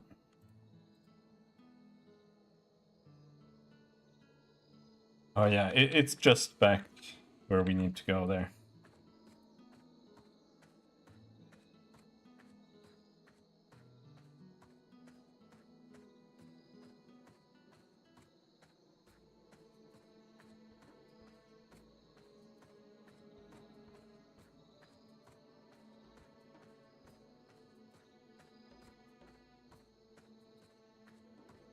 One thing that did ruin this game for me is that it is faction PvP, and in my opinion, all that means is that you log in one day and you try to play the game, and there are like 7 dudes outside just killing all the NPCs in your quest hub, and that's pretty much all there is to it. I don't want open world PvP in my MMOs at all. Not interested. I don't really know what energy means here. Nothing I have uses energy. Get more constitution and hit points.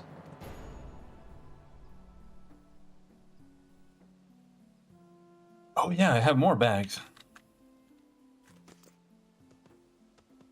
Need help?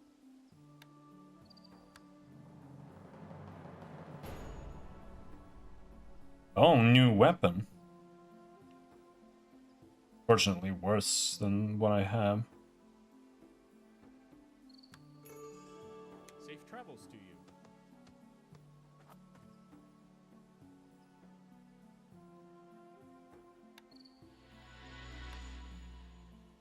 Got a spirit energy blast.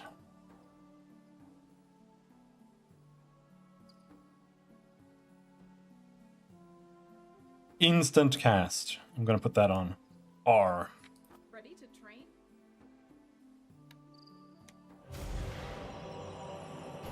Level up. Fare thee well. Why are you bothering me?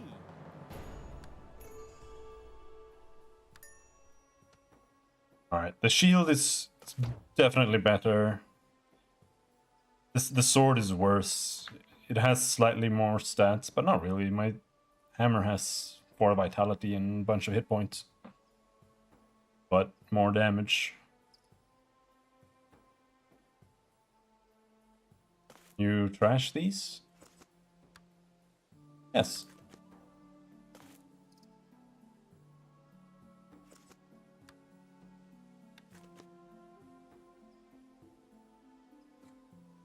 does a ruined Great Mall sell for? It doesn't say. It sells for 0. Alright. That's cool. That's why it didn't say.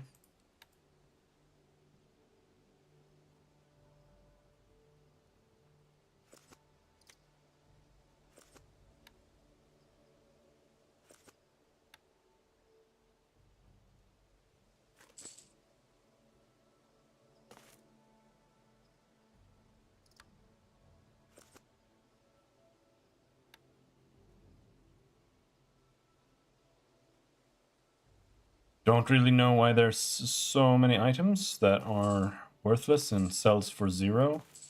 Like they keep dropping armor that it's obviously just the starter gear that you literally what you start with. Why do they drop if you can't sell them? Like you already have that piece of gear when you start the game. So why are you dropping gear that is irrelevant for everyone and it doesn't sell for anything? You can't even deconstruct it. It's literally just trash. I don't understand.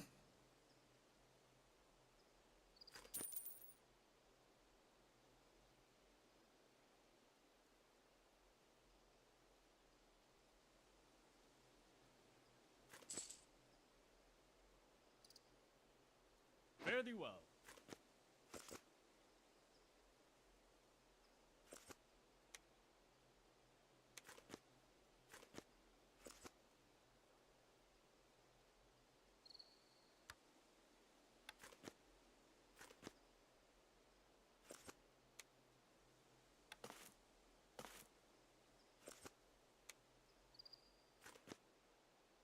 It doesn't say if you can or can't deconstruct anything either. Like so it's on some items it says can't deconstruct, and some items you just can't. It's that one should be deconstructible. No? Okay.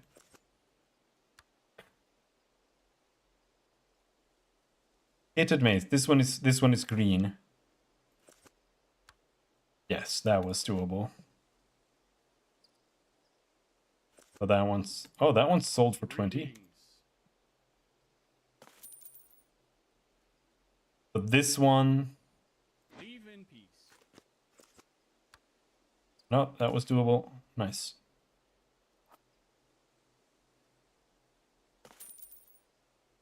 All right.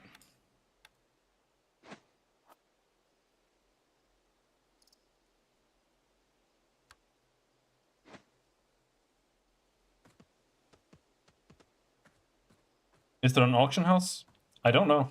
I don't remember. I've never really done auction houses much. I never really enjoyed that part of the game, so don't really know or remember.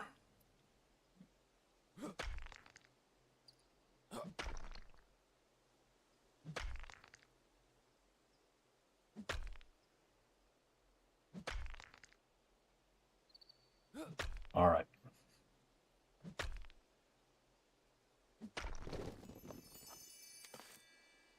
Let's head back up.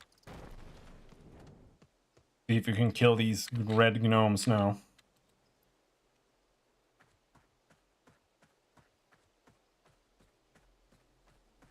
I do think auction house is important. I don't really like it, but to do anything else than just a standard auction house, a global auction house, you have to be very careful. I don't think there is any game that has really made a successful like local auction house. I don't know exactly how the bazaar works in RuneScape, but I don't know.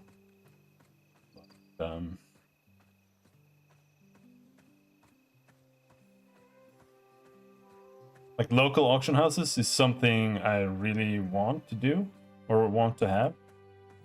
but the rest of the game has to really support it. Black Desert is the only one that ever tried doing that, and it failed.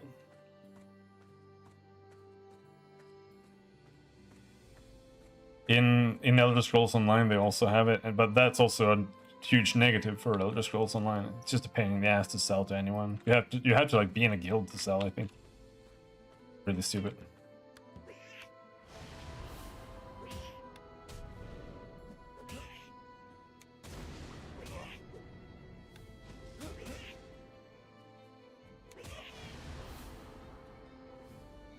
Alright, we got a new big nuke.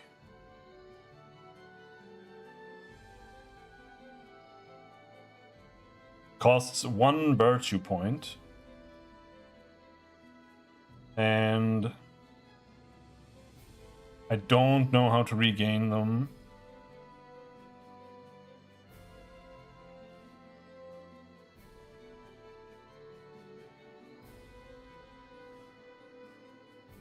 Okay, so you get this. Okay, spent points are restored either by activating other abilities that grant them, or after a variable number of minutes spent online and playing. This time ranges from 100 minutes at low levels to 80 minutes at higher levels. So every 100 minutes, I can do the equivalent damage of 2 of my other abilities. Well, I suppose the idea is that you get more stuff to do with that later, like heals and shit, but that is a little silly to me. I shall be honest.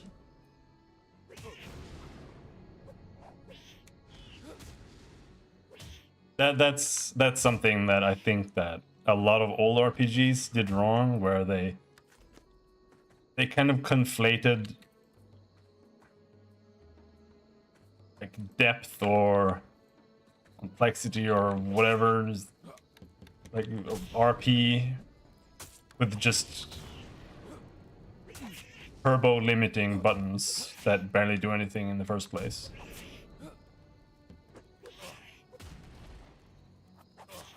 Oh, you gotta farm for 6 million years just so you can use your basic fireball 3 times.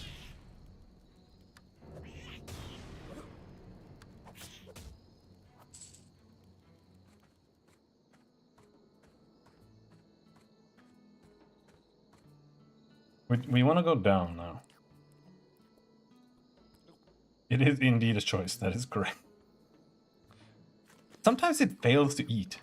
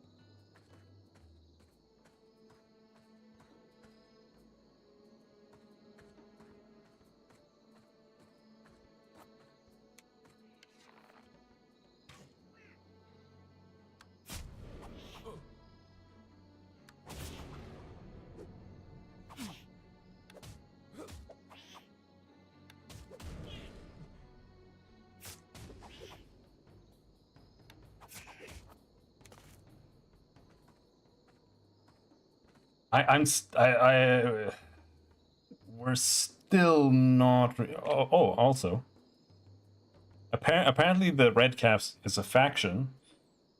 So maybe we could have become friends with them. Though you do need 10,000 reputation. Yeah. There might not be a way to actually gain reputation.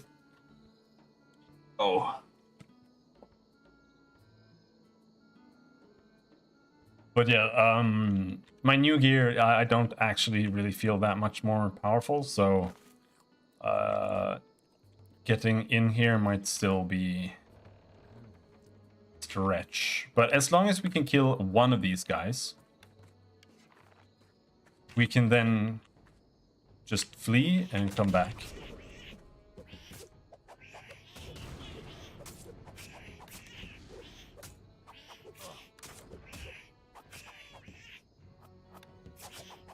I can't target them. We have to run away now.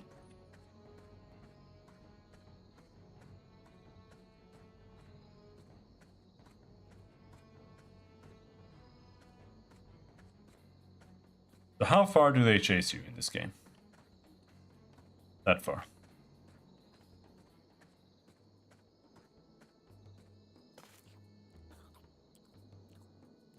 I think you have to wait like a second after stopping before eating, because otherwise the lag still hasn't caught up to the fact that you're no longer running, and it cancels it because you're running even though you already stopped running. That's what's happening.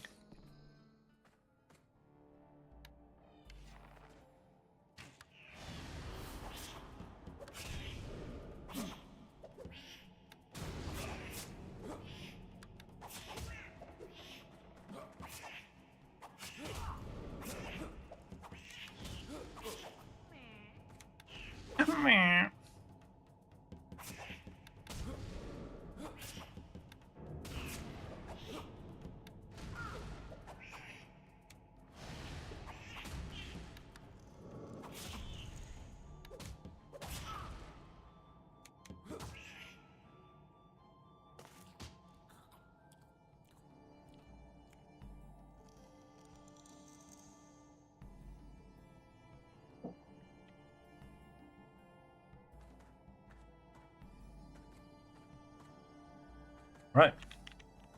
Let's see if we can find this dude.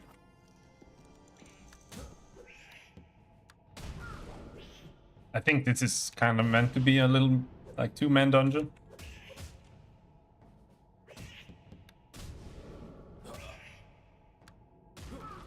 Which again, I simply do not agree with forced grouping in MMOs. I think it's a stupid concept.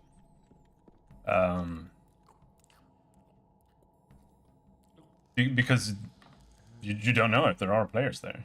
Most likely there won't be. And it also only works like in the early days of the game's existence.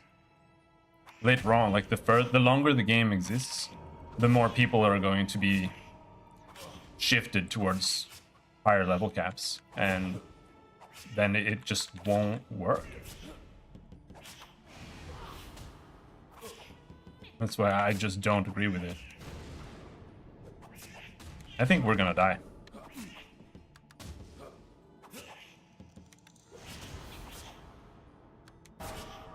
We died.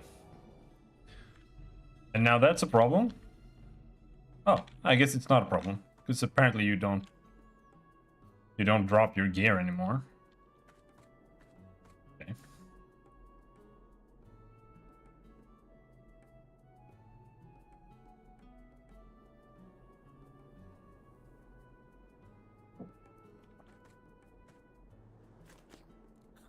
Well, I don't mind that.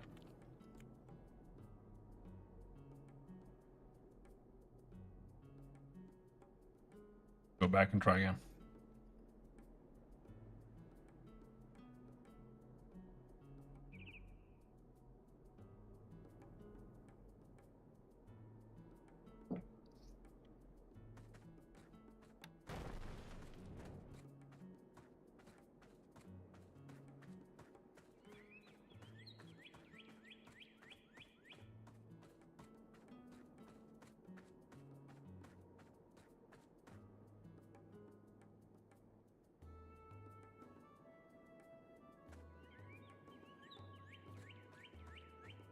In Final Fantasy XIV, I don't mind the forced grouping that much because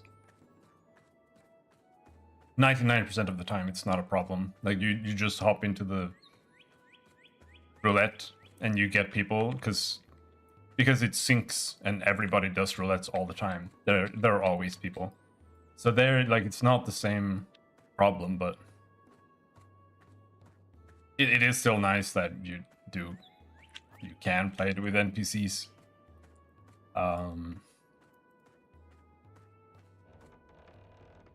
Because it also lets you see the content, like, and learn it before you subject other people to yourself.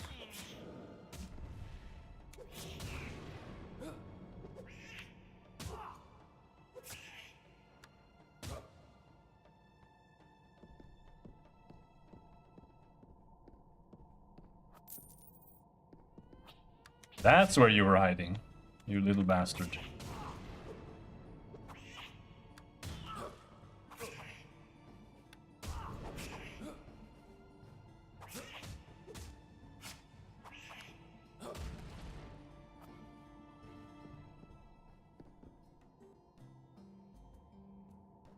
I just want the games to be more about playing the game more. Rather than do I need to constantly group with other people or whatever. Just play the game.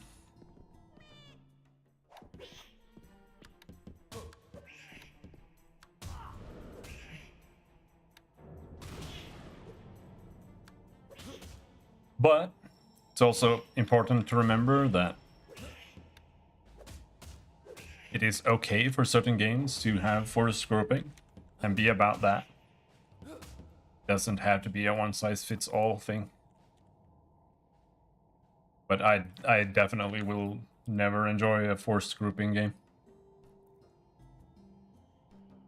And to be clear, when I say forced grouping, what I mean is that, like, when you're level 9, you have to join a group of 4 other people and go into a field and just, like, pull monsters in and just grind AoE them.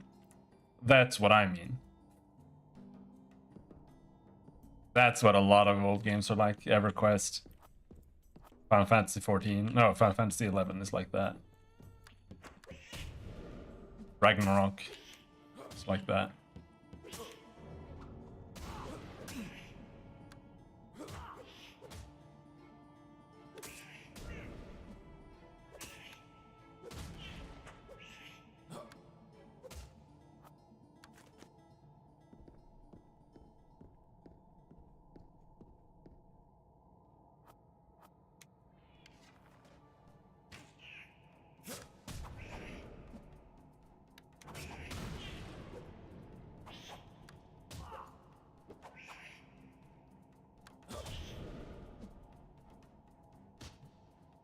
We only have 10 fishes left.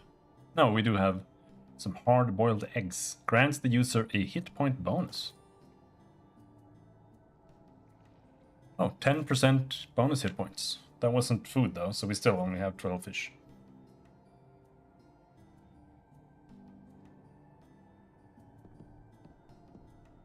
Oh, hello.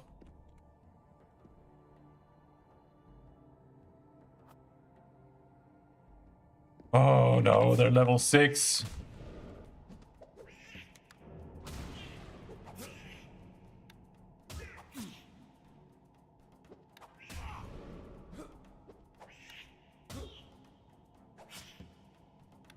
Some bear on the ground.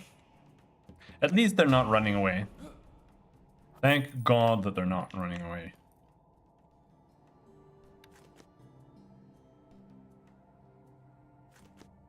In a quest, the Stranger's Brew. Take a sample from the first vat.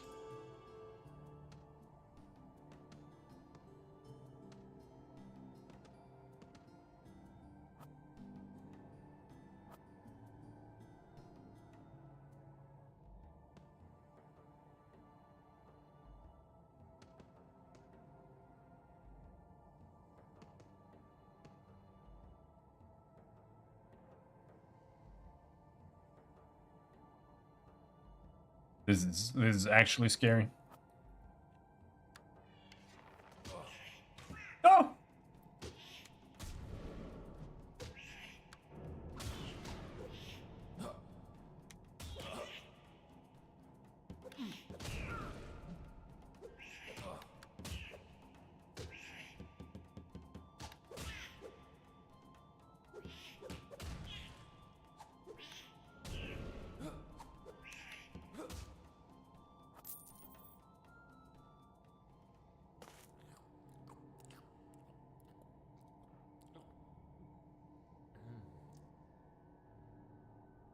The first vat.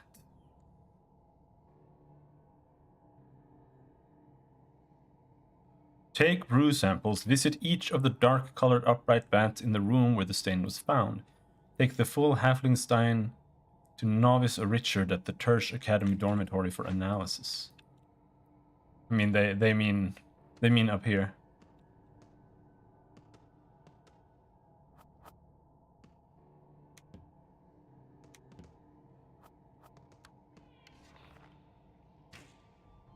Now here we're in danger of respawns, so I'm a little bit scared.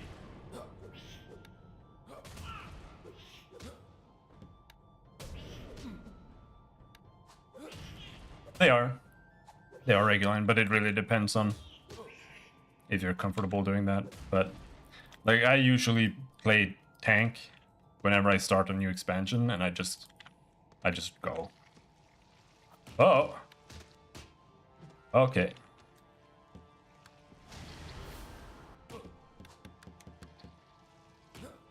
Okay, it doesn't respect the Z. We're dead.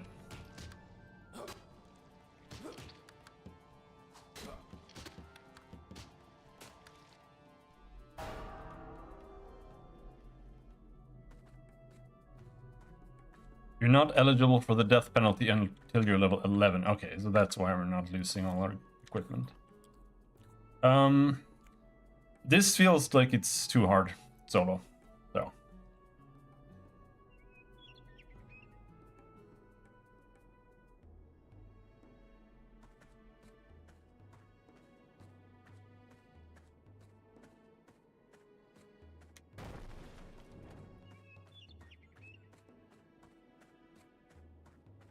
Let's head over to Tersh.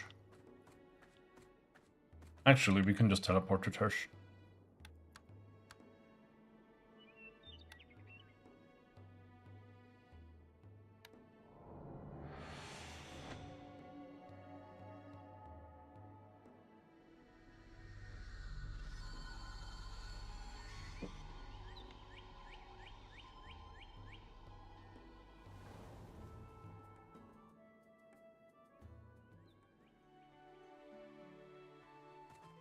That didn't teleport me there at all.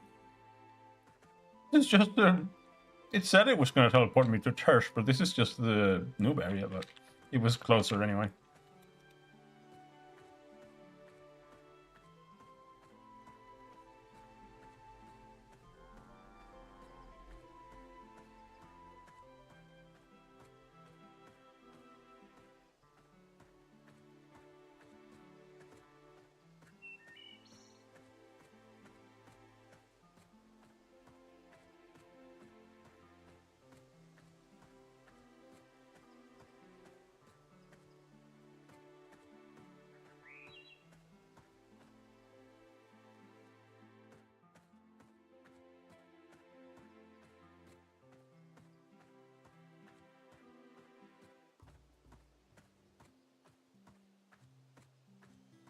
Maybe we can learn to craft or something, make some new gear.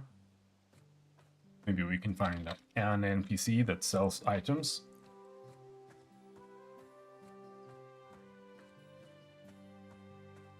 Most of our gear is still level 1, which is probably a problem. Now the question is, how do you like bind it to an area?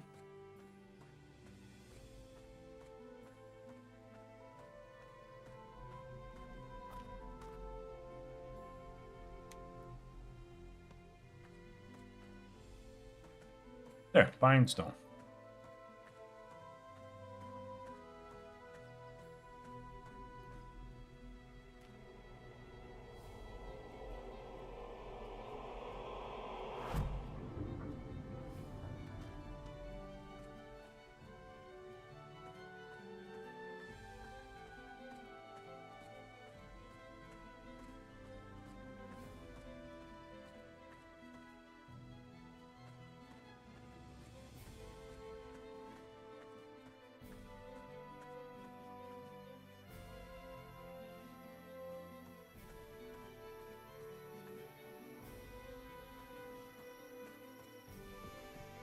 Right, so what do we have in here?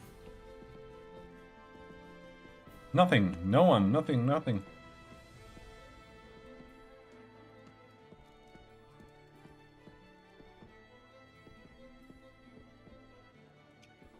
Nothing. Nothing. Huh? Nothing. How can I assist you?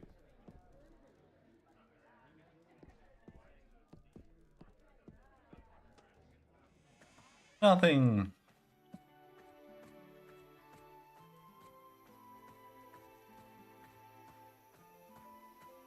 General good bank.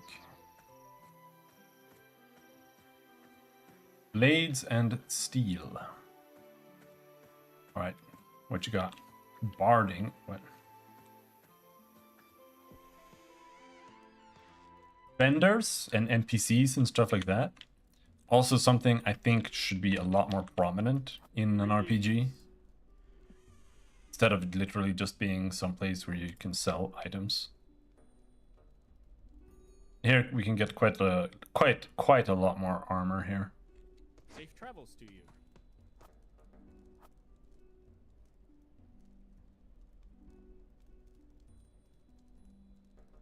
But before we buy anything,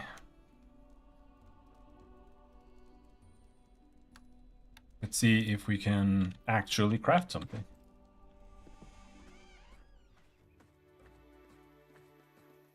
In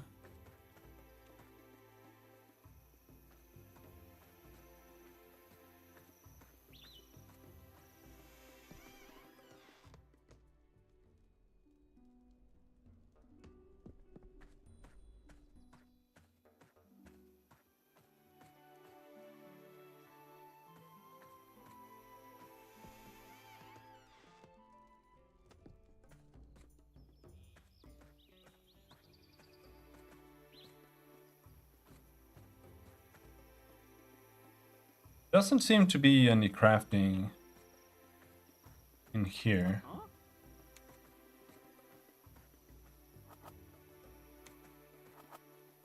Glorian be with you.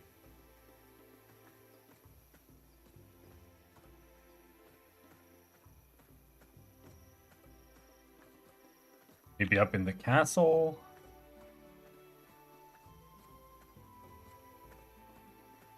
Crafting and harvesting workshops.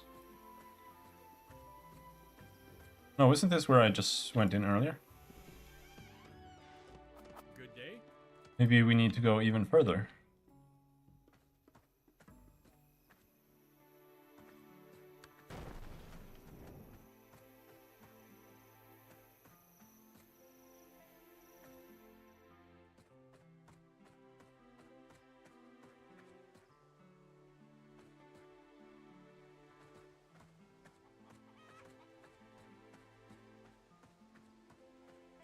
Don't see any workshops, guys.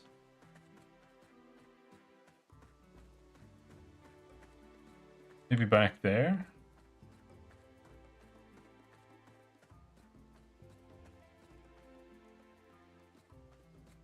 You look lost.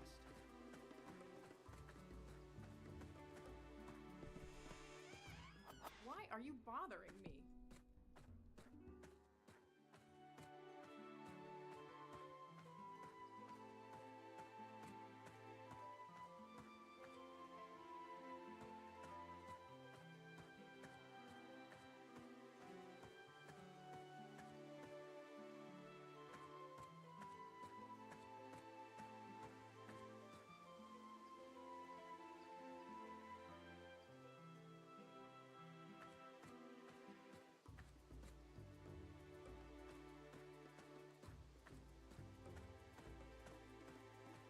What now?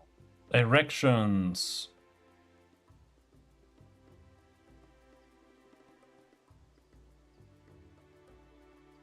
Goodbye. Instructor blacksmith there. And the map really is bad. There are like UI overhauls, but I didn't want to do that. To get into it.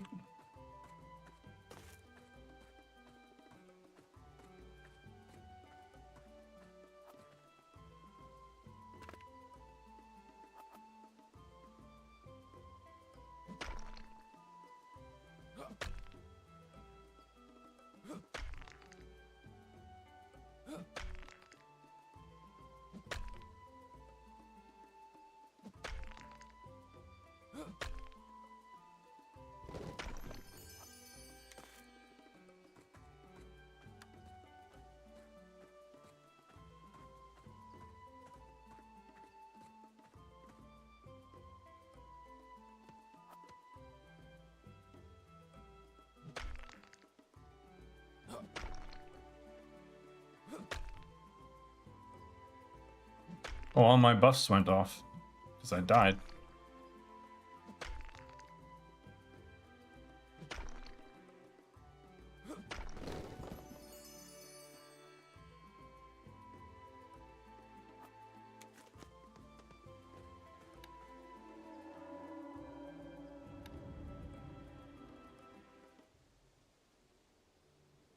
Will you use this fucking thing? Why is it so hard?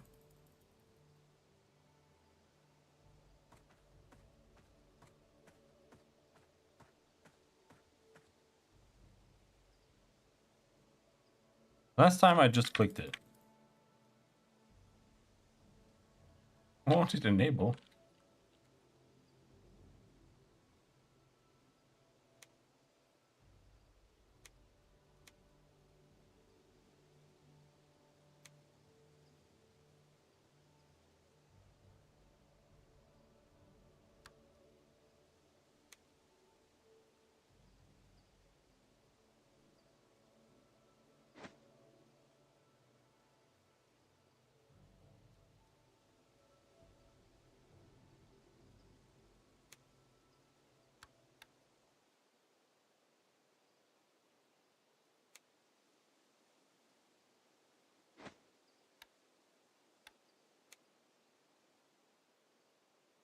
Nope. So for some reason, I just can't be enabled right now.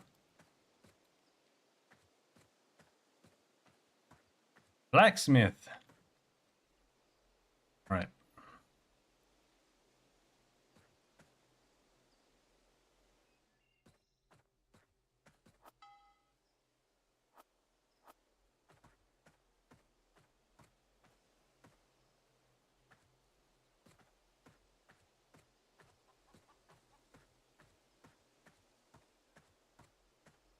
So crafting is also its own minigame here. Path of the Blacksmith.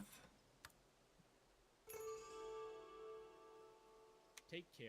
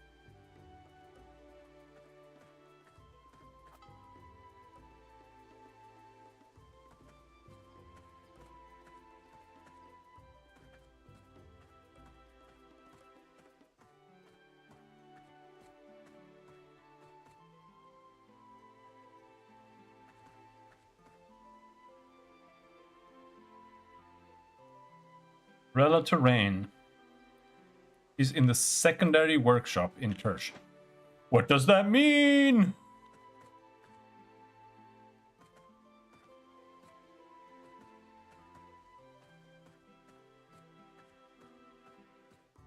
Which was the secondary one, you fucking son of a bitch?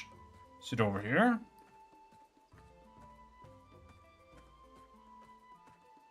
What are you talking about? Harvesting supply? This isn't... No, she is here. Why? What do you do? Why is the blacksmith here? All the max blacksmithing stuff is over there.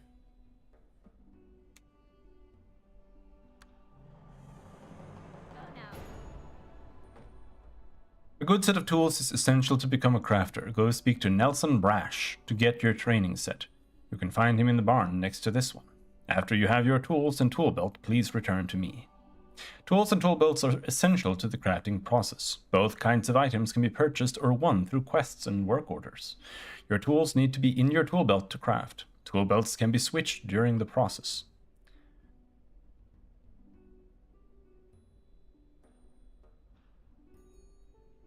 Go to Tersh, Nelson Brash. Go to whom? Yeah.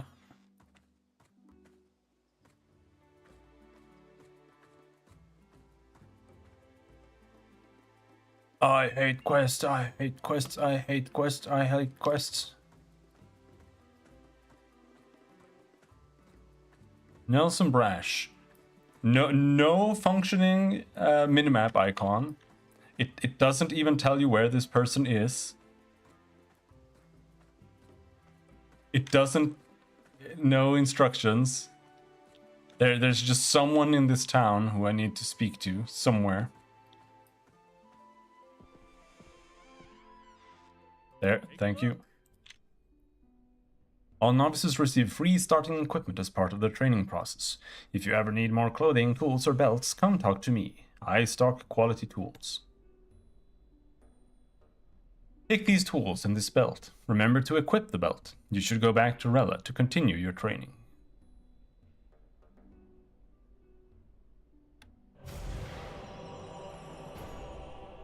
Okay.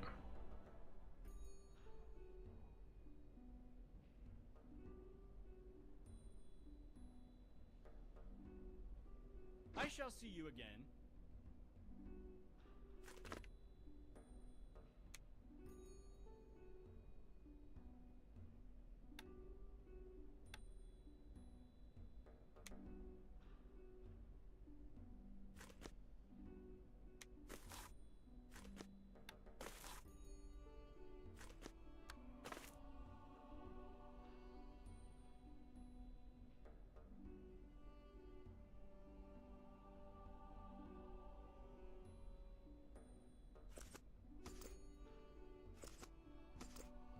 That's how it works. And where is the tool? There's stirring rod. Oh, rapier. We are getting critted in the face by stupid crafting quests. Lost. Okay, so now I go back over there. Why are they yo-yoing me back and forth? So stupid.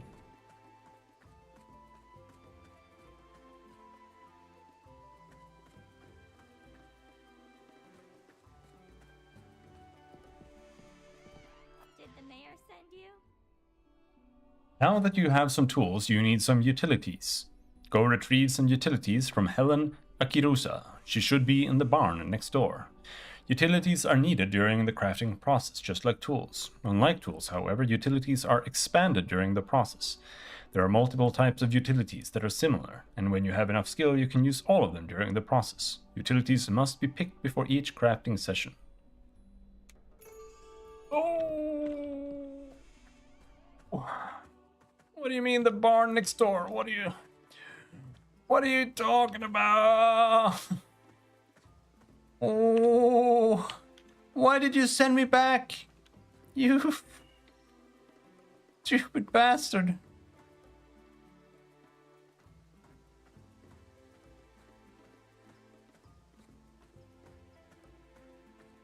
Why?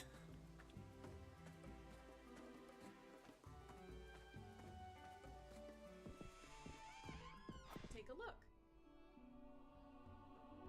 Ah, a new crafter. Here are some utilities in a pouch to hold them. That should get you started. If you need extra later on, come back to see me and you can purchase more. You should go back to Rella now. Oh, why? Why? Drag the utility pouch to the proper section in the crafting equipment window. Right-click its icon to open it and place the utilities received inside. What did I get? I got fuel. Oh, that was a lot more fuel than I was planning on. But hey. I just didn't want to go back and when I have to go back. Fortune smiles upon So this goes in crafting, bag.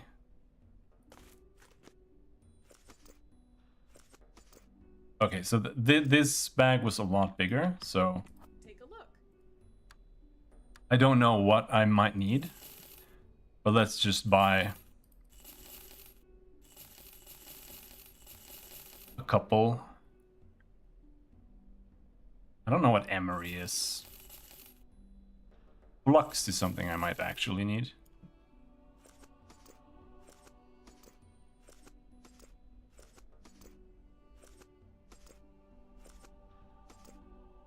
Hello, Semper. How's it going?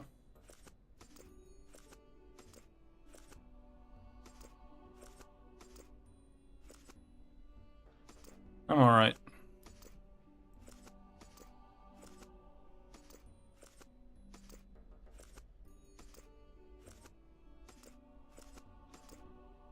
Just doing some silly nonsense.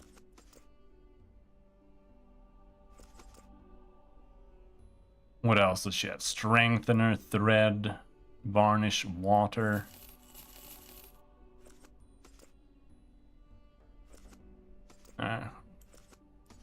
Hopefully we don't have to run back now. Hopefully. But yeah, the crafting in this game is again like a little mini game, and you take like quests from taskmasters that make you do things. And it's kind of, from what I remember, it's like more like leveling a real class. Need something? Use one of the forges to start the recipe. After you right-click the station, select the recipe you want to use, and you will be prompted to fill your crafting inventory. Pick the items you want to use, then begin the process. Click actions from left to right to complete the process. Different actions have different effects. Quality actions raise the value and power of the item. Okay. Live in peace. Didn't really help me very much there, did she?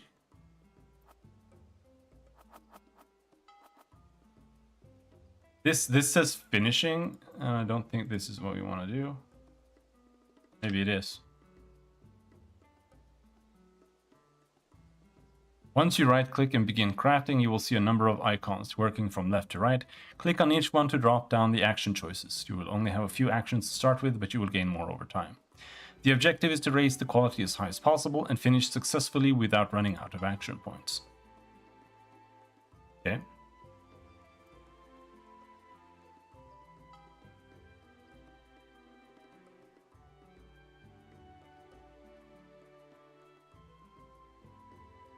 Don't really know what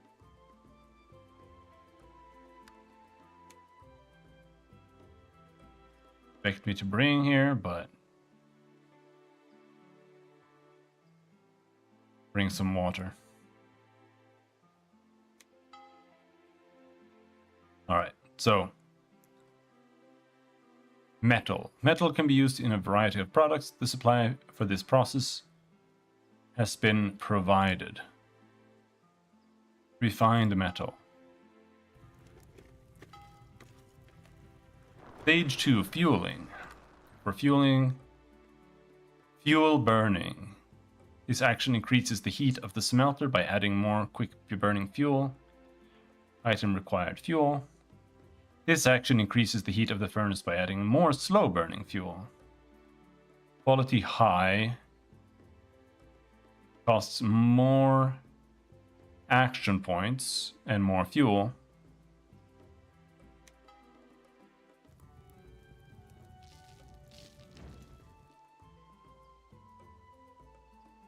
So do I want to keep adding there, or? Looks like it.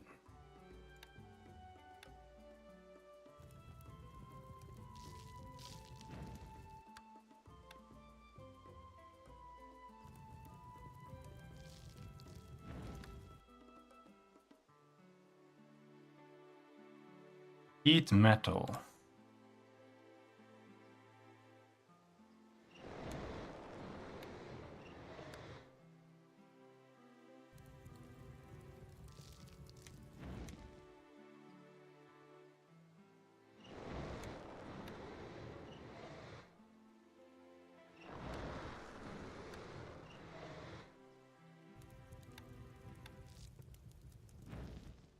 Alright.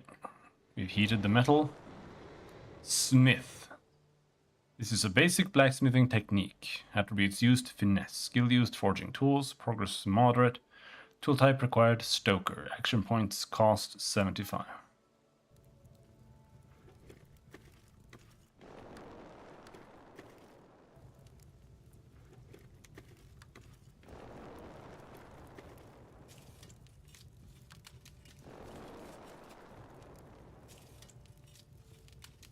Finishing process that combines the final product.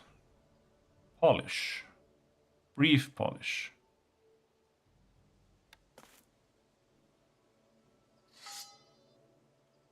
Got forged metal. Nice.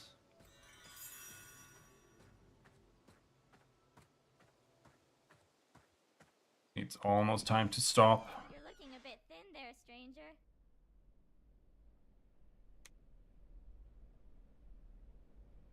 You've crafted your first item. You will notice a grade attached in the description. That's the quality of the item. Quality actions increase the grade, which makes the item more valuable or powerful. Progress actions move towards completion of the recipe, which you need to complete before your action points run out. The objective is to get as much quality as possible before running out of action points. Luck is on your side. This time, try to improve the quality of your item. Go back to the forge and take this recipe. Hiccup. Oh, yeah. You may run into complications. You're looking a bit thin Oh. there, stranger.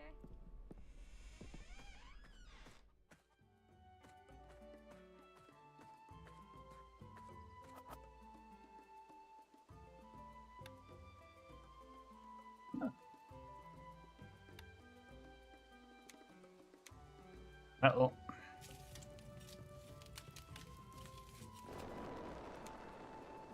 Try to improve the quality.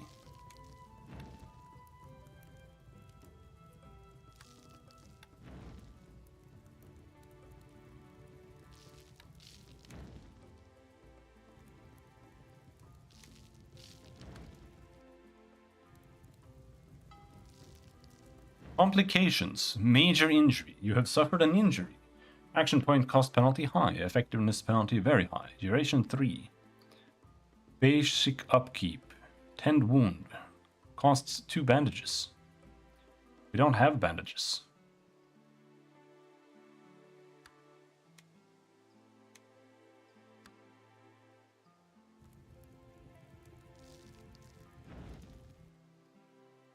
Destabilization.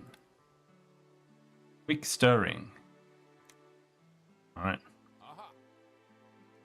Aha!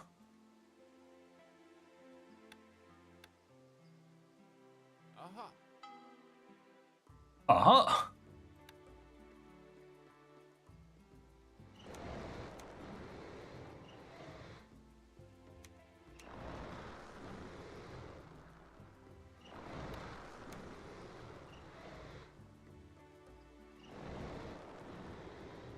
Thick impurities.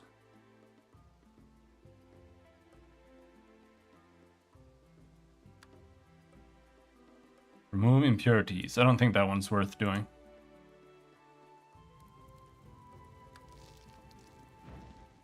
Smoke is pouring. Action point penalty high. For that we need oil. I don't have oil.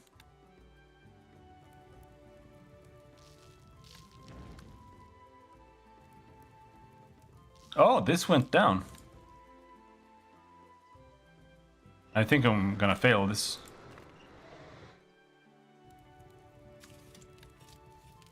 Gonna be close.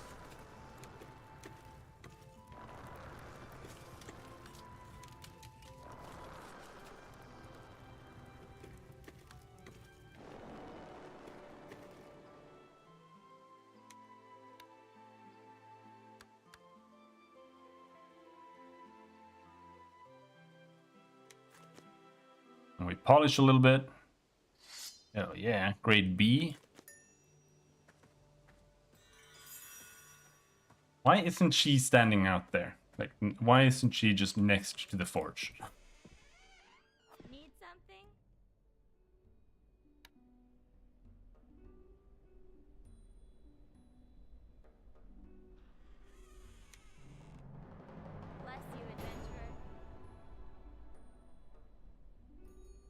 Return to Darren Clendall. Who?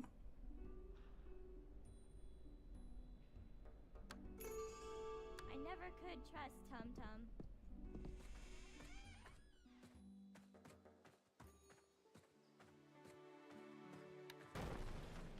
Someone over here?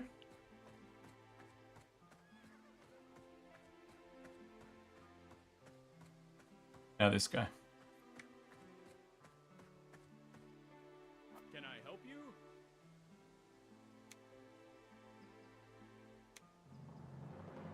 Go for it, adventurer. And now we can do work orders. Always follow your own path.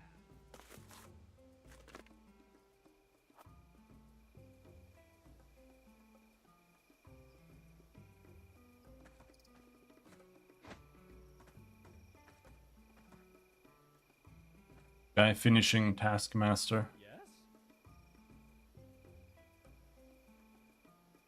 Introductory work order. Requested items 1 metal hook.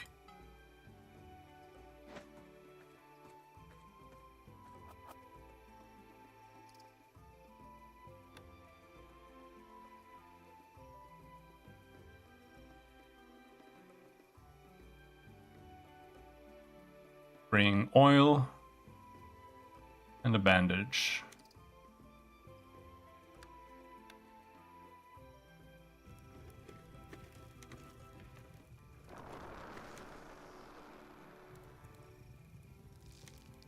And from what I remember, this is basically what you do. You go and do these work orders.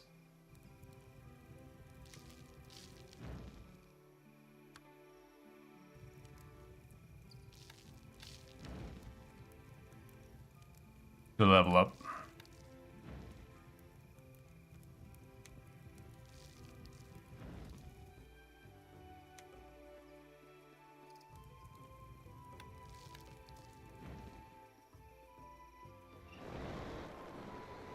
Underheating?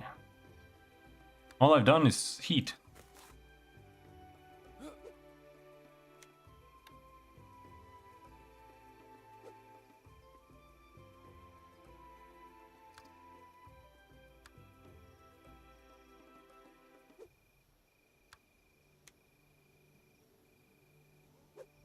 Dealing with that, it barely feels like it's worth dealing with the problems. It takes as long as it does for it to go away, and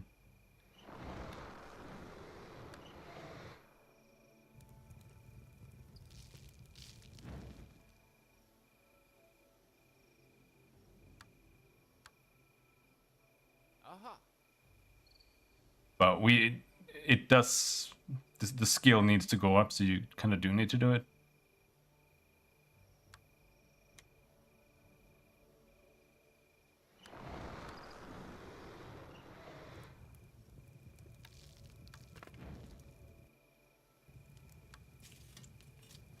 Trained smithing.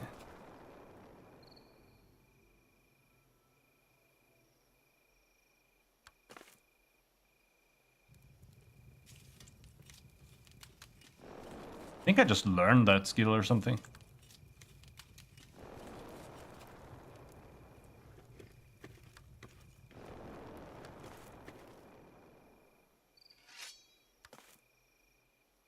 There we got the metal hook. Hello there. Weather, eh?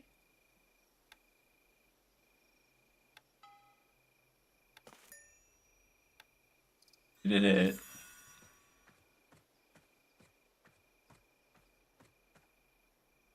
Can I help you?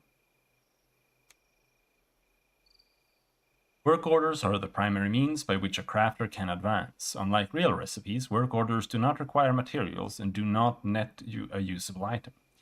Do work orders to advance and learn real recipes from your instructor to make real items. Best of luck. Objectives: improved hammer. Find an assembly workbench and right click on it. What'll it be today, adventurer? Okay.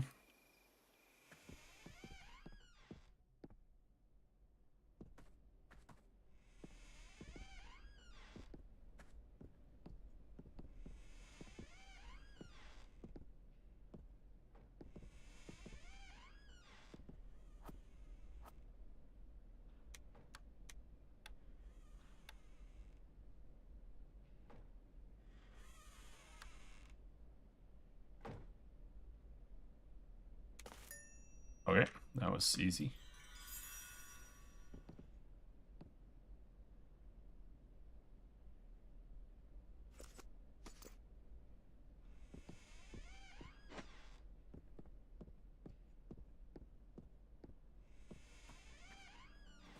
Take a look.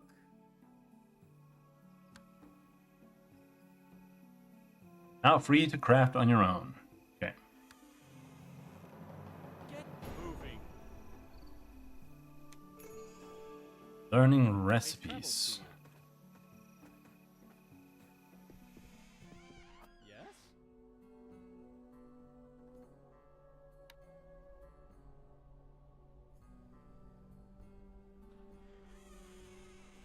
Talk to 30 different instructors to have them teach you recipes. Especially rare recipes may require unique faction, an item, or completing a quest to gain access to them. Get moving. Are they free?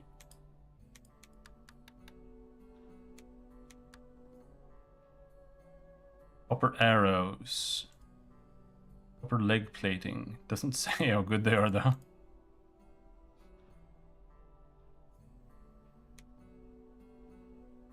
So we need to level up to get real armor recipes and stuff. What do you need?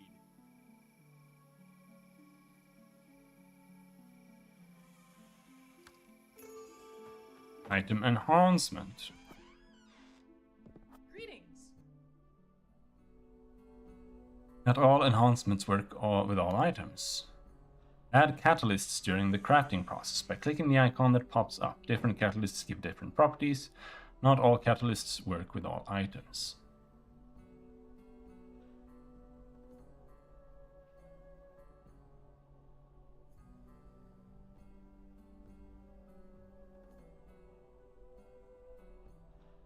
Bugged.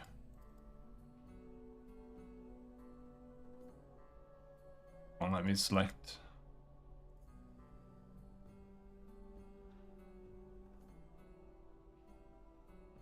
All of them.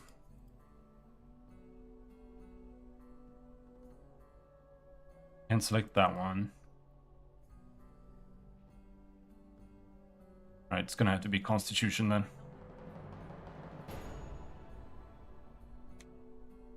I shall see you again.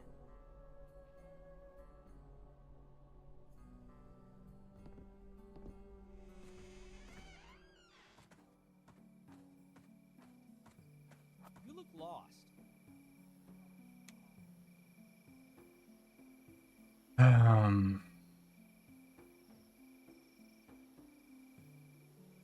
Upper arm underlays. Sure.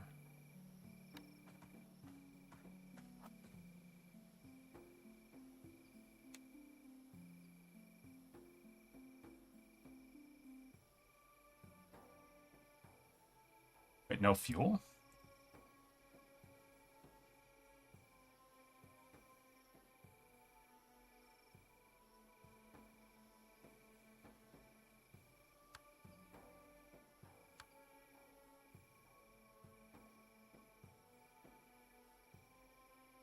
So I can choose to use.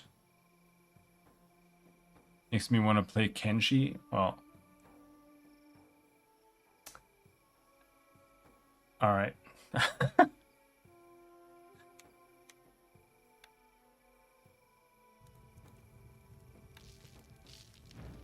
Maybe you should play some Kenshi.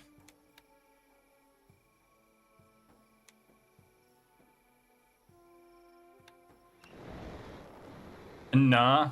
Yeah.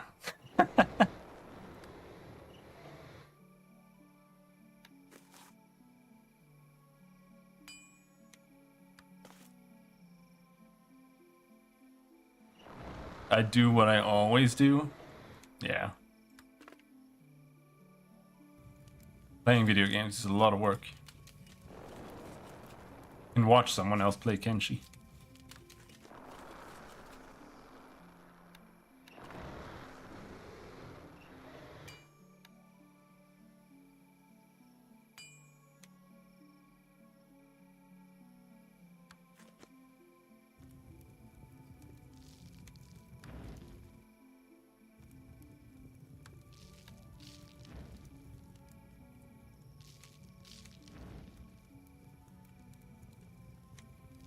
can figure out a technique for this. Hit it up a little bit first, and then we polish it.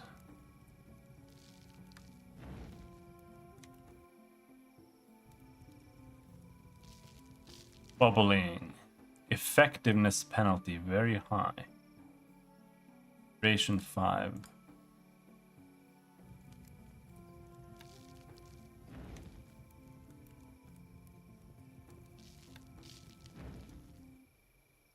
Then we polish it.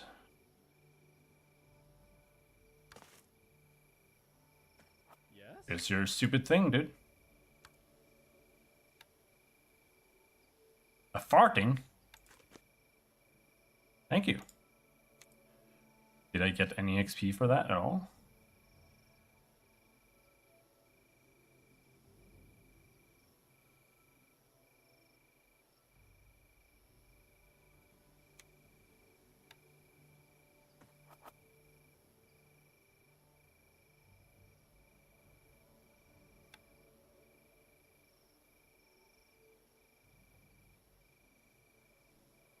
And we bring oil.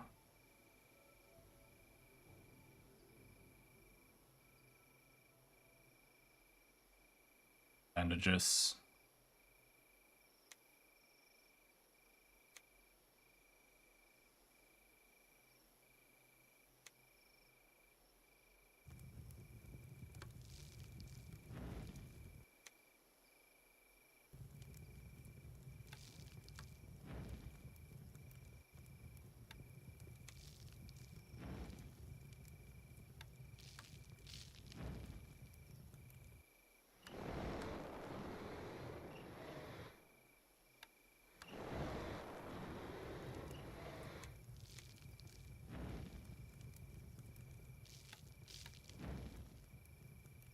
Quality up.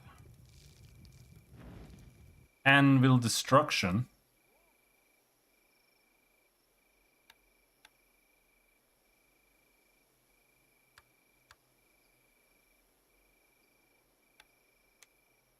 Alright, let's get past this stage.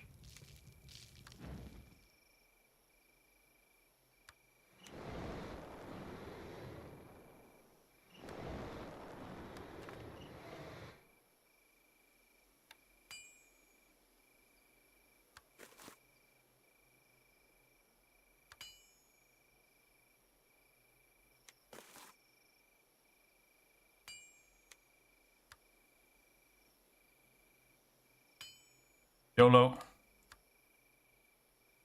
So I have 16% XP right now. And finishing it gives me nothing. Why are you bothering me?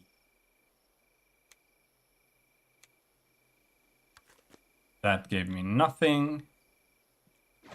I'm very confused.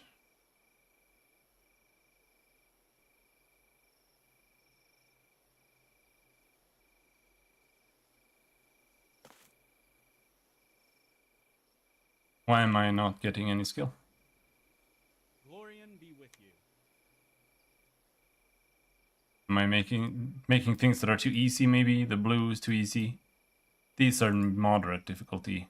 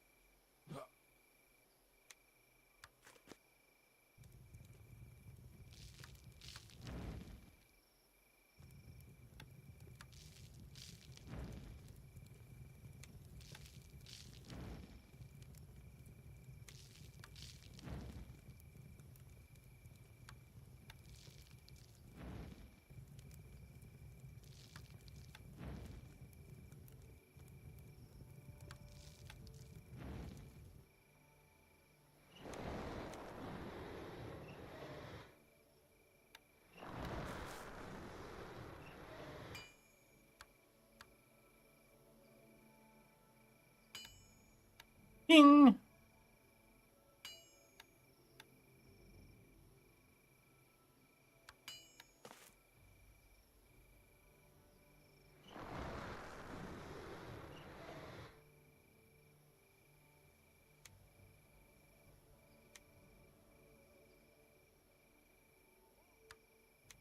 Like, it uses up so many action points to deal with those problems that it doesn't feel like it's worth doing.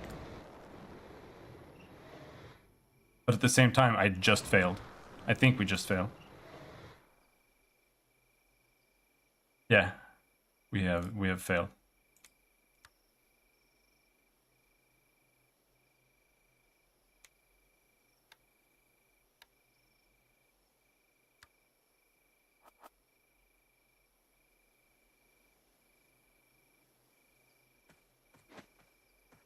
Good day.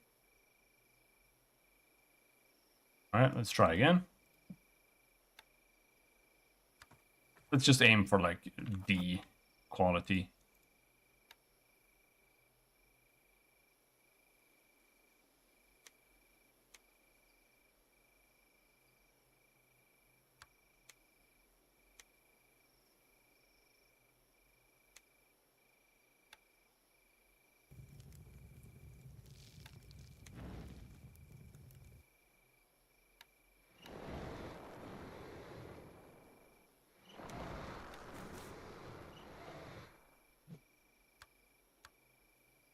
Can't deal with that.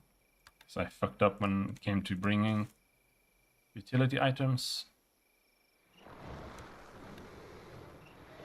Jesus Christ.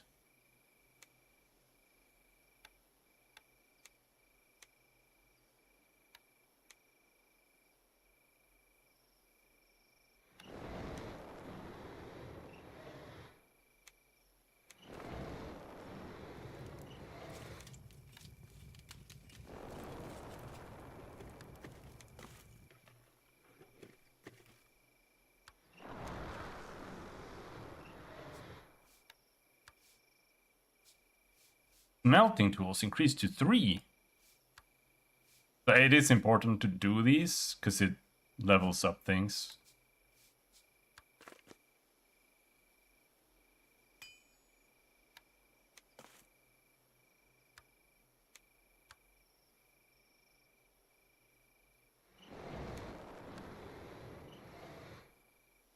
But right now I'm like super close to failing this again.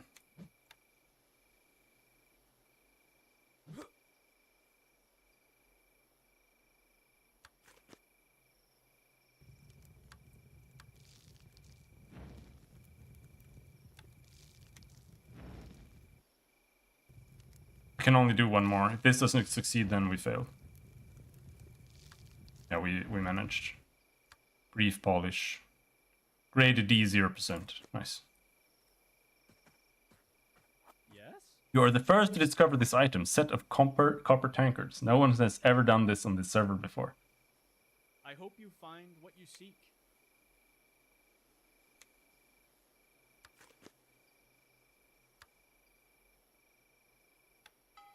But it's not giving XP.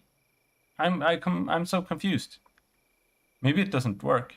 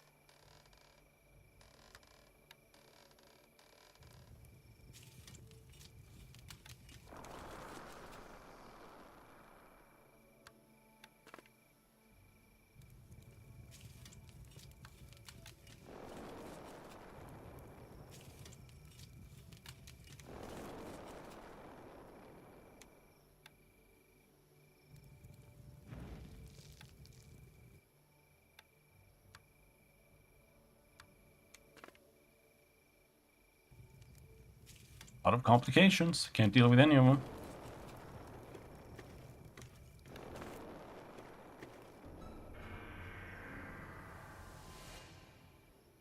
New action acquired. Charcoal shift. Heat press. Churn heat.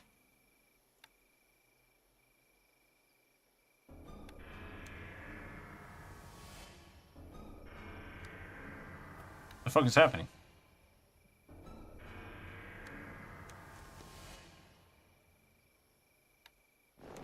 But this is really close to failing again.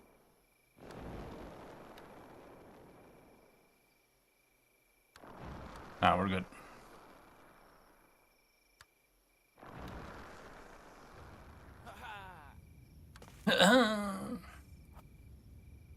That didn't give me XP either.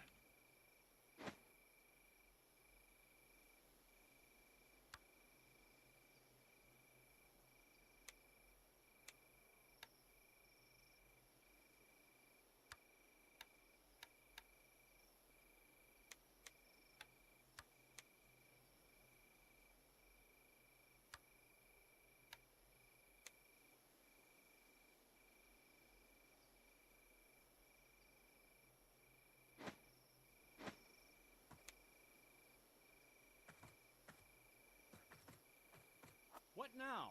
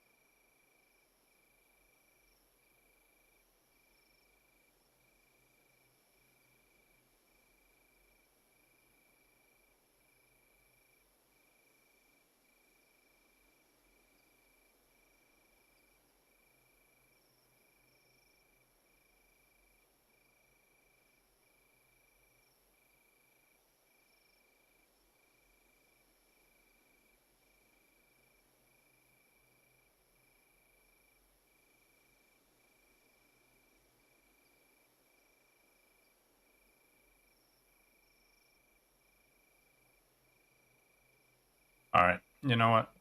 I think that's it. I think that's it for today. I'm gonna go and try to get something done. It's actually time for dinner.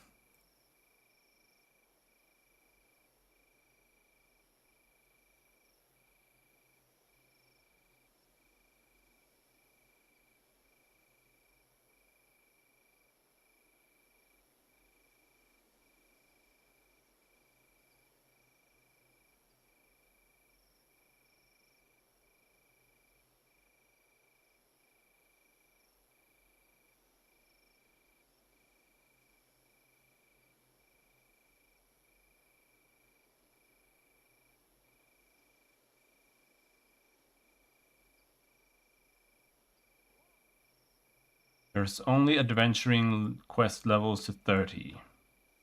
I'm not sure I'll come back to this game, but we'll see. I'll see what I end up doing.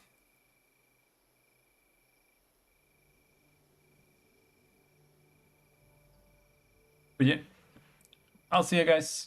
Thanks for hanging. Bye-bye.